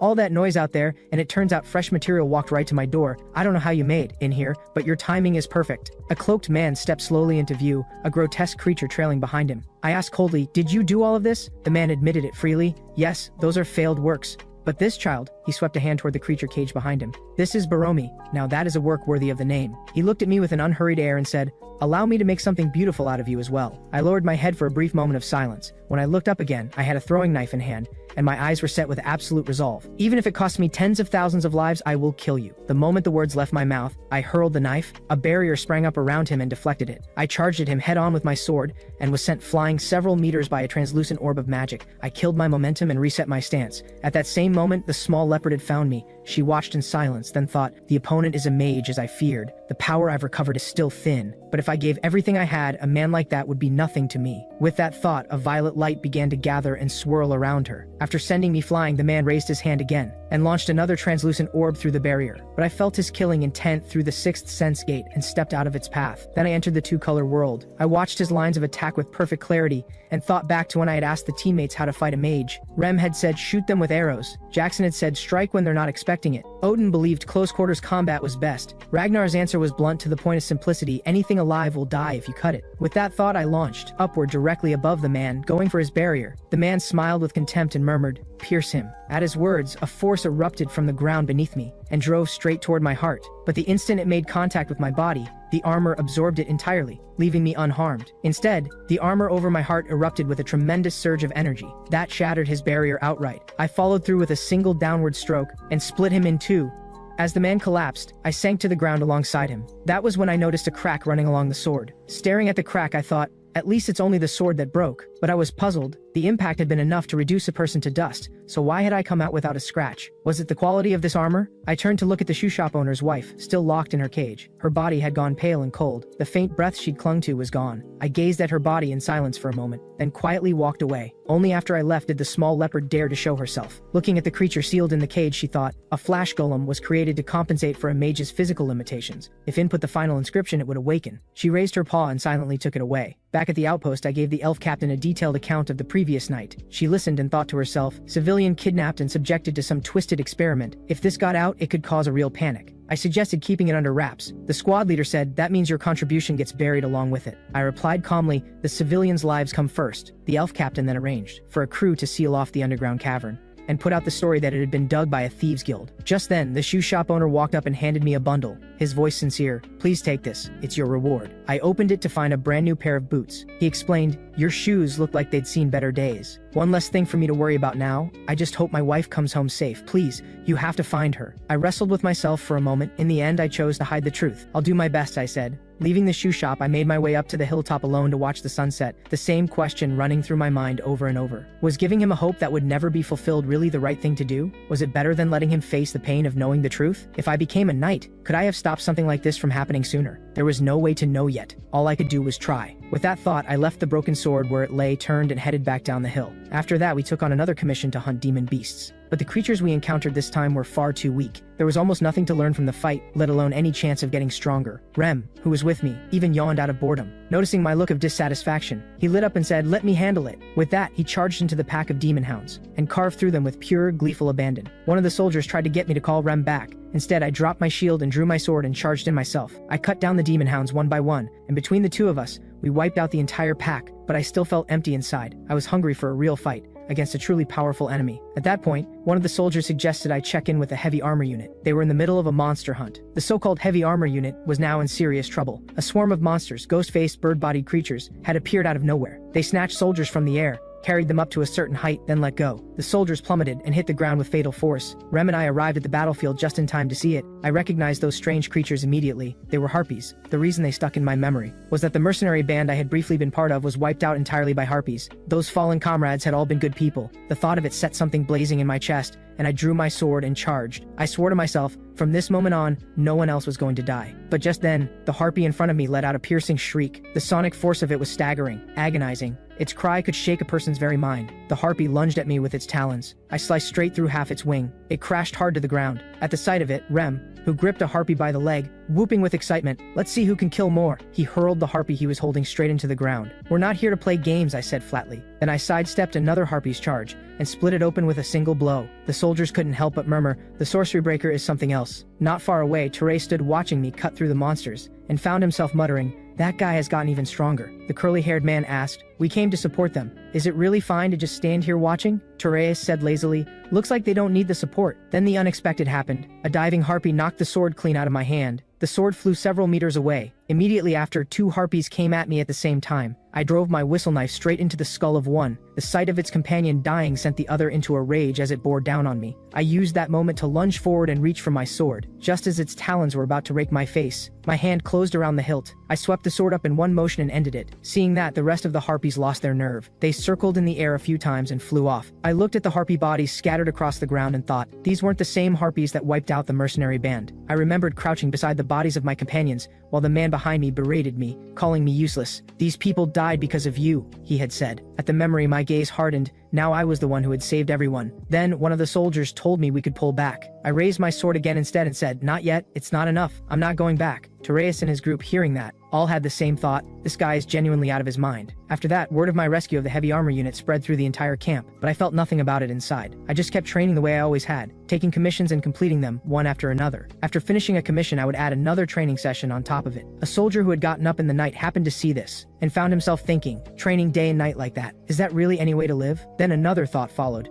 should I try it too? He decided on the spot, and that night, he started training through the dark hours as well. By the next night, his effort had drawn in a companion. Before long, a group of soldiers was drilling together every night. One day, the elf captain was doing her daytime rounds when she noticed the soldiers training hard on the parade ground. The atmosphere in the unit has changed lately, she remarked. A subordinate nearby explained, it seems like everyone's been following the example of the sorcery breaker. The elf captain let out a long sigh. Then she sought me out and made an announcement. Effective immediately, Squad 444 was being elevated to an independent unit under the 4th Squadron, and I was to be its commander. I said I only had 5 people, not enough for a proper unit. She said the necessary personnel would be added based on whatever I needed. I was still worrying that a bigger team would be even harder to manage. When she said, once you're a squad leader, you won't need to carry out standard duties anymore. You'll have more time for training. I understood what she was going for. I bowed gratefully. I'll do my best to carry out whatever you entrust to me. The elf captain then suggested, it would be a shame to just let you leave. Let's spar. She raised her fists and said, these are my weapons. I set down my own without hesitation. All right. Then I raised my fists and settled into my stance. I recalled something Odin had taught me. Unarmed combat is for close range. Speed is what makes it effective. So when she came at me, I deflected her first strike with my elbow, pushed forward with my free hand, then used the difference in our size to drive into her body and take her down to the ground, pinning her with my elbow. I believe that's my win, I said. The elf captain started rambling again. Humans really are blunt when it comes to proposals. My expression darkened, but her words were just a distraction. She swung her right leg up and swept me off balance, used the momentum to sit on top of me, and planted her left foot on my chest. She said, read your opponent's weakness, then use your own strengths to crush them. Her eyes softened. Well done, my fiancé. Keep improving. I am not your fiancé, I replied quietly. Please get off me. With that, we both straightened our clothing as if nothing had happened. Then I suddenly heard her murmur, I'm sorry. I wasn't able to shield you from it. I was puzzled. What was she referring to? As the weather warmed, a war front that had long been deadlocked began to shift, and full-scale conflict felt imminent. To recover from their last defeat, Asbin's forces grew more aggressive, and the army formally moved into a state of war readiness, setting off a chain of changes. At that moment, a middle-aged man with a thick beard introduced himself. I'm the newly appointed captain, Marcus. Beside him, Crace murmured, War-mad Marcus is one of Cyprus's core generals. He's a true strategist, seasoned in command. Meanwhile, Marcus surveyed the soldiers and thought to himself, aside from the heavy armor unit and the border guard, nearly everything else in this army is filler. His gaze drifted to me. Worth mentioning, he thought, is that squad leader they called the Sorcery Breaker. Since the last battle, he'd been racking up accomplishments one after another. Was it pure luck or genuine ability? Prove your worth to me. He then issued a directive to the independent unit, gather intelligence on the terrain near the Penanir River, and I finally understood what the elf captain had meant by I'm sorry. Just then, one of the newly added unit members, Anri, spoke up. That position is right next to Asben's fortress city, Border City. It's similar to our own Border City, a city built for military purposes. Crace followed up smoothly. Sounds like a reconnaissance mission. Rem immediately announced he was coming with me, but someone cut in. Except for the squad leader, all members are to remain on standby under the new squad leader's orders. Direct orders from the captain. The speaker was the newly appointed squad leader, Andrew, who declared at full volume, that means you all have to follow my instructions. The moment the words left his mouth, Rem stepped right up to him, and, in a deeply unsettling display, ran his tongue along the sword of his axe. Why is there worthless deadweight in our unit? He said. Even as Andrew trembled with fear, he held his ground and insisted on his authority as squad leader, shouting, Come at me if you've got a problem, I'm not backing down. Rem crouched low, vining to spring.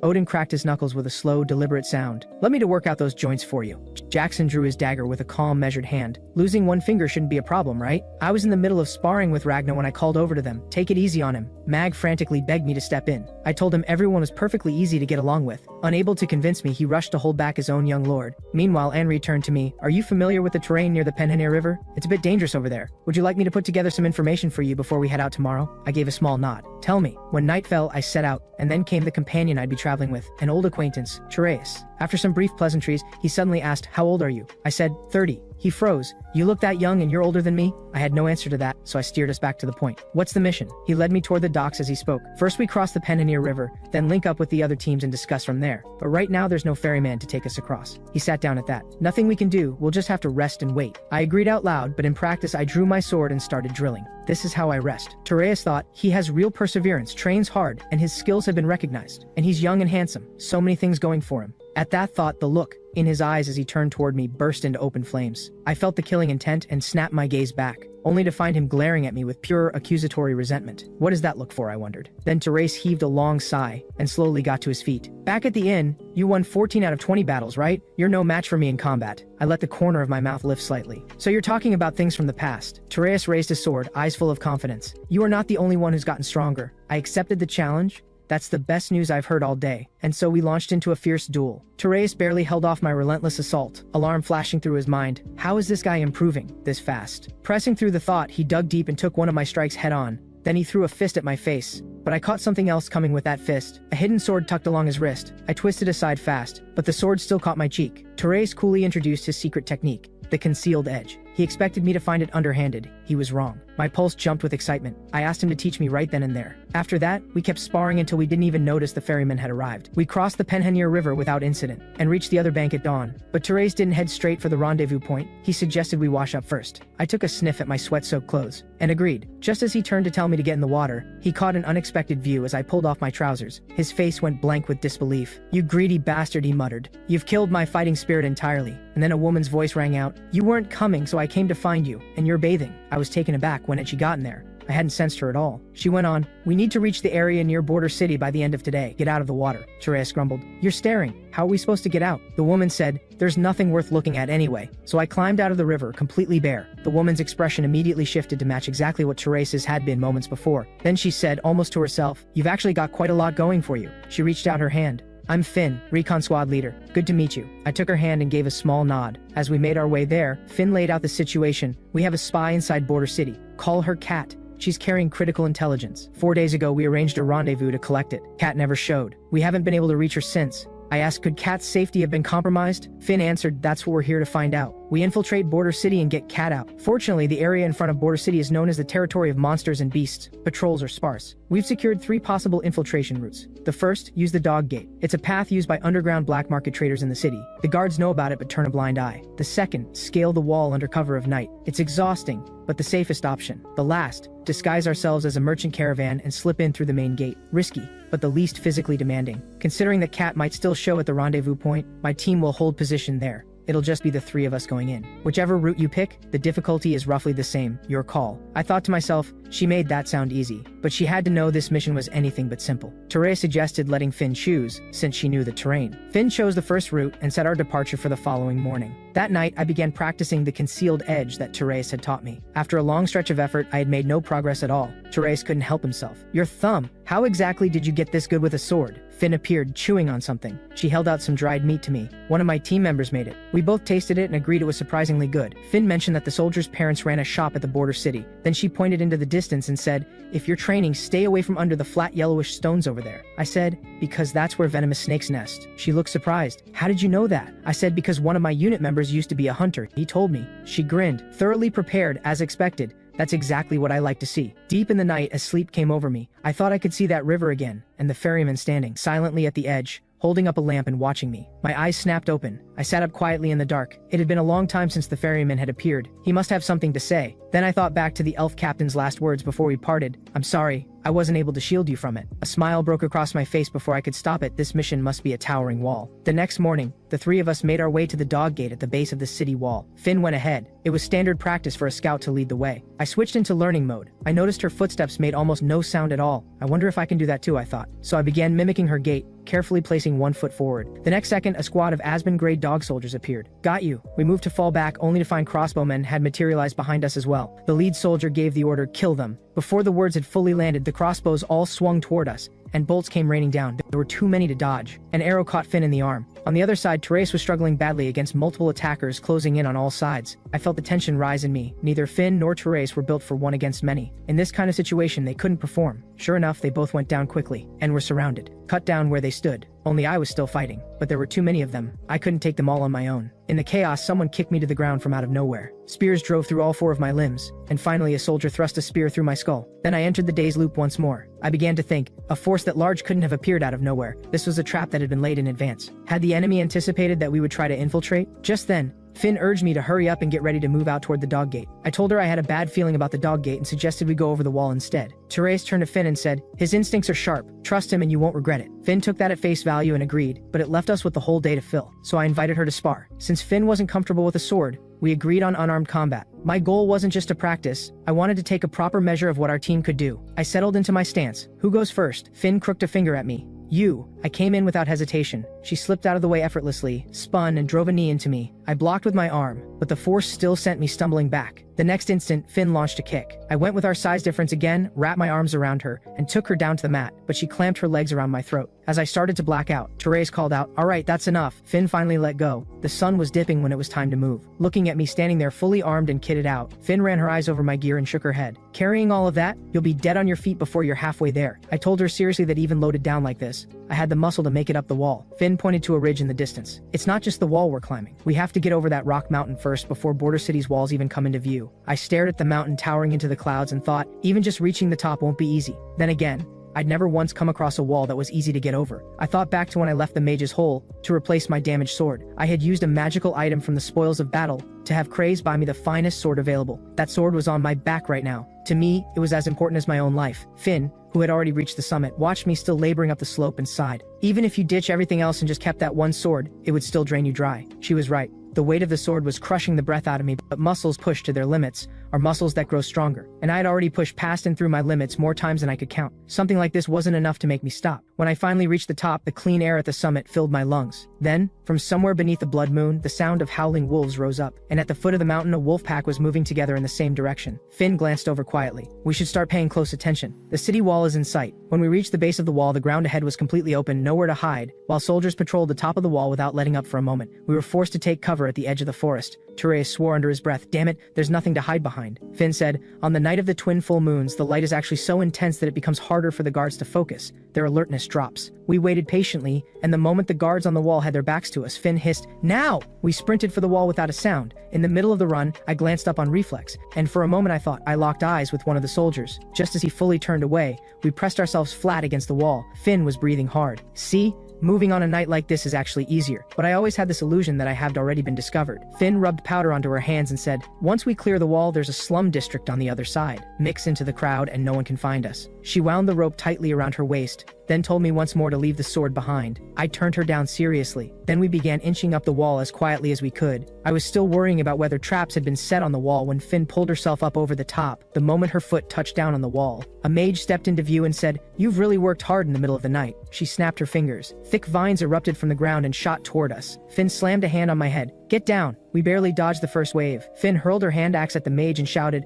"Pull back to the base of the wall." Seeing the axe coming, the mage calmly directed vines to intercept it, shredding it in an instant. But I didn't run. I drew the sword from my back and charged straight at the mage. Wave after wave of vines blocked my path. At the critical moment, I decided to fall back on the experience of past fights against mages and use the sixth sense gate to end her with a single strike. But then Jackson's words came back to me, "Trust your five senses, but never trust them blindly. A powerful opponent will sometimes deceive your instincts." That goes doubly for mages. He was right. Before my sword tip could reach her, vines had vined around my entire body. I was hauled off my feet and left hanging in the air. Finn exploded. "What the hell is that idiot doing?" In the same breath, she and Therese were impaled by the vines. I was still fighting against the vines, but no matter how hard I struggled, they wouldn't give. The mage said, "You didn't run. That kind of courage deserves to be acknowledged." Her golden eyes gleamed. "I am Risha, the Rosevine Weaver." She closed her fist. The vine snapped shut. My body came apart in an instant. Once again, I was back at that familiar river. I blamed myself. I had gotten arrogant. Drunk on the fact of my own growth, I had charged in without gauging the enemy's strength at all. The ferryman was there to mock me too. "You should have a clearer picture of your own limits now, shouldn't you?" In the face of an overwhelming wall, "You're nothing more than an insignificant ant." I paid his scorn no mind. "Thanks," I said. Because of it, I remembered why I started. "This wall is exactly what I needed," the ferryman replied coldly. "Let's see if you're still saying that after you've seen the third wall." In the second loop, I suggested to Finn that we take the third route, the merchant caravan disguise. Finn told me the caravan wouldn't enter the city until the following morning. I thought to myself, if I can't get over the wall, I can't reach tomorrow. What form will this wall take this time? Realizing we'd need to wait another full day where we were, Finn wasted no time calling for her team members to bring wine and food. I watched everyone lounging around at a relaxed picnic and asked quietly, "Isn't this a little too casual? Isn't it dangerous?" Finn answered, "Being too tense hurts efficiency. When you're stiff, your field of vision narrows." She held out a cup to me. "You should rest too." I knew she was right because my vision had narrowed. I had convinced myself that the only way through a wall was to charge straight at it. Ease up a little. Throwing yourself at something relentlessly isn't always the only way forward. Live in this moment. Live each moment well. With that thought, I slowly drew my sword, took a breath, and began to practice the way I always did. I kept at it until the blood moon hung directly overhead before I stopped. I wiped down the sword and thought, hard won as it was, Just arriving at that realization made this a worthwhile day. Up until this point in the day, I had already been at the city wall both times. Gray dog soldiers at the dog gate, a mage on the wall. So what would be waiting for me this time? The thought had barely formed when the howling of wolves rose up from beneath the blood moon. The next second, a massive pack of werewolves came thundering toward us and had us surrounded within seconds. Therese surveyed them and said, "Taking down a single werewolf normally takes at least 10 soldiers. There are at least 20 out there. We're done." Finn was furious too. There was no monster presence at all just now. Where did they come from? A thought flashed through my mind. Could it be that mage, Risha, who had done this? The moment the werewolves surged forward, I stepped into the two-color world. I could see their attack lines clearly, but there were too many of them, and they moved without any pattern. There was no way to keep up. All I could do was swing on instinct. When I tried to widen my field of vision, the full scale of the carnage hit me. Not just Finn's team members, even Therese and Finn herself had been torn apart beyond recognition. Even knowing that as long as today kept restarting, they would come back. Watching them die was still agony. In that moment, fury and helplessness drove my sword arm into a frenzy. But then a werewolf closed in on me and drove a fist into my gut with full force. I coughed blood. This one was different from the others. It knew how to punch. It was likely the pack leader. It clamped its jaws around my wrist and sent me flying. I caught a glimpse as I fell. The rest of the pack was circling in, ready to devour me. Behind them, the ground was covered in my companions' bodies. After dying for the third time, the ferryman's voice came again. "As long as today doesn't end, you'll have to watch this play out again and again without limit. Can you still afford to smile?" At the start of the fourth loop, I said quietly, "You're right, it really doesn't feel good." Hearing me say that, Finn and Therese asked if I wasn't feeling well. I stood up. "No, I'm fine. Let's move." My eyes had gone still and certain. Even if all three paths were sealed, I would cut a new one through. On the way to the dog gate, I tried to think of a plan, but nothing came to me. Therese and Finn held their own in one-on-one fights, but the moment they were surrounded in a narrow space by multiple enemies, they had nothing left. The only real option was to avoid being surrounded. Could I use the sixth sense to locate the ambush before it happened? But when we were surrounded again, my heart sank. I couldn't sense them at all. Was there some kind of magical interference here too? With that thought still unresolved, I went down again. After reviving, when Risha's vines came for me, I asked, "Was the magic in the dog gate you're doing?" Risha said with irritation, "Did you figure it out?" Honestly, Captain Roger is sloppy. And with that, the vines ended my life. After 2 failures, I went back to practicing the concealed edge. Still no progress. But my mind was full of questions. With a mage involved, the sixth sense was useless for avoiding the ambush. And even if I managed to slip past it, could the three of us really shake that many pursuers? The werewolf fight was the same story. Every scenario was outnumbered. No matter how I looked at it, as long as the gap in strength stayed this wide, I would never get over the wall in front of me, which meant I had to keep getting stronger. But in the heat of battle, I noticed the old recklessness creeping back. I forced it down deliberately, and kept running through the trials on all 3 routes, fight after fight, staking everything each time. Each run, I came out a little better than the last. Eventually, even the ferryman had seen enough. "How long are you planning to keep this up? If you don't want to be trapped in today forever, you'd be better off picking a wall and taking it on." I said, "The more I try, the more certain I am. Every one of these 3 routes is a wall worth challenging. They're honestly too good to pick just one." Somewhere deep in the loops, Therese stepped out of the cave after waking up, and found me in the middle of hard training. What stopped him cold was that I had already mastered the concealed edge. Therese stared in disbelief. "You couldn't do that yesterday. When did you learn it?" I murmured, "About 30 days ago." I quietly closed my hand into a fist. "I've built up enough. Today is the 79th loop. It's time to clear this wall." But there were still a few things I needed. I turned to one of Finn's team members and said, "Could you put together a simple pouch for me?" I held up my wrist to show the size. "About this big. I need to wear it on my arm." He agreed right away. Then I noticed something unusual about the lining of Finn's boots. She showed me the custom-made leather boots. "I layer cloth on the inside," she said. "That's what deadens the sound." So I had Therese and myself line our own boots the same way. Once everything was ready, my footsteps inside the dog gate were nearly silent. Finn was genuinely shocked. Even with the cloth lining, moving that quietly was no small feat. Only I knew the truth. Through loop after loop, I had never stopped training. To survive the dog gate, I had to find the hidden enemy first and carve out an opening. Spotting an ambush in the dark wasn't easy, but that was exactly Finn's specialty. The thought struck me, and I turned to her suddenly. What would we do if there were enemy soldiers waiting inside the dog gate? Finn said we'd fall back. I pressed her, and if the way out was blocked too? How high and wide is this tunnel? If we're boxed in from both ends, is there another way through? If there are armed forces waiting up ahead, aren't we just walking into a dead end? Finn's patience frayed. "If you're scared, maybe you should sit this one out. Stop putting bad ideas in everyone's heads." "I just think it's better to be careful," I said. What I was actually doing was making sure they would act the way I needed them to. Given who they were, I couldn't strong-arm them the way I might have on the high grasslands. I had to convince them instead. I thought back to the weight of Kron's presence the first time I'd faced him. That force of will that drove an idea straight into you. More powerful than anything words could do. Finn held my gaze for a long moment. Then she gave in. "Fine. I agree. I've been too careless." The moment she said it, the mood shifted. Finn also began to become more vigilant. She noticed marks on the ground and thought to herself, "Those look like they've been deliberately wiped away." Then something hit her, and she swore under her breath. She told us to pull back immediately, but the way out was already blocked. A squad of crossbowmen. And now I finally knew exactly where they were. I launched the plan on the spot, sprinting straight at the crossbow squad, shouting as I went, "Orders! Orders from Captain Roger!" The crossbowmen had no idea what was happening.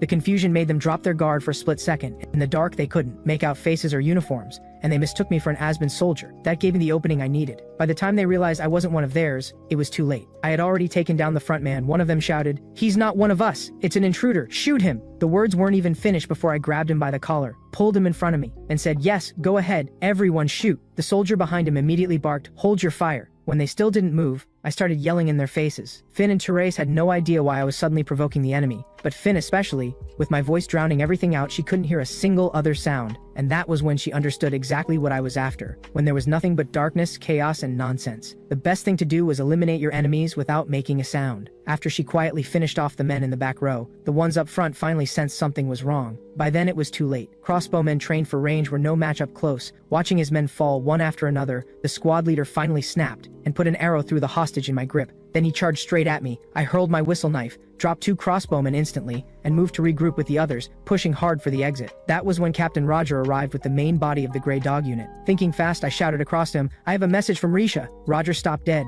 I used the gap to break into a full run. When he realized he'd been played, Roger's rage boiled over. "After them," he ordered. They chased us all the way out of the dog gate, while Finn was frantically running the numbers on where to run. I said, "Head for the camp." Finn led the way without hesitation. As we ran, I noticed the sun was nearly down. Time to call those things out, I thought. I drove my sword into the yellow clay bank, then kicked the dirt up in a spray toward the soldiers. Mixed in with the earth came a mass of venomous snakes. The agitated snakes went wild and tore into the soldiers, killing several on the spot. That was exactly what I needed. But I had another reason. When the blood moon rose, the chaos the snakes were causing would draw the attention of the werewolf pack. And sure enough, below me, the werewolves were prowling the ground hunting for humans. From my elevated position, I waved Therese and Finn around to the side to get clear. Then I turned and stood my ground, facing the soldiers bearing down on me. Seeing the split, Roger shouted, "They've broken apart! After them!" Now I had my back to the cliff, and below was the hunting werewolf pack. Get them fighting each other and I'd have my way out. To provoke them, to strip away their reason, I let a surge of killing intent break free. It didn't just catch Roger's attention, this also caught the attention of the werewolves on the ground. Right on cue, Roger ordered his soldiers to kill me. The instant the command left his mouth, the werewolf pack erupted out of the ground, the pack leader at the front. I felt the shift behind me, and on instinct I twisted to the side, narrowly dodging the pack leader's full-force punch. Then I stood still and watched the two sides tear into each other. On the other side, the fleeing two heard the howling erupt and looked back. They found me standing alone in the middle of the enemy, calmly slipping through attacks coming from every direction. It was only possible because I had spread all 5 senses wide, reaching past where my eyes could see. Split-second decisions were everything. One mistake and I would die. Though, as things stood, that wouldn't stick. Then I heard Roger issue another order, form up. The Grey Dogs were elite. Once they locked into formation, the werewolves wouldn't stand a chance. If I wanted my plan to hold, the brawl had to keep going. Because in one of the earlier loops, I had stumbled onto something. During a fierce exchange with Roger, one of his soldiers had jeered at me. "You idiot. You're picking a fight with helmet never off, Roger." At the time, I'd had no idea why he never took it off. Curiosity got the better of me, and I flicked it off with my sword. Underneath was a completely bald head. I had looked him dead in the eyes and said sincerely, "There's no shame in being bald, Roger." He had killed me shortly after, consumed by fury and humiliation. The memory surfaced, and I immediately shouted, "Roger, take the helmet off. Show everyone that barren wasteland up there." Roger's jaw clenched, and he forced himself to stay calm. "Don't let him get to you." But I wasn't done. I slowly ran a hand through my thick black hair, then fixed him with a deliberate stare. That was the last straw. Roger ripped his blade free and came at me, spitting promises of a slow death. We collided head-on.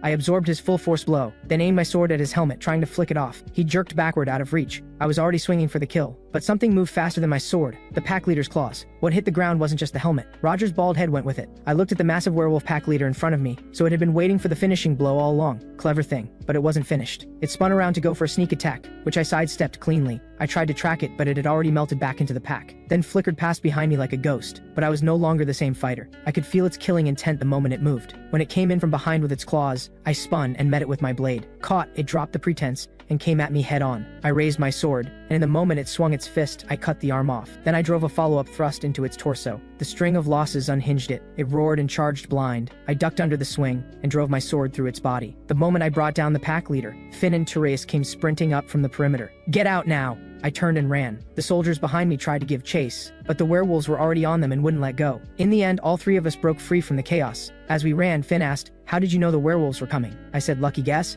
Therese asked, "How did you know the Grey Dog commander's name?" I had even less of an answer for that. Since there was no way to explain, I might as well just push through to the end, so I stopped and turned to them. There's one more thing we have to do. Take the wall. Defeat Risha. Now, as they watched me scale the city wall with practiced fluid speed, the recon squad leader Finn was left far behind, a puzzled look on her face. I reached the top first, crouched at the edge and watched Risha's position. Same as every loop, she never changed her position. I held up a fist to signal Finn and Therese and said under my breath, "Enemy ahead, I'm going in first." Then I drew my blade and charged at Risha. Risha spotted me instantly. She directed vines to lock around both my hands and sent me flying several meters. I cut the vines cleanly and landed. Risha tilted her head, puzzled. "How did you get through? My children were supposed to be out there." I said, "They are probably busy playing with the gray dogs right now. Looks like you didn't train them very well." That landed. Risha's expression darkened, and the vines came surging at me. I pulled back and ducked under the strike, then called on what I had worked out across dozens of loops. Let the vines as thick as spears slide off. Cut down the ones thin enough to crack like whips. I was hitting my stride when a squad of archers appeared behind me. They were about to open fire when Therese and Finn cut them off. To keep them from interfering with my fight, the two of them took up position as my rear guard. Back at the front, Risha had completely lost her patience. Her vines weren't landing a single hit. She changed her approach,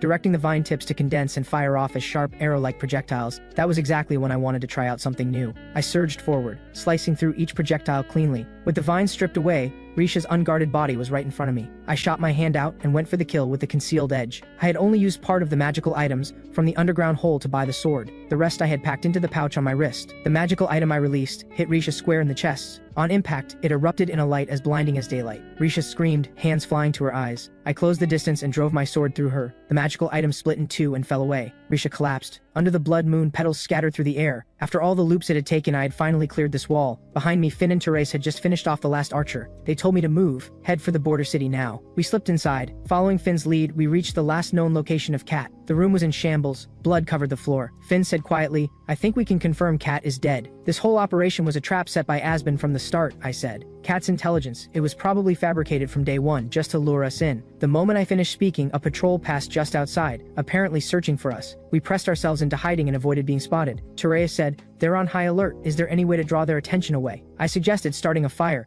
use it to pull their focus, and slip out in the confusion. Elsewhere in one of the rooms, a subordinate was delivering a report to a finely dressed young man. He listened as the subordinate described how the layered trap had been dismantled piece by piece, and how the enemy had escaped the border city. The man, Abneil, Asbin's prodigy strategist, tapped the windowsill lightly with his fingers. He had planned to use this as an opportunity to eliminate the enemy's spies and scouts before the war formally began. The plan had failed, but he didn't look troubled. He murmured softly, "That's all right, I have plenty of other ways." He walked slowly toward the door and said to his subordinate, "Let's go. We have the next plan to prepare." On our side, we made our way back to the border city by small boat. Finn and Therese looked exhausted. I was still sharp and full of energy, and cheerfully invited Therese to spar again once we were off the boat. Therese refused in outright fury, because I had already pushed him through more than 10 rounds on the way back. The boat reached the dock. At the city gate, we found a bald man on his knees, pleading with the gate guards. I recognized him immediately, Kilbin. The moment he saw me, he came rushing over. Trace was in trouble, he said, and there was more, a piece of bad news on top of it. The frogman had appeared. My expression went cold. So Prolok had come. Through Kilbin's account, I know about what had happened 3 days earlier at the Kilbin Guild headquarters. Trace had just finished calculating the resources needed for the upcoming campaign. When Kilbin came in to report that the inn owner had spotted someone suspected to be an Asbin spy, Trace sent him to confirm it, and if the suspicion checked out, to bring the person in quietly. The Kilbin Guild had rebranded itself as the Night Watch, taking responsibility for the back alley order that the border garrison didn't have the reach to cover. The shift had done them good. The guild's reputation had improved, and collecting protection fees had become easier. The residents had more or less become Trace's eyes and ears, and the flow of information had grown considerably. Kept up, the influence would only expand. At this rate, they could have a grip on the entire back alleys within half a year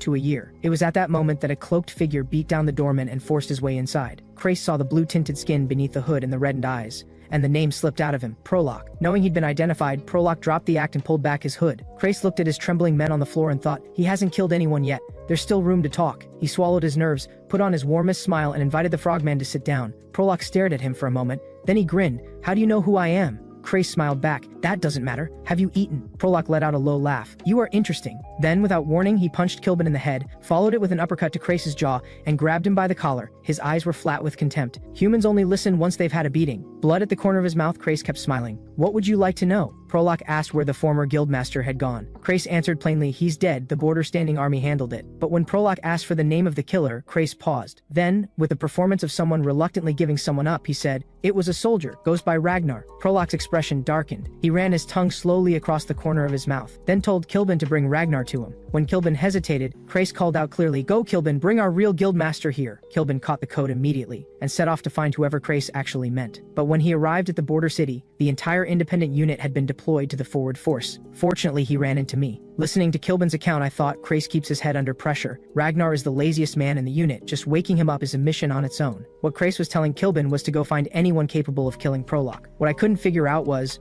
that group of lunatics only answered to me. How had they ended up being reassigned? Once Kilbin confirmed that Krace was still alive and in one piece, a thought settled in, I'm not the same person I was. But what about Prolok? He had put me on the ground without trying last time. Could I beat him now? To put it plainly, I wanted to find out. I wanted to test myself against him. So I told Kilbin, go back and tell Prolok. Ragnar, me, will come find him tomorrow. Then I turned and walked away. My first order of business after returning was to report to my superior. They asked if I'd join the forward force immediately. I said the journey had taken its toll, and I'd be ready in 2 days. Knowing I might die against Prolok and need to loop back, I wanted my body in peak condition first. So when I got back to the guard post, I let myself sleep properly for once. I woke up, ate a full meal, and ran through my regular training. Once that was done, I went over my gear. The whistle knives I'd used in the last fight had been left behind. I only had 2 on me now. That was when the little leopard padded over and let out a soft sound. I scratched its fluffy head, assuming it was bored, and decided to bring it along to the meeting. On the other side, Prolok sat eating earthworms as he muttered to himself. He said he'd come today. He'd better keep his word. Krace walked in carrying a bowl of earthworms. Please, try these first. Fresh as they get. I think you'll find them to your taste. Prolok was satisfied enough with the service to remark, you know how to treat a guest? I'm starting to think it'd be a waste to kill you. Krace laughed along on the outside. Inside, his thought was a single desperate cry, whoever it is, please hurry. I'm running out of time here. Back at my end, as I walked down the corridor toward the door at the far end, I calmly drew my whistle knife. Prolok, still leisurely eating an apple, seemed to sense something. He suddenly fixed his eyes on the door. The next moment, I kicked it open. Krace looked up, startled, then went pale with horror. Wait, why is it you? You're the weakest one in the squad. I ignored him. I had one thing in mind, a real fight with Prolok. When my knife came at him, he vaulted off the desk and was clear before the blade arrived, landing in a smooth crouch on top of it. He jumped again, dodging the next slash, then spun 360 degrees around to my back and put distance between us. The fight was on. Our weapons clashed and the two forces ground hard against each other, evenly matched by the look of it. Krace watched with his mouth open. Is this really our squad leader? How is he holding his own against Prolok? After the first exchange, I understood Prolok's strength in full. Against raw force like that, trying to meet it head-on was a losing game. One misstep and bones would break. So when the frogman came again, I used the fluid redirection of the soft sword style to let the force slide off. I had one objective in this fight, the heart, Prolok's only real vulnerability. But I had to land it in one strike, enough to stop his regeneration cold. And yet just as my sword tip neared his heart, he drove a kick into me. I hit the wall hard. Krace's chest tightened, thought he took a direct hit. If he loses consciousness like last time. Prolok walked toward me, voice low. You aimed for my heart? And in his own mind, we Procloaks are called talent appraisers. We have eyes that see through a person's potential. But this one I genuinely cannot read. His talent should have hit its ceiling long ago. How is he still producing strength beyond that limit? Then I planted my sword tip into the floor, and used it to push myself upright. Looks like I can take a kick from Prolok now, I said. Prolok came in fast. Then I'll kill you right here. No matter how he came at me, I kept angling for the heart. When he flashed to my front, I snapped my head down to duck a blade, then cut his left arm off in one clean motion. I gambled he wouldn't have time to regrow it and moved to drive my sword through his heart. Even knowing exactly what I was going for, Prolok was dismissive. One arm is more than enough to end you. He brought his weapon down hard on my sword. Pain shot through my wrist and the blade spun out of my hand. Weaponless, I had nowhere to go. Facing the blade swinging toward my face, something in me went still. A quiet resignation. But the blade stopped, centimeters from my face. Why, I thought. Why pull back at the last second? What I didn't know was that in that moment, Prolok had felt it. A dense, powerful surge of cursed energy. He knew exactly what it was coming from. The beast behind me, radiating it as a warning. Kill this man and his own life would be in danger. He wanted nothing more than to finish off a human who had broken past the ceiling of his own talent. But after a moment's war with himself, the will to survive won out over the desire to kill. He put his weapon away and walked toward the door. On his way out, he said, "Remember, my name is Melrin. Next time, I will take your life." As Melrin left, Krace finally exhaled. I looked down at my swollen wrist, the damage from absorbing Melrin's final blow. I closed my hand quietly into a fist. 3 loops. 3 more loops today, and I'd win. Out on the street, I was still turning over the question of why Melrin had stopped. Then my eyes dropped to the little leopard walking beside me. "Was that you, Esther?" I asked. Just then, I ran into the first company commander coming the other way. He'd apparently been looking for me for a while. The moment he saw me, his eyes went to the bandage on my wrist. I told him I'd had a run-in with some thugs. He didn't press it. "The direct company commander is requesting you for the campaign," he said. I blinked. The elf captain? At that same moment, the elf captain was standing high above the battlefield, watching the field below. Taking in the extraordinary things the independent unit members were doing, she thought quietly, now I understand why they're called lunatics. Down on the field, Rem was cutting through enemies like lightning, keeping count out loud. When he hit 3, he slung his great axe over his shoulder, turned his back on the enemy still rushing at him, and strolled back toward camp, muttering, daily quota's done. On the other side, Ragnar walked into friendly lines carrying a severed head, yawning, tossed it to a passing soldier and said, going to sleep, don't wake me. The soldier looked at the head, recognized it as an enemy commander's, and dropped it in fright. As for Odin, he picked up a loudly cursing enemy soldier with one hand, smiled pleasantly and said, you could use some lessons in manners. Then he snapped the man's arm without effort. The enemy's shriek was enough to make our soldiers flinch, and Jackson simply played with his opponents, weaving endlessly through their attacks without ever hitting back. And when each attempt failed, he fixed them with a look of quiet, total contempt. One of them found it so humiliating that he eventually dropped to his knees and begged Jackson to hit him. Watching all 4 of them, the elf captain was at a complete loss for words. Back in the command tent, Marcus was genuinely surprised that the elf captain had managed to bring that group out at all. She recounted what had happened before the deployment. That day, she had gone to the guard post and told the independent unit members they needed to fill in for the squad leader. Andrew immediately understood what that meant. They were being asked to deploy. Rem turned to her with open irritation. You pulled our squad leader out without asking us. Why are we the ones filling the gap? The elf captain didn't answer. Instead, she asked, a squad member who defies orders. The squad leader answers for that. Are you planning to cause trouble for Ankrid? That landed. Rem stood and said quietly, 3 a day, that's the limit. Recalling all of it now, the elf captain thought to herself, we should all be grateful that those lunatics went to such lengths. Marcus spoke up, our unit is running the Vanguard campaign. This battle is going to have a significant impact on the main force. Asbin is still goading us. The elf captain said, but they've been sending skilled fighters. We haven't won a single duel. The defeats are piling up and some of the soldiers are starting to crack. Marcus said, let it go on any longer and morale will collapse.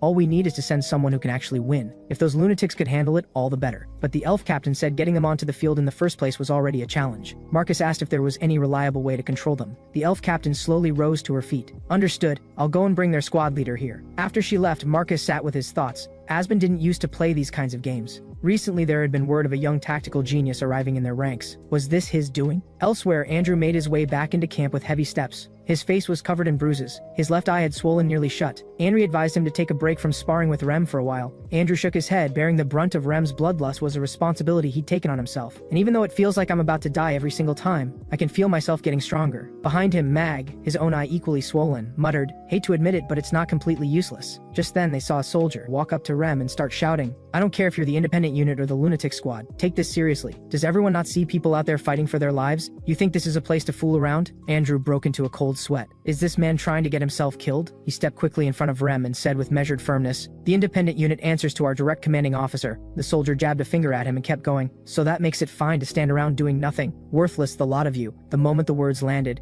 Andrew felt Rem rise to his feet behind him and felt the pressure of a physical force. To keep the soldier from getting hurt, Andrew immediately challenged him to a duel. That stopped Rem. Andrew let himself be grabbed by the collar and dragged off, the soldier still ranting. Rem watched them go and let out a long, slow breath. He said, boring. Then he turned and walked back into the tent. A single thought settled in his mind. There was nothing for him here. Maybe it was time to walk away from this rotten outfit. Inside the tent, the others were quiet, each caught in their own thoughts. Ragnar, who spent most of his time sleeping without a care, lay awake now, quietly worried about the squad leader. Odin went through his daily prayers, turning over a question. Maybe it was time to go back. Jackson remained as unreadable as ever, but somewhere underneath, the idea of leaving had taken root. All 4 of them arrived at the same thought at once. If the squad leader wasn't back by the end of today, they were leaving. At that same moment, I arrived outside the tent at a relaxed pace. The elf captain saw me and said, back to the unit, dear fiancé. I walked inside. Quietly I said, I'm back. Rem had barely started to say squad leader. Andrew came crashing through the entrance at a full sprint, threw his arms around my legs and broke into loud heaving sobs. Why did you take so long to come back? You have no idea what I went through. Rem let out a short laugh. He grabbed Andrew by the head and pulled him back.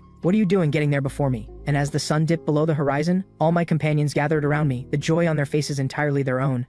In the evening, I said to my squad members, you should follow the orders from above. Rem lazily replied, depends on my mood. Then he slowly rose to his feet, fixed me with a dark, unreadable gaze and said, have you gotten any stronger? Before I could answer, Ragnar slammed his sword into the ground with a sharp thud and said quietly, let's spar. Krace, lying on his bed, muttered, can't you see the captain's wrist is injured? But Ragnar and Rem weren't listening at all, already bickering over who would spar with me first. Odin stepped between them with a cheerful smile and said, let's calm down. Then immediately cut in line himself and said, it's been a while since our last spar. I need to loosen up these stiff muscles first. I said, stop causing a scene. Krace thought I was finally about to take charge. His eyes actually lit up, but my next words caught him off guard. I'll spar with each of you, one at a time. Even as Krace insisted that I was injured, I told him my wrist could still move. Only Jackson came over to check on the wound. He had me under unwrapped the bandage so he could apply ointment. As I unwound it, I thought, I can't put full force behind it, but I should still be able to swing a sword. The reason I insisted on sparring was to show them how far I'd come. Once my wound was taken care of, we all headed outside the tent together. Rem was the first to spar with me. As his axe swung toward my face, I quickly brought my sword up to block. Feeling a force completely unlike anything before, Rem thought, something's different. The movement was instinctive, unhesitating, the kind of confidence only someone who had reached a new level could show. Witnessing my transformation,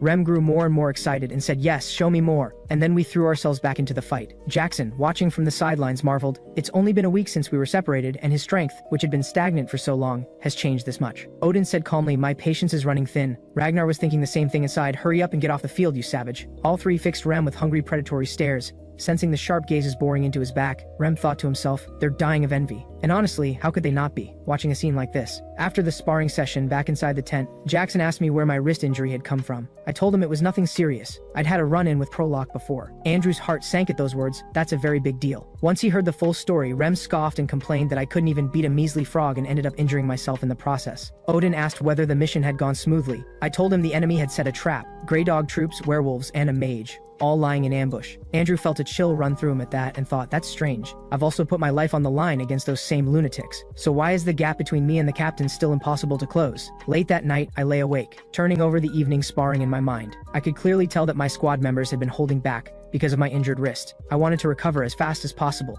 so I could fight at full strength. I was also curious how much my current level could push their abilities further. Then Rem suddenly spoke up, don't let yourself lose to the likes of Prolock again. Ragnar followed, you still have a lot to learn. Odin added, training is the only answer. Jackson said last, I can still see your weaknesses. I said, one more match and I'd have won. Rem told me I was overconfident. When he finished speaking, silence fell. No one said another word, and the tent went quiet. I drifted off to sleep in that warm, easy atmosphere. But then Rem opened his mouth again. Once your wrist heals, let's have a proper match. The moment those words left his mouth, the floodgates opened and the other three all chimed in. I replied calmly, sure, we'll see when I'm better. With that, I tried to fall back asleep, but Rem's grating voice filled the tent for the third time. To begin with, Prolock of all people. He sat up and animatedly gestured through how he would have blocked the frogman's attack, loudly declaring that he was going to train me into a frog hunter. Odin and Ragnar sat up too, announcing they were going to put together a whole new training plan for me. Only Jackson lay perfectly still and said softly, we shouldn't let our guard down. At that point, I stopped engaging and turned the question back on them. Aren't you going to sleep? This time, everyone finally settled down for good. Because of all the interruptions the night before,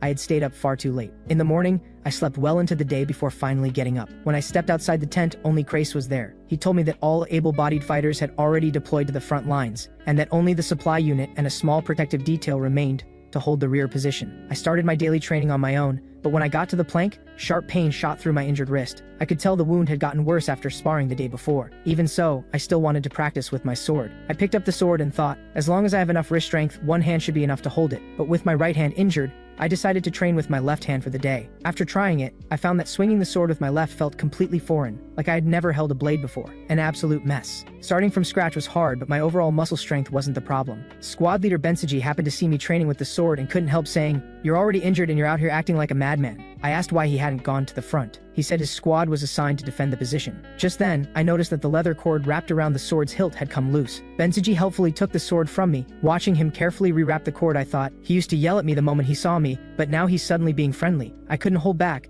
I asked him why he had disliked me before. He answered with a single name, Jenny. I stared at him completely blank and asked, who's Jenny? Seeing that I had absolutely no memory of her, Bensuji got so furious that he shoved the sword into my chest, then turned and walked away. That was when it came back to me, the Jenny he was talking about. I quickly called after him, I'm not interested in her. Jenny's feelings are completely one-sided. Bensuji froze at those words. It turned out that Jenny ran an herbal shop in the border garrison town. The herbs there were good, so I'd been a regular customer. Somewhere along the way it seemed Jenny had developed feelings for me. Bensuji had apparently been secretly in love with Jenny all along. I continued, honestly, I'm more interested in the herbs than in Jenny. Bensuji knew that was the truth. The reason he had been hostile toward me was entirely because of his inner inferiority. Jenny, who had never so much as glanced in his direction, had been captivated by my face. He turned his head away and muttered under his breath, damn it, irritating bastard. Then he left. I let out a sigh, he really is a strange one. Back inside the tent, I noticed a leopard had been sprawled on the bed yawning this whole time. I stroked its fur and asked with some concern, you seem really out of it today. Is something wrong? The little leopard silently shot me a sideways glance and thought, it's your fault. You were injured and still went off to spar. I pushed myself too hard trying to take some of your exhaustion onto myself, and now it looks like I won't be able to use magic for a while. Meanwhile, at the river near camp, two patrolling soldiers sensed something off in the water. A second later, an arrow shot up from the surface and struck one soldier in the forehead. Bensuji immediately rushed over with his men, telling everyone to hold the position and protect the supplies. I heard the commotion and burst out of the tent shouting, where are the enemies? Krace told me to get back inside and not to make any rash moves. The words had barely left his mouth when Asbin soldiers rose from the river in a long, even row. At their head was an old adversary I hadn't seen in days, Mickey Schuler. He slowly turned his gaze toward me and said quietly, "It seems God heard my prayers. I've been wanting to see you again for a long time, Ankrid." I said flatly, "So you still remember my name?" He gritted his teeth and said, "Thanks to you I came to see my own arrogance for what it was, and stepped into a new realm. That is why I have always wanted to finish you with my own hands." The moment the words left his mouth, he drew his sword and dropped into a stance. I handed the leopard over to Chris, then drew my sword, and met Mickey's slash head on. The instant our blades collided, the impact was so powerful that the sword was knocked clean out of my hand. Searing pain tore through my wrist. Mickey said with quiet meaning, "You're injured. What terrible luck." With that, he raised his sword high and brought it down toward me. In that desperate moment, Bensuji appeared and stepped in to block the blow. He charged at Mickey and shouted, "Run!" I yelled urgently, "Bensuji, fall back! He's too much for you." Before I could finish, Bensuji, who had been standing in front of me, was run through the throat by Mickey's sword. His head was sent flying into the air, then it hit the ground with a heavy thud. Mickey looked on with cold contempt and said, "Just a small fry." Then the little leopard roared and lunged at him. Craze chased after it, trying to pull it back. I had lost the ability to speak. Inside I was screaming no, but the tragedy struck again. The leopard was run through with a single sword thrust. I rushed forward immediately, trying to reach Crace, who had already gotten close to Mickey, but it was too late. Crace had already been run through. Mickey flashed to my side in an instant and said softly, "If your wrist hadn't been injured, I would have shown you just how much stronger I've become." The next moment, blood sprayed through the air. He killed me with a single stroke. And the loop for today. When I woke up, I sat motionless on the bed, silently berating myself I had no way to fight back. All because of an injured wrist. That was all it took to make me completely useless. The squad members had all been sent to the battlefield, no one could help, and the Grey Dog troops would strike the position before noon. So I had to use every moment before that to practice swordsmanship with my left hand. I trained until I was completely exhausted before stopping. At that point, Bensuji came over and asked, "Are you using your left hand because your right is injured?" Being that obsessed with training is its own kind of sickness. "Are you actually getting it down?" I said quietly, "Whether I can or not, I have to." And inside, I made a silent vow I will protect them. With that thought, I got ahead of the moment and said to Bensuji, "I'm sorry about the Jenny situation." He was just about to say it was fine, but my attempt at comfort managed to sting him instead. "Keep your chin up. There are plenty of women in this world who don't care about looks." When I faced Mickey head on again, I felt with painful clarity just how vast the gap between us truly was. I couldn't hold my own even with both hands on the sword, let alone my left hand alone, and my more refined swordsmanship was controlled by him. Trapped inside his offensive rhythm, unable to withstand the pressure of his blade, my neck was grazed open. I staggered and fell. Mickey noticed something was wrong and asked quietly, "What happened to your right hand?" I lay on the ground struggling to breathe and said, "It's injured." He leveled his blade at me and said, "What terrible luck. I've been waiting to face you at full strength." Then he drove his sword into my chest, ending that loop. In the second loop, I continued training my left hand on the sword. The grip, the swing, the footwork, the techniques I had learned from my instructor back in the village as a child, the sword style I had learned from Ragnar, even the fundamentals of other sword styles. I wouldn't get lost from not knowing. After all, this was a road I had already walked once with my right hand. And so I trained with total absorption and died beneath Mickey's sword again and again. After 40 repetitions, I was picking things up quickly, but the arc of my swings was still unstable. I couldn't help wondering, where's the problem? Is it just unfamiliarity? Then Bensuji appeared and called out to me, "Ankrid, do you want to spar with me?" His behavior caught me off guard. This had never happened in any of the previous loops, but the opportunity was too good to pass up. I accepted on the spot. When our blades met, I felt the considerable strength behind his strikes, but I still won the spar. I asked out of curiosity, "Why did you suddenly suggest sparring?" Bensuji answered,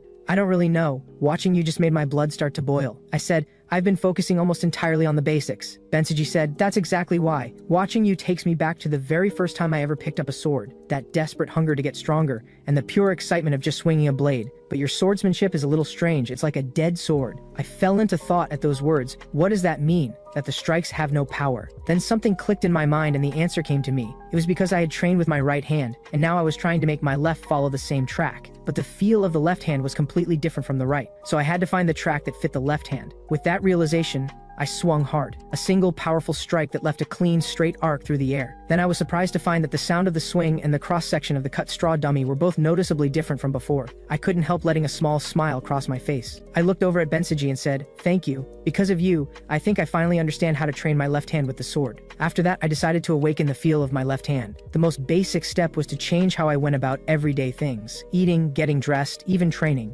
All of it leading with my left hand first. And to push that feeling even further toward its limit, I could also make use of the concealed edge technique I had learned from Therese. After repeating this 10 more times, when I beat Bensuji again, he still gave the same answer as before, so I kept going, repeating over and over. Then, On the 112th try, I used the concealed edge and knocked the sword clean out of Bensuji's hand. Like I had in the previous dozens of loops, I waited for his answer. But this time, his answer was completely different. When this war is over and we get back, I'm going to train harder than ever. I blinked. He hadn't said dead sword this time. I said, good, work hard at it. Maybe someday Jenny will fall for you too. Bensuji exploded. You son of a bitch, and then launched into what could only be described as several thousand words of unbroken cursing. I found his reaction genuinely entertaining, and inside I thought, I have to give him the chance to confess to Jenny so I can't die here. After that, I made my way to the riverbank and waited quietly for the gray dog troops to arrive. As I waited, I turned a question over in my mind. What is talent? It can't be defined in a single sentence. Whether it's the skill of mastering one's body, or the ability to forget everything and focus with total concentration,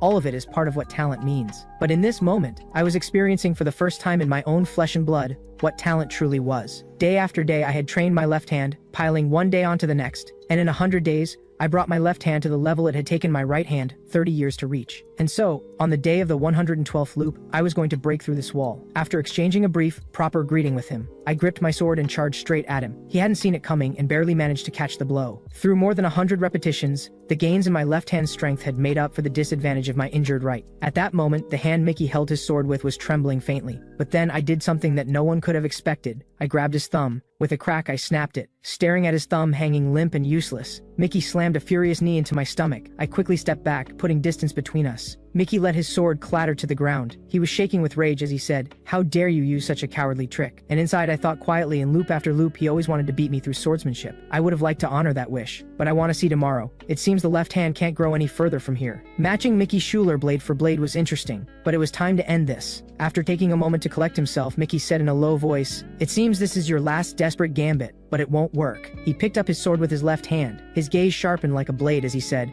"Because I can fight with both hands." I raised my sword in kind and said, "As of today, so can I." I knew clearly in that moment, this was a fight to take him down and step into tomorrow. But the way to beat him wasn't through swordsmanship. This was a technique too brutal to use except as a last resort. It was the secret art of Valen mercenary swordsmanship, what they called brawling. With that thought fixed in my mind, I hurled my sword at him with everything I had. He managed to block it with his own blade, but the force behind it still rocked him. I seized the moment and closed the distance, grabbing him by the collar. I swung my fist, but he stepped back and dodged. Then he came at me again with his sword. I went straight into a throw instead, driving him hard into the ground. I planted my knee on his left hand, his sword hand, pinning it down so he couldn't swing. Then I raised my left hand high and drove my fist into his face. Just as I was about to throw a second punch, Mickey bent his legs and shoved them straight into my body, sending me flying back several meters. He came at me again with his sword, yelling, "Get serious, pick up your sword and fight me like a man." With that, he swung directly at my body. But I wasn't hurt, the armor absorbed the blow. I fixed him with a cold stare and said, "I am completely serious." Then I used the concealed edge and raked it across his face. In an instant, blood flew. His left eye was destroyed. He let out a wrenching scream. At the same time, he put his strength into his sword arm and shattered my shoulder armor, the blade finding my shoulder underneath. I felt the sharp sting in my shoulder clearly and thought, first my wrist, now my shoulder. The longer this drags on, the worse off I'll be. I had to finish this while he had just lost an eye. With that, I quickly hurled the blade in my hand at him. Mickey scrambled to raise his sword to block, but with his right eye damaged, he couldn't judge the knife's trajectory accurately, and it buried itself into the back of his hand. I closed the distance in that instant, then threw him to the ground again. I locked both arms around one of his legs, and wrenched it hard. The leg snapped clean. He cried out in pain. He raised his right hand to try to hit me, but I slipped out of the way. I wrapped his right leg up as well, and broke that one too. The pain was beyond anything Mickey could endure, and he began to scream. Those screams immediately drew the attention of the soldiers under his command, and in his agony Mickey found his mind drifting back through his life. He had once been a man paralyzed by boredom, but that man had come back changed from the last war. He never left the training ground, grinding his swordsmanship without rest. When talent met relentless effort, his swordsmanship finally began to shine. Yet here, now, without ever truly showing what his sword could do, he had been beaten by a man named Ankrid. He lay crumpled on the ground and whispered in disbelief, how could I lose to someone like this? He forced his eyes to find me, standing with my back to him, and the sword beside my feet that was his. He called out faintly, "Ankrid." I slowly turned to look at him, a flicker of something unreadable crossing my eyes. Inside I felt it deeply, that wall of despair, and the rival who had taught me everything were now beginning at last to crumble. Mickey dragged himself forward with great effort and said, "This isn't the fight I wanted. I only wanted one real match against you." I crouched down and picked up his sword. I said quietly, "This is a battlefield. When the word settled, I drove the blade into him and ran it through his throat. When the Grey Dog troops saw me kill their squad leader, they rushed forward. Fortunately, Bensuji arrived in time with his archers and cut them all down. With that, every last enemy was eliminated, and that wall had completely fallen. I looked down at Mickey's body and said to him silently, "It was a good fight, Mickey Schuler. I'll use you as a stepping stone to climb higher." After the battle was over, Krace and I returned to the tent where he wrapped my wounds. Bensuji came by to check on me. He tossed my sword over and said, "This is yours, isn't it? Take better care of it. Don't just leave it lying on the ground." But Krace noticed a second sword on the bed and said, "Didn't you already bring your sword back?" I said, "That's Mickey Schuler's sword." Krace immediately leaned in for a closer look and said, "When the light catches it, you can just make out a faint blue tint. It looks like it was forged from iron produced in Dep. That's a famous iron ore region in Asben. It should be worth considerably more than the Valeri steel or Novar soft iron you typically use, if you're thinking of selling it." I ignored that last part entirely and stood up to ask Bensuji whether he was heading to the front lines. He nodded and asked if I was coming too. After all, I couldn't leave the squad behind for too long. With that, I tucked Mickey's sword into my belt. Krace looked puzzled and said, "Are you switching swords?" Bensuji also chimed in, "Wouldn't you be better off sticking with the one you're used to?" I took my own sword back from Krace and said, "Who says I can only pick one?" I belted both swords at my waist and said, "I can use both." Elsewhere, on the march to the front lines, Rem was humming to himself and thinking, "Our captain should be about ready to step into the next stage. Someone like him. If I taught him the secret technique born from the beast's heart, that would be something interesting to see." Odin was deep in his own calculations. Muscle conditioning is complete. Now it's the joints. Next, I adjust the posture, building a body step by step that can't be taken down by joint locks or striking blows. Doing it all at once would be too much for the captain to handle. Then he suddenly stopped walking, and Rem, coming up behind him, walked right into him. That was more than enough to set off Rem's hair-triggered temper. They were about to come to blows right then and there. But Ragnar came and broke up the scuffle before it started. His mind was also working through something. Training to keep the sword close to the body isn't only about making the swordsmanship fluid. It's about making the tip of the blade move as freely as any part of one's own body. Jackson had been working through his own plan. If he could make some small corrections to the captain's footwork, that would be ideal. Not the kind of silent, ghost-like movement of an assassin, but if he could achieve maximum efficiency through minimum motion,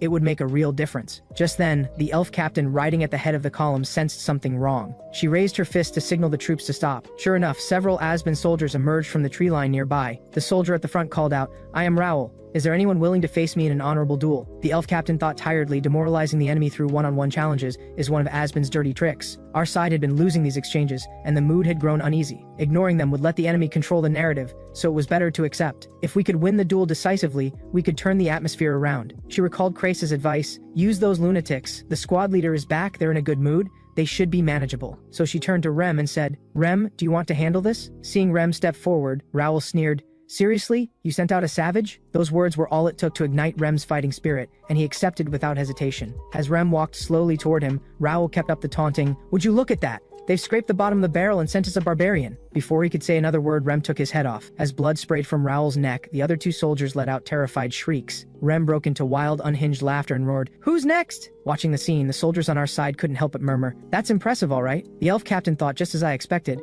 put a soldier with real ability on the field and morale soars. But when she heard that the enemy soldiers were surrendering and Rem was still beating them, her expression changed. The brutality of what followed was too much even for the soldiers on our own side. The elf captain ordered Rem to stop. He paid no attention whatsoever and kept slamming his axe into the soldier's body. The soldier's companion wept and screamed, "You monster! I said we're surrendering!" A bloodthirsty gleam passed through Rem's eyes and he smiled, "I can't hear you." Then he finished the soldier off with one final swing of his axe. At that, the soldiers on our side were gripped with genuine fear, many of them saying they didn't want to fight alongside Rem. The elf captain immediately regretted making the call. She thought to herself, "It seems there really is only one person who can keep a lunatic like this in line. That person is you." That night, I finally caught up with the forward column and reunited with my squad. When word got out that I was going to fight alongside them, every one of them tried to convince me to rest and recover first. The elf captain stepped into the tent at just the right moment and said, "It seems my fiancé has a habit of running his body into the ground." With that, she tossed me a small slender vial and said, "Elf's medicine. There isn't enough gold in the world to buy this." I said puzzled, "Why are you giving something this valuable to me?" The elf captain replied calmly, "When I think about it, we're officially engaged.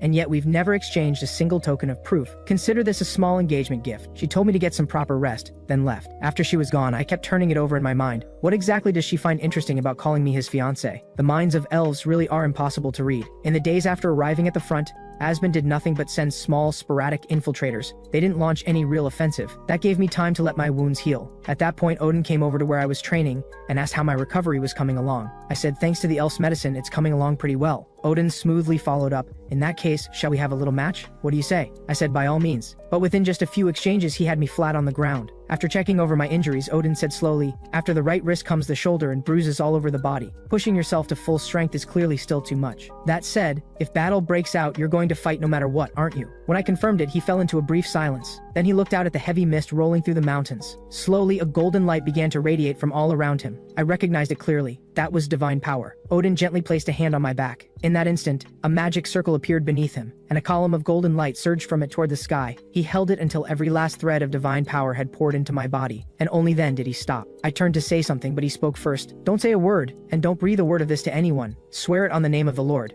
I watched him quietly for a long moment, something shifting unexpectedly inside me. Then I gave him my word. Odin said, "The mist over the river is also the Lord's blessing." And with that, he turned and walked toward the river. Inside, my feelings were complicated. Priests who truly follow the gods testify that divine power is a miracle capable of healing the wounded. Odin had always prayed to God, but he had never once used divine power, so no one knew whether he was truly a priest. When I heard him murmur, "Lord, forgive me," I could only wonder whether using divine power was forbidden by some vow. It felt to me like he had taken a risk on my behalf, using a power he had promised himself he would never touch. With that in mind, I thanked him, then turned and walked away. And Odin thought quietly to himself, if it were discovered that I had used divine power, the Inquisitors would come. I left the order carrying many chains. I made a vow to myself to never show even a trace of divine power, even if it meant enduring pain like a spike through the heart. And yet I couldn't simply stand by. He continued his prayer, "Lord, you are always there, and yet you never answer me. But ever since I met the squad leader, I have decided to follow the voice of my own heart." After lunch, Krace asked if he should help me apply the ointment. I told him I would handle it myself. To keep Odin's secret, I couldn't let anyone see that the wounds had already closed. I asked when the war would begin. Krace said both sides were still testing each other out. The main corps under Commander Marcus has been tasked with cutting off the flanking vanguard, while our unit holds position here. The last war already broke the rules by bringing in curse users and attendants. By now they've likely committed their Night Order's strength as well,